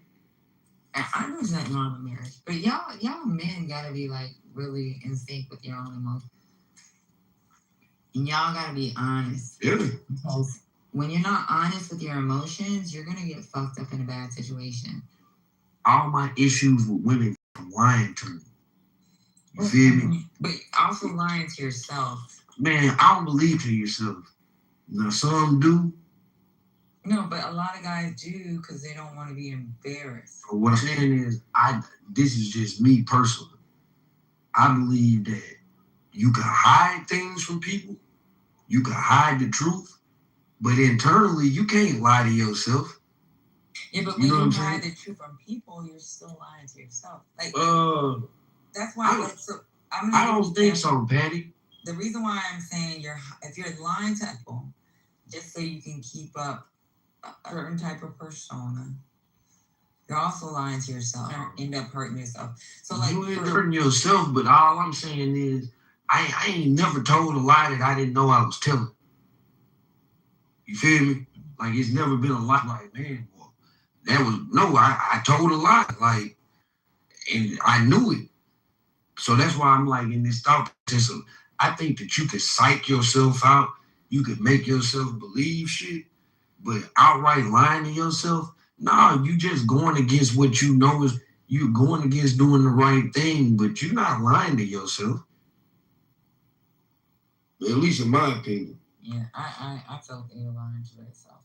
Because a lot of those dudes, the only reason why they said something is because, say, for example, quarterly training, when you're like teaching them like looks like and why this shouldn't happen, and you're doing the exercises. Then you have a guy or two guys for that quarter come in and be like, I don't know what to do. And then if she's not living with me, she has a boyfriend, but she can have a boyfriend because she's a civilian, and this is what happened. And they have like, they will show you financial proof. For me, financial abuse is just as bad as physical abuse. So you'll have financial abuse. You'll have, they'll show me messages of, I will fuck your life up if I see you with another girl while I'm fucking your baby. Like, I've seen crazy shit. And the thing is, like, even when, like, say, for example, if we did an investigation, like, I know of 2 investigations that we did at Fort Benning. Of those 2 investigations, when you look at how, because this was like deep shit, right? Where this little girl was fucking the guy's first sergeant.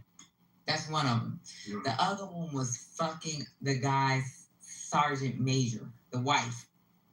So when you look at the information that was coming out from these 2 little investigations, it's like the dude wanted to be, y'all want to be strong in front of your friend. Because when you talk to the friends I didn't know that because we were still going out to the club together. You know how they was going to the club together? Oh, he didn't really talk to girls when we went to the club. So that should have been a sign. But then come to find out the dude's going to the club because the wife is fucking somebody else because she on his ass. So not only is she maybe getting another check from him and she's staying in another apartment. Yeah, that's a bad look. The military, I'm going to say this. I gave them some credit. Hey, when you put human beings around each other in close confines and women. But the ego too big. You know what I'm saying is the idea that some baby ain't going to happen. Like, I put it like this. You ever worked in like a call center customer service setting? Probably not, because you've been in the military since you was 18, huh? Since I finished school. Yeah, okay. So in these call center settings, I'm gonna tell you, it's like this. It's like an office. You feel me? Where it's 10 people in the office, whatever. It's a larger call center. You might have 200-300 people in these call centers, and y'all working together all day on teams. You start and you hear the term wife, you know what I'm saying? Young lady that want to make sure you eat every day. I mean, it's just easy to fuck them, dog. Look at this app, Patty. I know you done heard stories of people, whatever. You get people in confines with each other, sex is going to be had. And the military ain't no different. I done heard so many stories from actors in the military about how some women is. What do you think? They be on ships in the Navy for months at a time. What the fuck you think gonna happen? Like, it's so on that end, I guess it's like the discipline they expect of you. But man, people was freaky to the motherfucker and did they scandalous. Yeah, but girls ain't afraid as hell. They don't care if you are gonna fucking rat their ass out. And I think that's where our superpower is. Like, when it comes to girls, you start fucking with their money, you beat them up enough.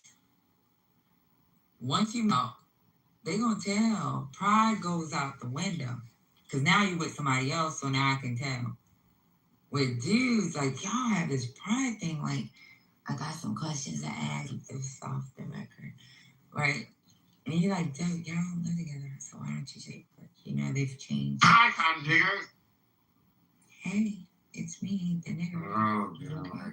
Ron ready to do y'all sleep, man. Stop it, Knuckles. They're having a serious conversation about abuse in the military. Give them a... It's not only in the military. It's mostly Black Americans doing it. Is it? You know what's so crazy? Beaver, Pay, Himothy, Mike, one of y'all do the right thing. Let Patty finish her thought. Do the right thing. Everything that I love, you know who the ones that's being hurt the most is one. Like, y'all ego super big. A black dude, what we've had issues with, a black dude to go call his sister might do somebody. You know who been holding up their ego, still trying to be a high, I'm that dude in battle and I have a high PT score and I ain't got nothing going. It's white boys.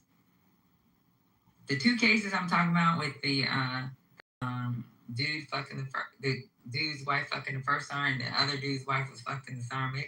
It was white. It was high. I don't know why people think like dysfunctionality or dysfunctional behavior is limited to like, yeah, I know we get it. Maybe more like certain things is more accepted crime wise, whatever, than maybe you gonna see in a majority white community. They gonna be doing this fucking man. Well, the problem with black dudes is where y'all get in trouble is y'all have called a cousin or sister to fight the girl that's shitting on y'all. So then once y'all get under investigation, that's when all the information come out. That's why it's like, man, you just recommended that instead of the men beating the women for Don't bitch. Man, you got to be a player. How about we have the problem in the first by being more selective with who we recreate or procreate with. But that's not like really. But I don't think people realize when they get these relationships how their partner's going to be up and they're already emotionally attached to them. Well, the thing is though, Pepe, from a man perspective, and I generally don't like to speak for men like this, but hey, if you gonna come, you know, you not coming to righteous approach. You know that you just trying to have fun and fuck on something. Hey man, a real player give a woman the opportunity to decide if she want to do that. Like that's what it ultimately be. Motherfucker be selfish. Motherfucker get a woman the ability to say no to the situation. Because most women in their right mind ain't gonna accept a situation that says, hey, I talk to you when I want to have sex with you. Like, I get that. But if you deliver it the right way, you just might come up on one that is on with that situation. And in my experience, ain't more women that want to operate like that than would admit it. It's just how you present it to them. So nigga ain't gonna, most of the time niggas is better with lying than they is with the truth. Cause the truth ain't really work for them when it comes to women. You hear what I just said, Patty? My only issues with women that came from when I was lying to, like seriously. Cut that shot, and I ain't got no issues with no women, cause what? I don't need you for shit. Why I got to lie to you? But y'all be lying. Nigga be lying because I'm telling you, it's out of selfishness, Patty. That's it. Or if you just a liar, now you can throw that out there. There's that. Some niggas is just liars. But like when it come to say I see you, damn Patty, fine as fuck. You feel me? I know I'm talking to a couple other things. Maybe I ain't gonna tell Patty that I'm doing my thing. I'm gonna let Patty think that I'm really into her, but I really just want to fuck. Because I know Patty ain't gonna go for that. But you got to ask yourself as a man, is it worth what happens? The recourse? What if Patty, what are you, a damn fool? I totally agree. And I wish more heterosexual men. You fuck with men. No, but I also talk to women. And so, because literally. Oh, I don't know about that. No. What I mean in a friendly way. Okay. Like, so, they said to me, that's what it is. Like, but JJ, how many girls do you know, since you get to talk to these deep conversations? Why he always shows up and he seems innocent. How many girls is getting their ass beat? They've been fucking sexually assaulted by their own friend, husband, or really, really sweet, and that has a really soft. But like, two different things. Like gay men, I feel like women confide in gay men in if they would not with straight men. Almost like how that's what I'm saying, Pepe. Because a lot of times there's two different things, right? Like there are women who put up with abuse and things like that, which is problematic. But a lot of times, I know this to be true actually, because there's women who will put up with abuse, but their like red line is cheating, and like this, it's kind of fucked up. But that's why I say for the fellas, I can't. A lot of times I can't really, because sometimes be like, oh, I'm always on the wicked side. No, I'm like I'm on the side of what's right, and I'm like you cheating on or if you lying to a woman, if you're not being honest and forthcoming. Just because if I'm honest and she's not gonna fuck with you, well then when you get to Jasmine Sullivan, bust the windows out your car, you can't say shit. And don't be calling her crazy because you put yourself in that situation and you was just being selfish about it because you just wanted to fuck. And then now when she is responding to your deception, then if she's some kind of nutcase, no. You created that situation. You made that bed. Now you're in it. Okay, so hold on. I'm happy Rob said. Hold on. I do think some women are troll. I think some women are crazy. Some women are violent. That they solve their problems with golf club or a baseball. Like these women that threaten to hurt people because they need to be checked. But Monica, for me, and this is just for me, when Rob brought up it was the cheating, that's where I may see they bust out the windows in their car. That's where I see they may have spray painted, fuck you, he's a whore, he's fucking Michelle and Monica at the same time. I've seen Don't put my name in this, Patty. I'm just playing. But I'm just saying, like, that's when I see, like, the crazy.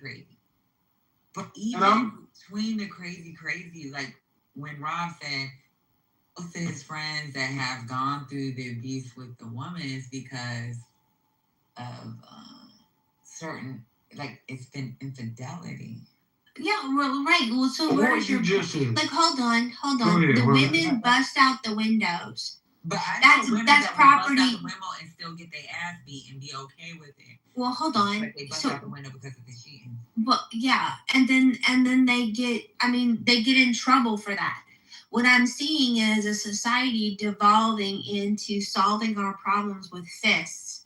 And I see a lot of people condoning violence. Well, they deserve their ass beat because of look what they did to me. Well, they likely deserve their ass beat, but if you're the one doing the beating, you're the one going to jail, and it's stupid. Why risk your future because you made mistakes in the past? Because you're thinking in the moment. As I just walk out the corner store. How can we help that? Well, look, we can say in that's those dumb. moments, Don't in do those it. moments, But you can Monica, say a you're lot gonna of shit have is your dumb. moment to a point. And some women, it may a man cheats. Or was it you or was it AJ? One of y'all said something about if a man cheats. Yeah. But the reality is, though, and it's interesting, I've heard psychologists talk about this, like when you hear about, there's one case in particular where this guy basically ended up shooting he had like a toddler and a young child, and him and his wife were fighting, and he ended up basically putting a gun to both of the kids' heads, shooting them and shooting himself in the head. He lived, though, and he's on death row. But it's like, what causes people to get to this way? And it actually has a breaking point where they will do extreme shit. Apparently, that's something that exists in almost all of us. And Y'all got a point. If you think about, think about this. Sometimes I would explain this to women like this. Rob, let him finish. Oh, my bad. Go ahead, man. Oh no, that's all I was saying. Like, you have to be realistic. If you think out your partner's been cheating on you, or there's things where I can understand how a woman would end up losing her shit, like throwing something at you or fucking. Like, I'm not saying that's the healthy way to do it, but And look, man, shit happens. we got a motherfucking violent streak in us. I firmly believe this because it's an adaptation, man, survival instinct. At some point, you feel threatened and harmed. Your reaction is to attack, right?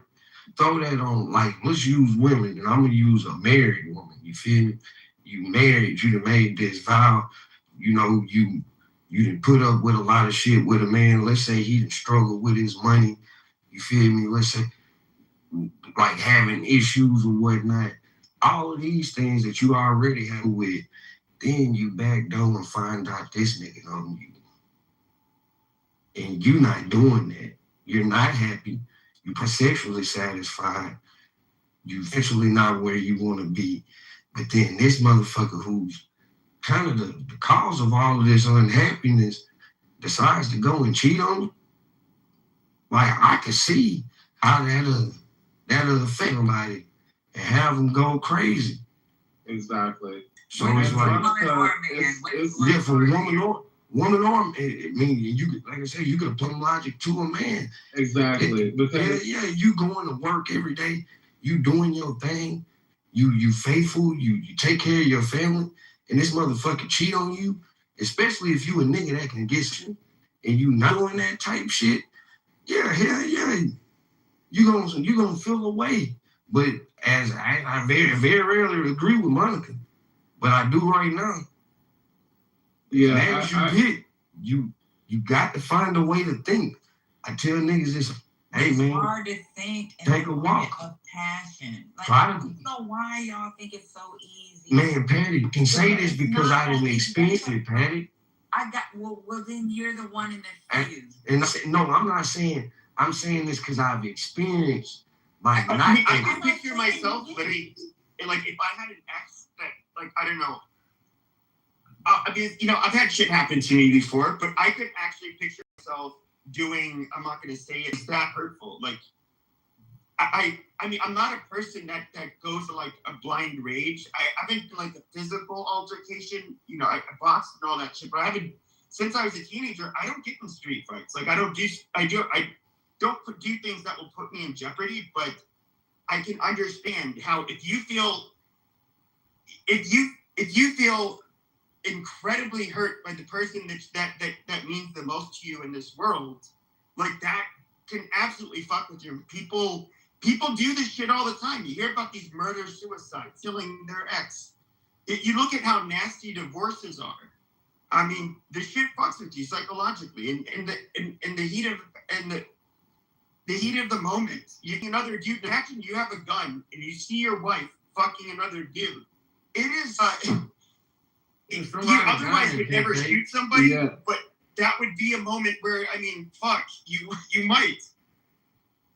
Well, it's a difference. So first of all, not everything that's legal. Sometimes we do this thing. There is so many flaws with the law and what's moral, especially depending on where you fall, in your perception of things is completely, it's misaligned. Like just because something is the law does not make it right. It doesn't make it just. It just makes it the law, and the law changes. So this would like what you said, Monica. Like I completely disagree with. It's like, oh, like a woman or anybody, like if they're doing something that breaks the law, like why don't they think about that? Because at the end of the day, they feel if you invested your time and your to somebody when they know that they're taking that chance and the risk of that was disappointed, having their heart broken. You don't know what kind of baggage and trauma that they're dealing with, and they might have divulged that to you, and then you still fuck them over. Yeah, and if AJ's world, some of these things be illegal. It should be illegal to cheat. To me, that's a love crime, because you're sending somebody. To cheat. It should Monica, be I'm absolutely. gonna be honest with you. I agree with him, JJ. JJ, I agree with you. Because let me tell you what's so crazy about this whole situation. Like, even with you talking about, or was it talked about crime of passion? One thing you can't control, you cannot control what's going to happen. Everybody has a trigger. We don't know if it's someone like, it could be something certain. Like, I've seen and I've heard stories, and then like, we have a database where we actually save Asian-based stuff. Like, reading other people's stories, like we could have enough work as the EO Sharp advisor. I sit in there and like open the database and read stories. Certain people that ended up going to prison that was in the military, certain people that got their wife or their husband locked up in the military.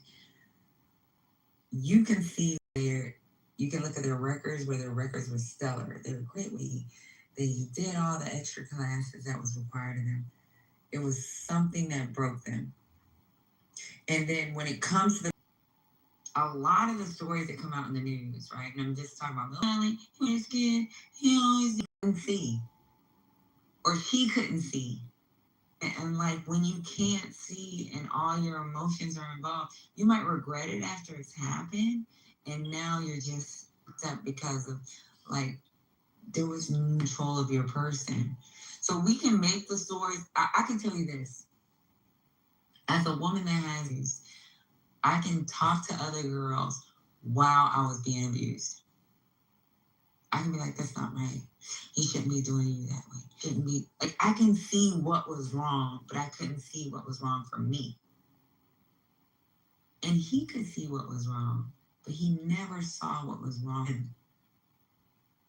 Like that is we understand what wrong looks like, we know what right looks like. We're not able to like make reality for us because in this situation, whether it's boyfriend, girlfriend situation, wife situation, or brother or sister or mother or father, we don't know what wrong looks like for us. We always what wrong look like when someone else is being hurt. Easier to do.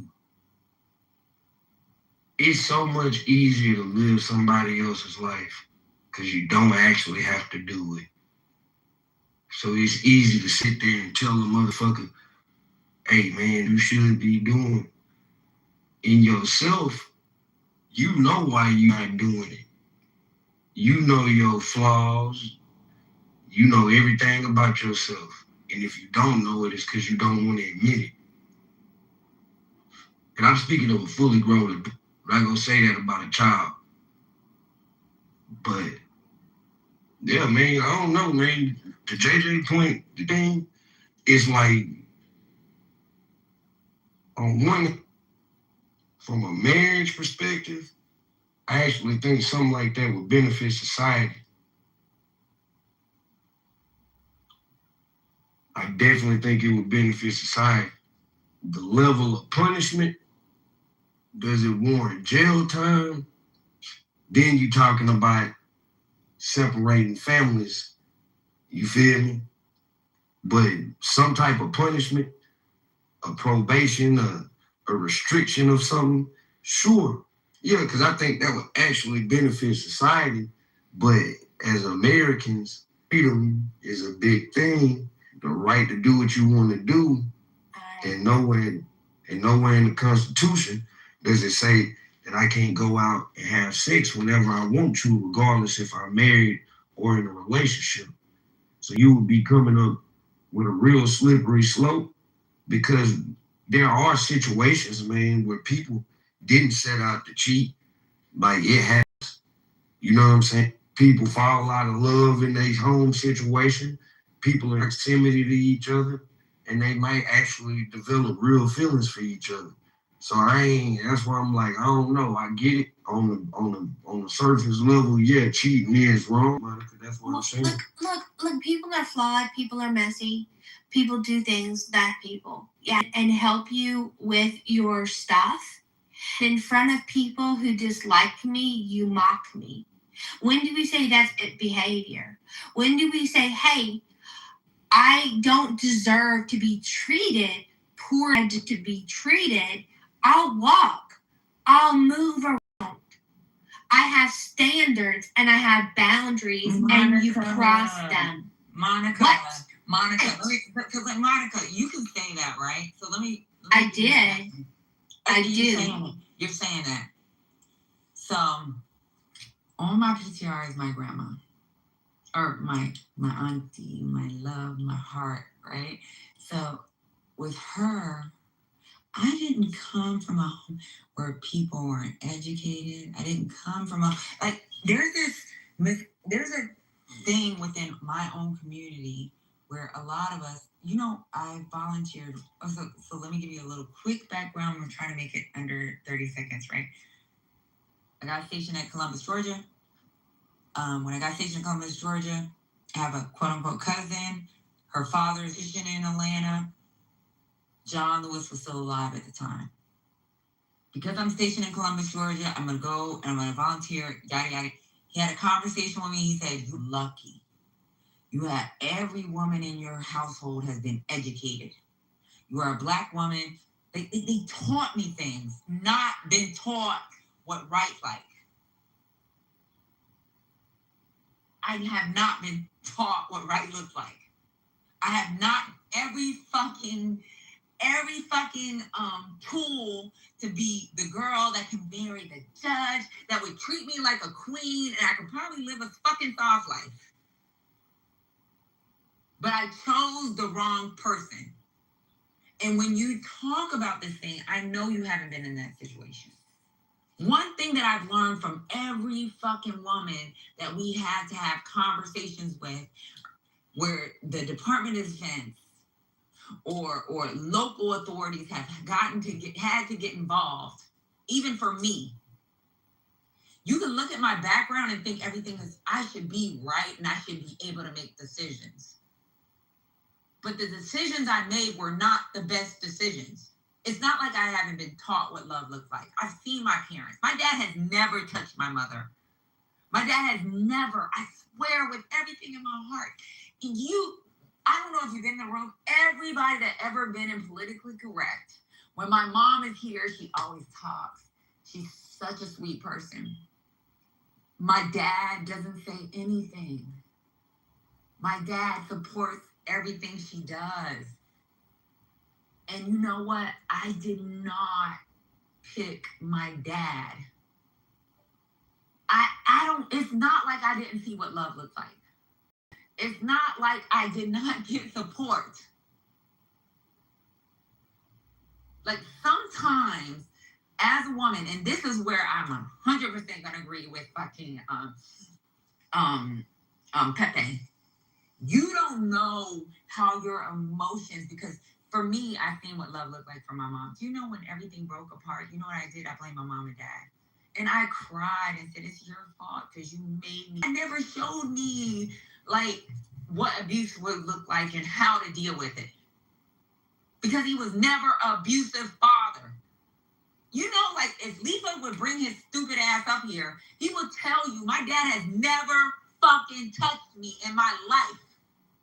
He might have popped me as a kid, but I can't even tell he did that. I've never had a man hands on me. So to Brendan think that I should be able to have the discernment and say that my daddy ain't touched me, my daddy gives me everything. You know, when I wanted shit, it didn't matter where my father was in his fucking his finances. He made sure I had it. And you know what he told me as I got older? He thought that giving me everything would be like the kind of girl that would look for a man that would be better than him. But I found somebody that was worse than him. And I accepted it. Because the person he pretended to be, I always thought he would go back to be that person. So when you say that, oh, we're able, we should be able, no, we're not. I can tell other people like what it looks like, what right looks like. And that's when I had a black eye. I can tell people what right looks like. And that's when he cut me across my neck or cut my chin and made a threat to fucking give me $1.80. So when you say these things, that's not reality. And I'm telling you this from experience. And I have never been beaten by a man in my home. My dad has never, even to this day, has never yelled at me. Even with the situation I had with my dad, with my ex, do you know my dad hurt more than anybody when he found out what was going on? Because he thought he taught me things. He thought that he fucking gave me things to make me be fucking greedy to be with a man that was like him or even better. But I chose someone that was less. So when you say these things, that's not what reality looks like for women that have been abused. Some people may have came from an abusive home, but I did not come from an abusive home. And there's a lot of girls that were like me, that are like me right now, that hide things because they want their home to look like their parents' home. Man, Patty, I hate you had to experience that, man, seriously. And it's like, my 9-year-old, I could speak to her differently now, right? She's 9, and there's a soon-to-be 5-year-old still in La La Land. So I'm not speaking to her like that. But as they get older, I am going to try to put this in their thought process. Don't look for me in no man.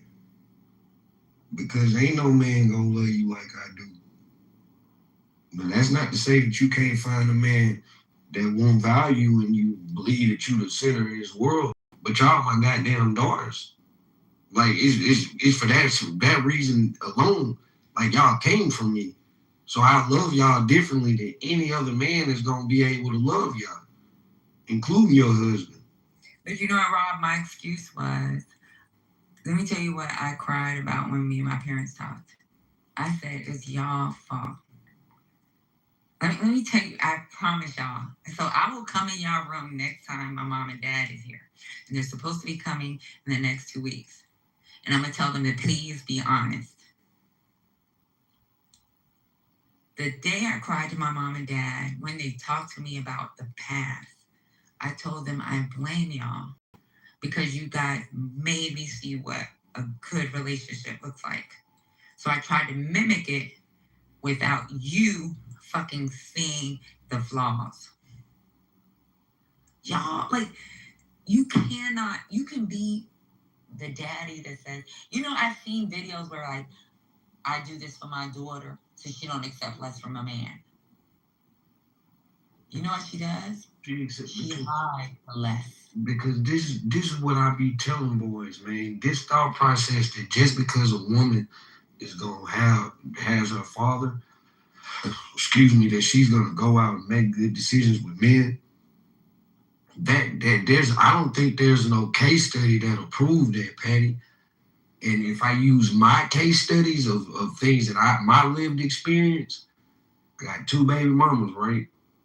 Both of them actually grew up with their dad. My girl's mom, her dad and mom divorced when they were like 17, 18. My son's grandparents are still together. So like my daughter's mom, my son's mom, I remember her having a conversation with me saying that we don't have baby mamas in my family. You feel me? Like that wasn't a thing for their family, like out of wedlock births. So for her to be a baby mama, she felt the way about that. Then when my daughter came along, I remember her saying to me, I thought I was gonna be the only woman that had your child. So now I gotta share that, and I don't. And she didn't take it well. Like to this day, she still don't. I ain't saying she don't acknowledge my daughters, but she don't really. She just speak to them, but it ain't. You know, I know what it is. You feel me? Like I know what it is. Whereas my son, man, he go to my daughter's mom's house, her mom's house. He go to that because they love him like he a part of that family. Say that to say that, man, when we humans, like if we not dating our motherfucking parents, like that shit is just fucking mind boggling to me on men and women's side. I got a bullshit ass mama. I don't give a fuck how nobody feel about that. Like I say it to her face, I don't give a shit. I don't even know where my mama live at. Like if I keep it a beam with you. But like ain't no way in hell I'm gonna put the fact that I got a bullshit mama and put that on women. Like that's my mama. Like ain't none of y'all my mama. And I don't understand how people can't like separate these two. Yeah, you can see images. Yeah, you wanna my parents were married 40, 50 years. That's ideal. But that ain't you. That's all I'm saying to it, man. I ain't trying to people using that thought process as to why women make bad decisions and men because they don't have their father around. Ah, man, it's more likely that they just dealt with some fucked up people. I hate to say it is what it is, but that's more than likely what it was. Pat, ain't no way in hell you set out to meet no man on that type of shit. So I'm not gonna fault no woman for that. Lynn, what's her name? Thin line between love and hate. Yeah, I ain't fault no nigga that, you know, this shit happens with crazy ass fucking people. Where y'all at, man? Pepe, you still in here? It's the first time I ain't insulted you in a long time. You little bitch.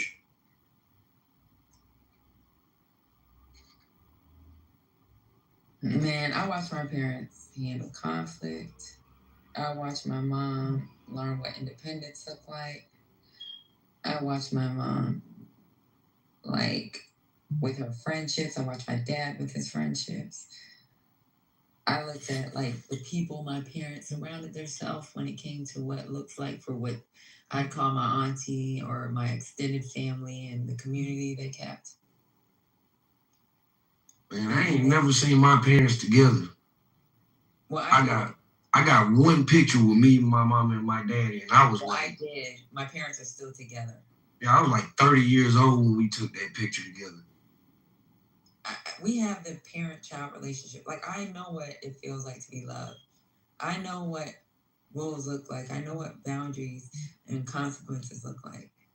But one thing I will say, like, I think my parents let us looked at conflict for them, and they didn't explicitly teach us what consent or our own personal boundaries were, or like what emotional regulation looked like. Like when I said, like, sometimes if I didn't get my way, my mom would be like, well, we'll figure this out and we won't talk to daddy. I didn't, and that's part of respect, right? Or recognizing what abusive behavior looked like. Just because she wanted to satisfy and keep me close. And even with her trying to keep us close so I wouldn't like fall away from her, that's still not teaching your kid how to learn what independence look like what a healthy relationship should look like. I don't know how you do that, because when you're talking about this whole love experiment, man, especially that young volatile love, 19, 20, 21, 22, 23, that type of love, that's a different type of experience. So yeah, like, again, like, we want to assume that we've raised our children right, or you've been reared in the right type of environment. But like, that might not be the case. Like, when everything's like laid out for you, and I'm not saying that you should be putting your kids through unnecessary bullshit, but when everything's laid out for you, yeah, you're not learning how to deal with obstacles, whether that's in relationships. Yeah, but so for me, the only thing I'm saying is, like, when I was saying learning independence, I seen what a healthy relationship, like, as a child, certain things I should have learned when it came to, like, what my limits of tolerating disrespect should look like. What should my toleration level looks like when it comes to disrespect and maintaining a healthy relationship? I don't know if you can put that on no child though, Patty. Yeah, but you have to, because even as a child, what I measured. But you dealing with hindsight, you got the benefit of hindsight. My relationship education is my parents stay together, have a good marriage, like, they demonstrated like what respect, what boundaries look like, accountability looks like.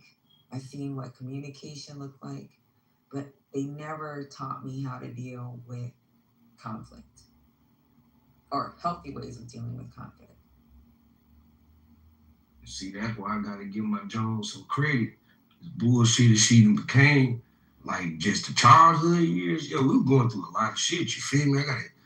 My mom a young mother, 2 kids, whatnot, moved to a new city, all that type shit. But hey, when I be looking back on it, man, she was giving me the motherfucking tools to navigate, man, a very nasty world. And she didn't do it in a way where she was punching me in my face and shit. None of that type of stuff. My mom was a prissy woman, real demure in her behavior, but like, it's bullshit. But yeah, nah, she was preparing a nigga, man, seriously. Like, Hold on, Rob. First of all, McGee, we're not using this as a fucking. She talking about using this as room as a therapy session. No, dummy. We're talking about. They wasn't in I've there. already went through therapy. So guess what? I'm just telling them like what it looks like for kids that grew up in certain situations where they have not dealt with a fucking abuse or other shit. Unfortunately, she wasn't here for when the whites were still in here talking. It's all good, man. Ain't nobody worrying about that shit. Yeah. Go stream some of my music if you want to hear more of me. I don't like that shit. Like, some people don't, like, bro, it's not even about no trauma bonding, none of that. Like, I'm outside of that. And sometimes it does make me tear up that I was just that stupid, right? But that's because I was just that stupid. And Patty, you know I don't give a fuck. I'm gonna tell you why. Cause I ain't as much. I don't know none of y'all outside this house, and you know I fuck with you. You feel me? Like, man, I'm gonna go to sleep in a little bit. I done worked all night. I'm gonna get up. I'm gonna go get with my girls because my boy gotta work. Then we gonna go surprise him at his new job and harass him for a little bit. I'm gonna take my girls back to their crib and I'm gonna go back to work. You feel me? Ain't nobody tripping. Excuse me, I'll be back on this app. More than likely, we're going to be arguing about some politics or some race. Give it an hour. About these weird-ass people. Yeah, They don't be coming on stage, don't be having... This is like trying to let people understand you weren't here for the beginning. Why is you here since this is bitch-ass Pepe's room? Beaver. I fuck with that. I fuck with Mike. Like, Himothy, that's my dog, but I appreciate conversations from perspectives that I'm not like in real life with Same. all night. Like, but I just appreciate other perspectives. Even if I wouldn't be in it like that, I'm gonna keep it a buck with you. But this ain't Pepe's. I don't mind being in the room with Beaver. I married his cousin in Kentucky. Beaver, they cool. Beaver know I'm playing with him. They cool. They be saying some slick shit. They know how to make inflammatory statements. Look, Monica, him. I know they be beating up on Monica. Monica, him, fucking Matt, Mike. Mike done called me a white woman. They and I'm not gonna say Himothy because Himothy don't do that. But they do shit, and sometimes it's just to spark the conversation. And if you don't know how to fight back when it comes to the conversation with them, then that's between you and God. Go read a book. I don't be tripping, man. Like I say, I don't really just interact with a lot of white people. Like I see them, I do work with some. We just got some new bosses that's white. For a whole year I've been over here, all my bosses been black folks. So like, yeah, I don't live by a lot of white folks. Seriously. So this is my interaction with white people on more of a less formal level. Because my friends that's white, outside of a handful of them, man, them motherfuckers is just like me. Them boys grew up with me. So they got black baby mamas. Them niggas is tatted up, and I ain't even tatted up. Them niggas is in gangs.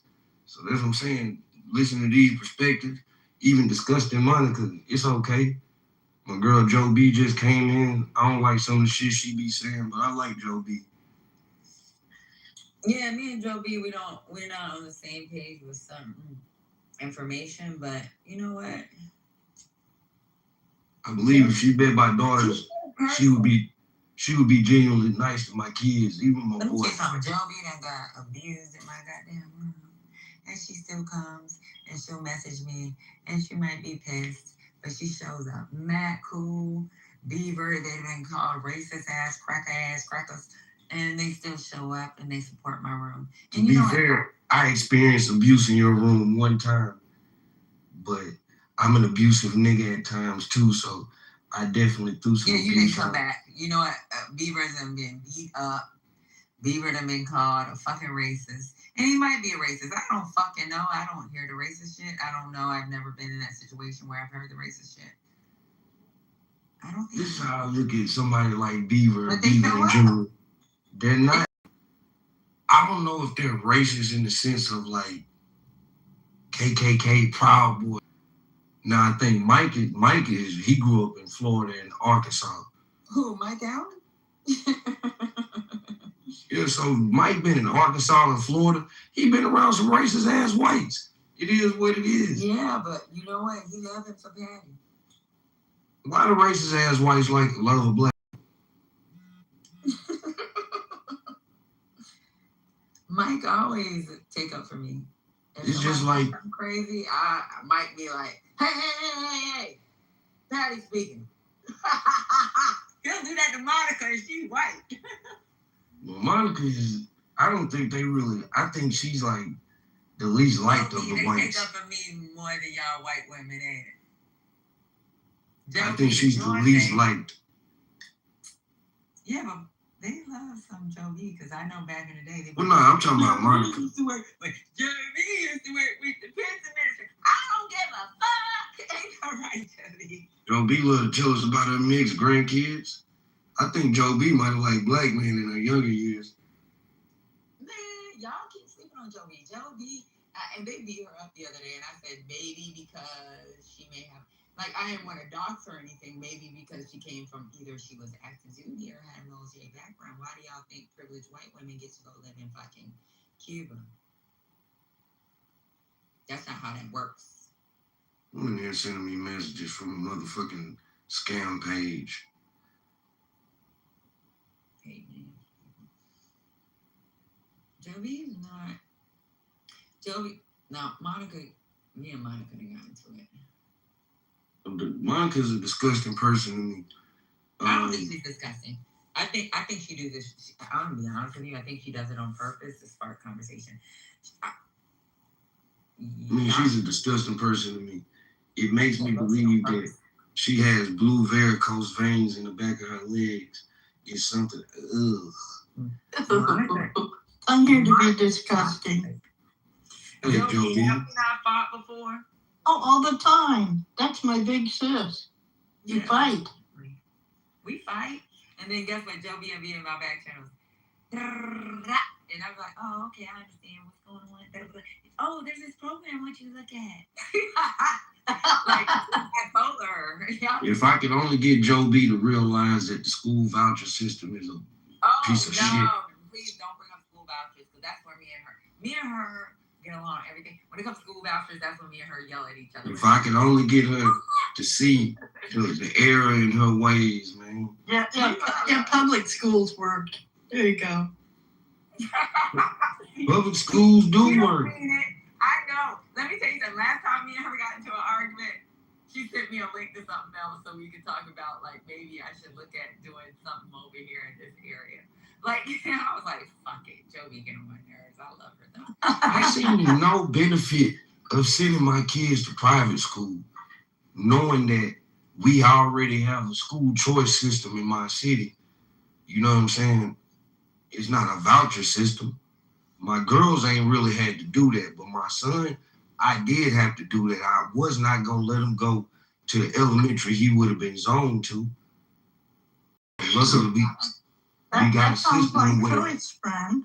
Yeah, that's why I said choice and the voucher system are two different things. The choice system says that if I can get my son to another school and they may have a testing parameter or something that you got to beat, and as long as he meet that parameter, as long as I can get him there, he can go to that school. That's school choice. Here's what Jesus says. Jesus says, you should not judge or point out small faults in other people when you have much bigger faults of your own. And you know what? And I love that. And that's why that's why Joe B and me, even though we fight, we still call each other sisters. That's why I come into this room to support Beaver, Mike, and Himothy. Well, Himothy don't count. That's my black brother. But when Beaver, Matt, when people talk shit about them, is your name Divine? Or Devin? I don't know. I'm not. I ain't never met a non-black man named Devin. Oh, yeah. I'm not black. That's why I said I ain't never met a non-black man named Devin. I've never in my life either. Why not? I mean, there are hundreds or thousands. I ain't never met him. I even seen a white Devin. I seen some mixed Devins. Do that count? What about Devin Nunez? He white. Who is that? He's I don't know, somebody in government, a politician. He's a good guy. I think he's highly regarded. Devin Nunez. Well, my nephew named Devin. My first Devin's nephew. actually a white name, to be honest with you. It's just like, I don't think they actually use it anymore. It's like Irish or some shit, Scottish. One of them. And all these goddamn names is white. If we want to go into that. Yeah, but we don't see that name as like, yo, I had a white girl come and they sent. You ever met a white Keisha? Yes, that's what I'm about to say, Keisha. So I've never met a white Keisha. Wait, so she sent. So like, I have to do the interviews when I was in Indo-PACOM for certain individuals. So it was like, now with the DOD, they don't show your picture. So you get I'll get their ORV, their information, what they've done in their career, and I had to interview her whether or not I was going to keep her on our team. So when I'm interviewing her, I'm waiting for her to come, and I said her name Keisha something. Like, the thing that's really bad is her name is Williams. So her name was Keisha Williams. I just had to Google white girl's named Keisha, and it's a Lakeisha Francis, a white girl. You ever met a smart man named Herman? Ever? No, I know. No, my cousin, man, that boy Herman, and I got a partner, I just seen Herman. They very intelligent. Now, I know 2 drunks named Herman. I never met a Herman. Yeah, I never met a white Keisha. I never met a white Shamika. And she ended up working with me, and her name was Keisha Williams. So when I got her ORB, That's a black name. It sounds Oh, famous. I was like, Keisha Williams. So when I talked to her, she was like, so I was like after working with her for a while, I said, girl, let me tell you something. You know, when I first got down, I was like, okay, where's the black girl coming? And your blonde, blue-eyed, white ass kid. Keisha Williams? Like, if she had a name like Keisha Donaldson or, you know, Keisha Williams? Wait. So this her mother and father put their name together. Like, you know how black folks do that shit too. Yeah. Oh, man, that's great. And the shit that was crazy is her mother and father, and her mother and father, she ordered, and her husband's like, let's just name it Keisha. Y'all have me singing Mrs. Jones in my head. Sing it. Can't sing.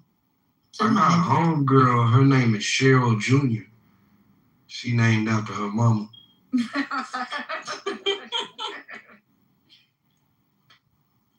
I don't even think I ever heard of a female junior. Me either. Was she They a born cold Cheryl? family. I ain't gonna lie, like, I wish Cheryl would come on this app, man. People would love her. So bring her on. She refuses. She's heard it. Oh, I don't blame her. Yes, I get it. People are toxic, to include myself. I think some other names that some.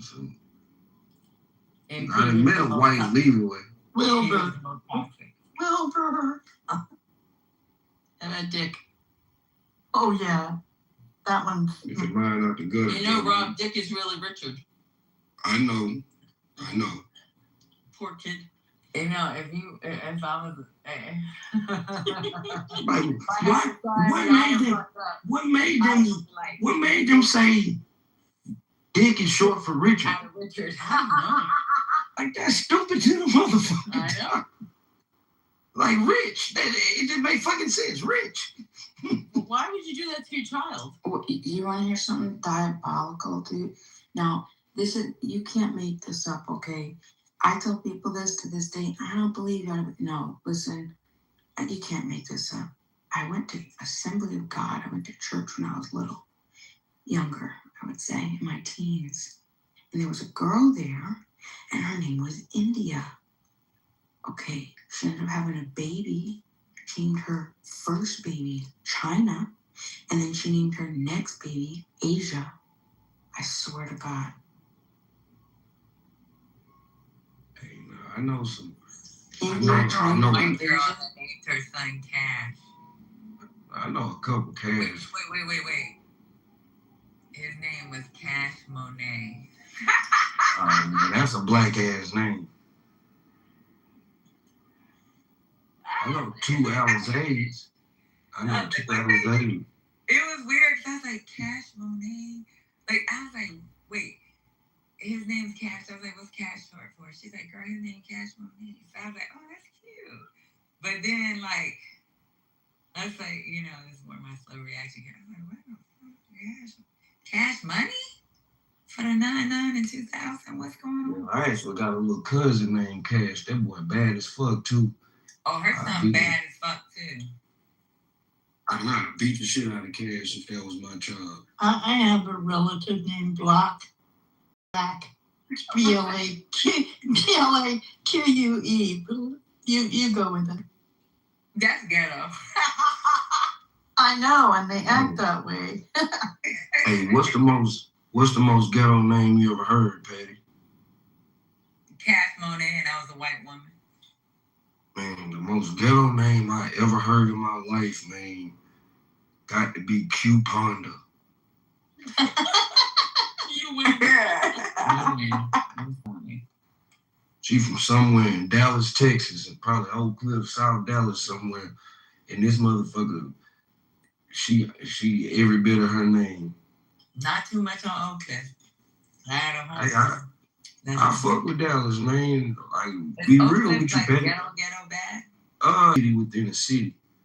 So it got some parts that, hell yeah, man, you ain't fucking around in that hoe. But Did you say Ho? I have a relative named Hormani. I mean, it's supposed to be Harmony, but it's spelled Hor. Well, Joe, one thing you'll learn about people from Houston, Texas, and some people from Texas in general. About Marshall.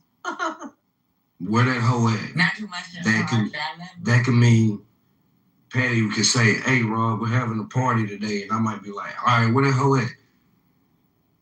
And then Patty could also say, "That was new to me when I moved to Dallas."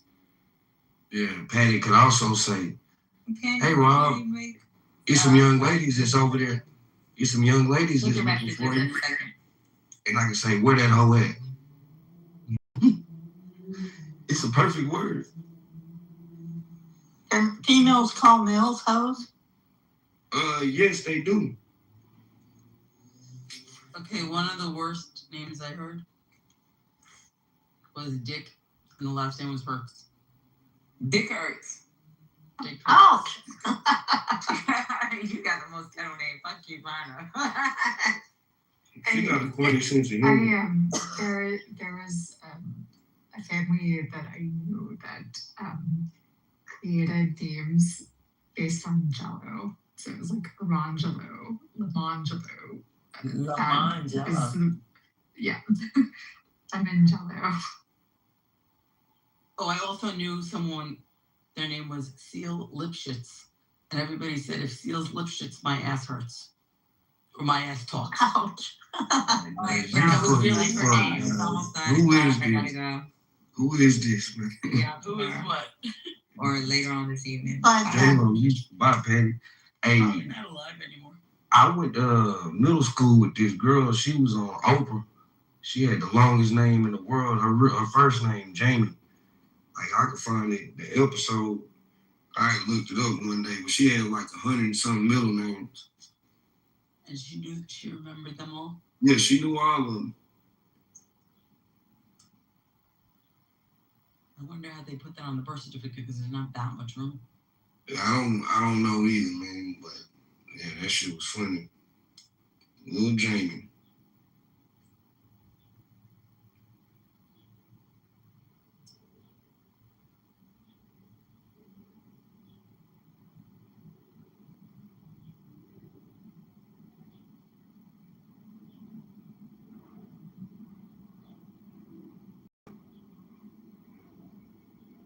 I'm here with my daughter in Culver, Indiana. She's got a dog. Do all y'all talk real baby-like, your dog? Just curious. A lot of people do. A lot of people do in my house. I don't. Maybe I do. And I don't hear myself.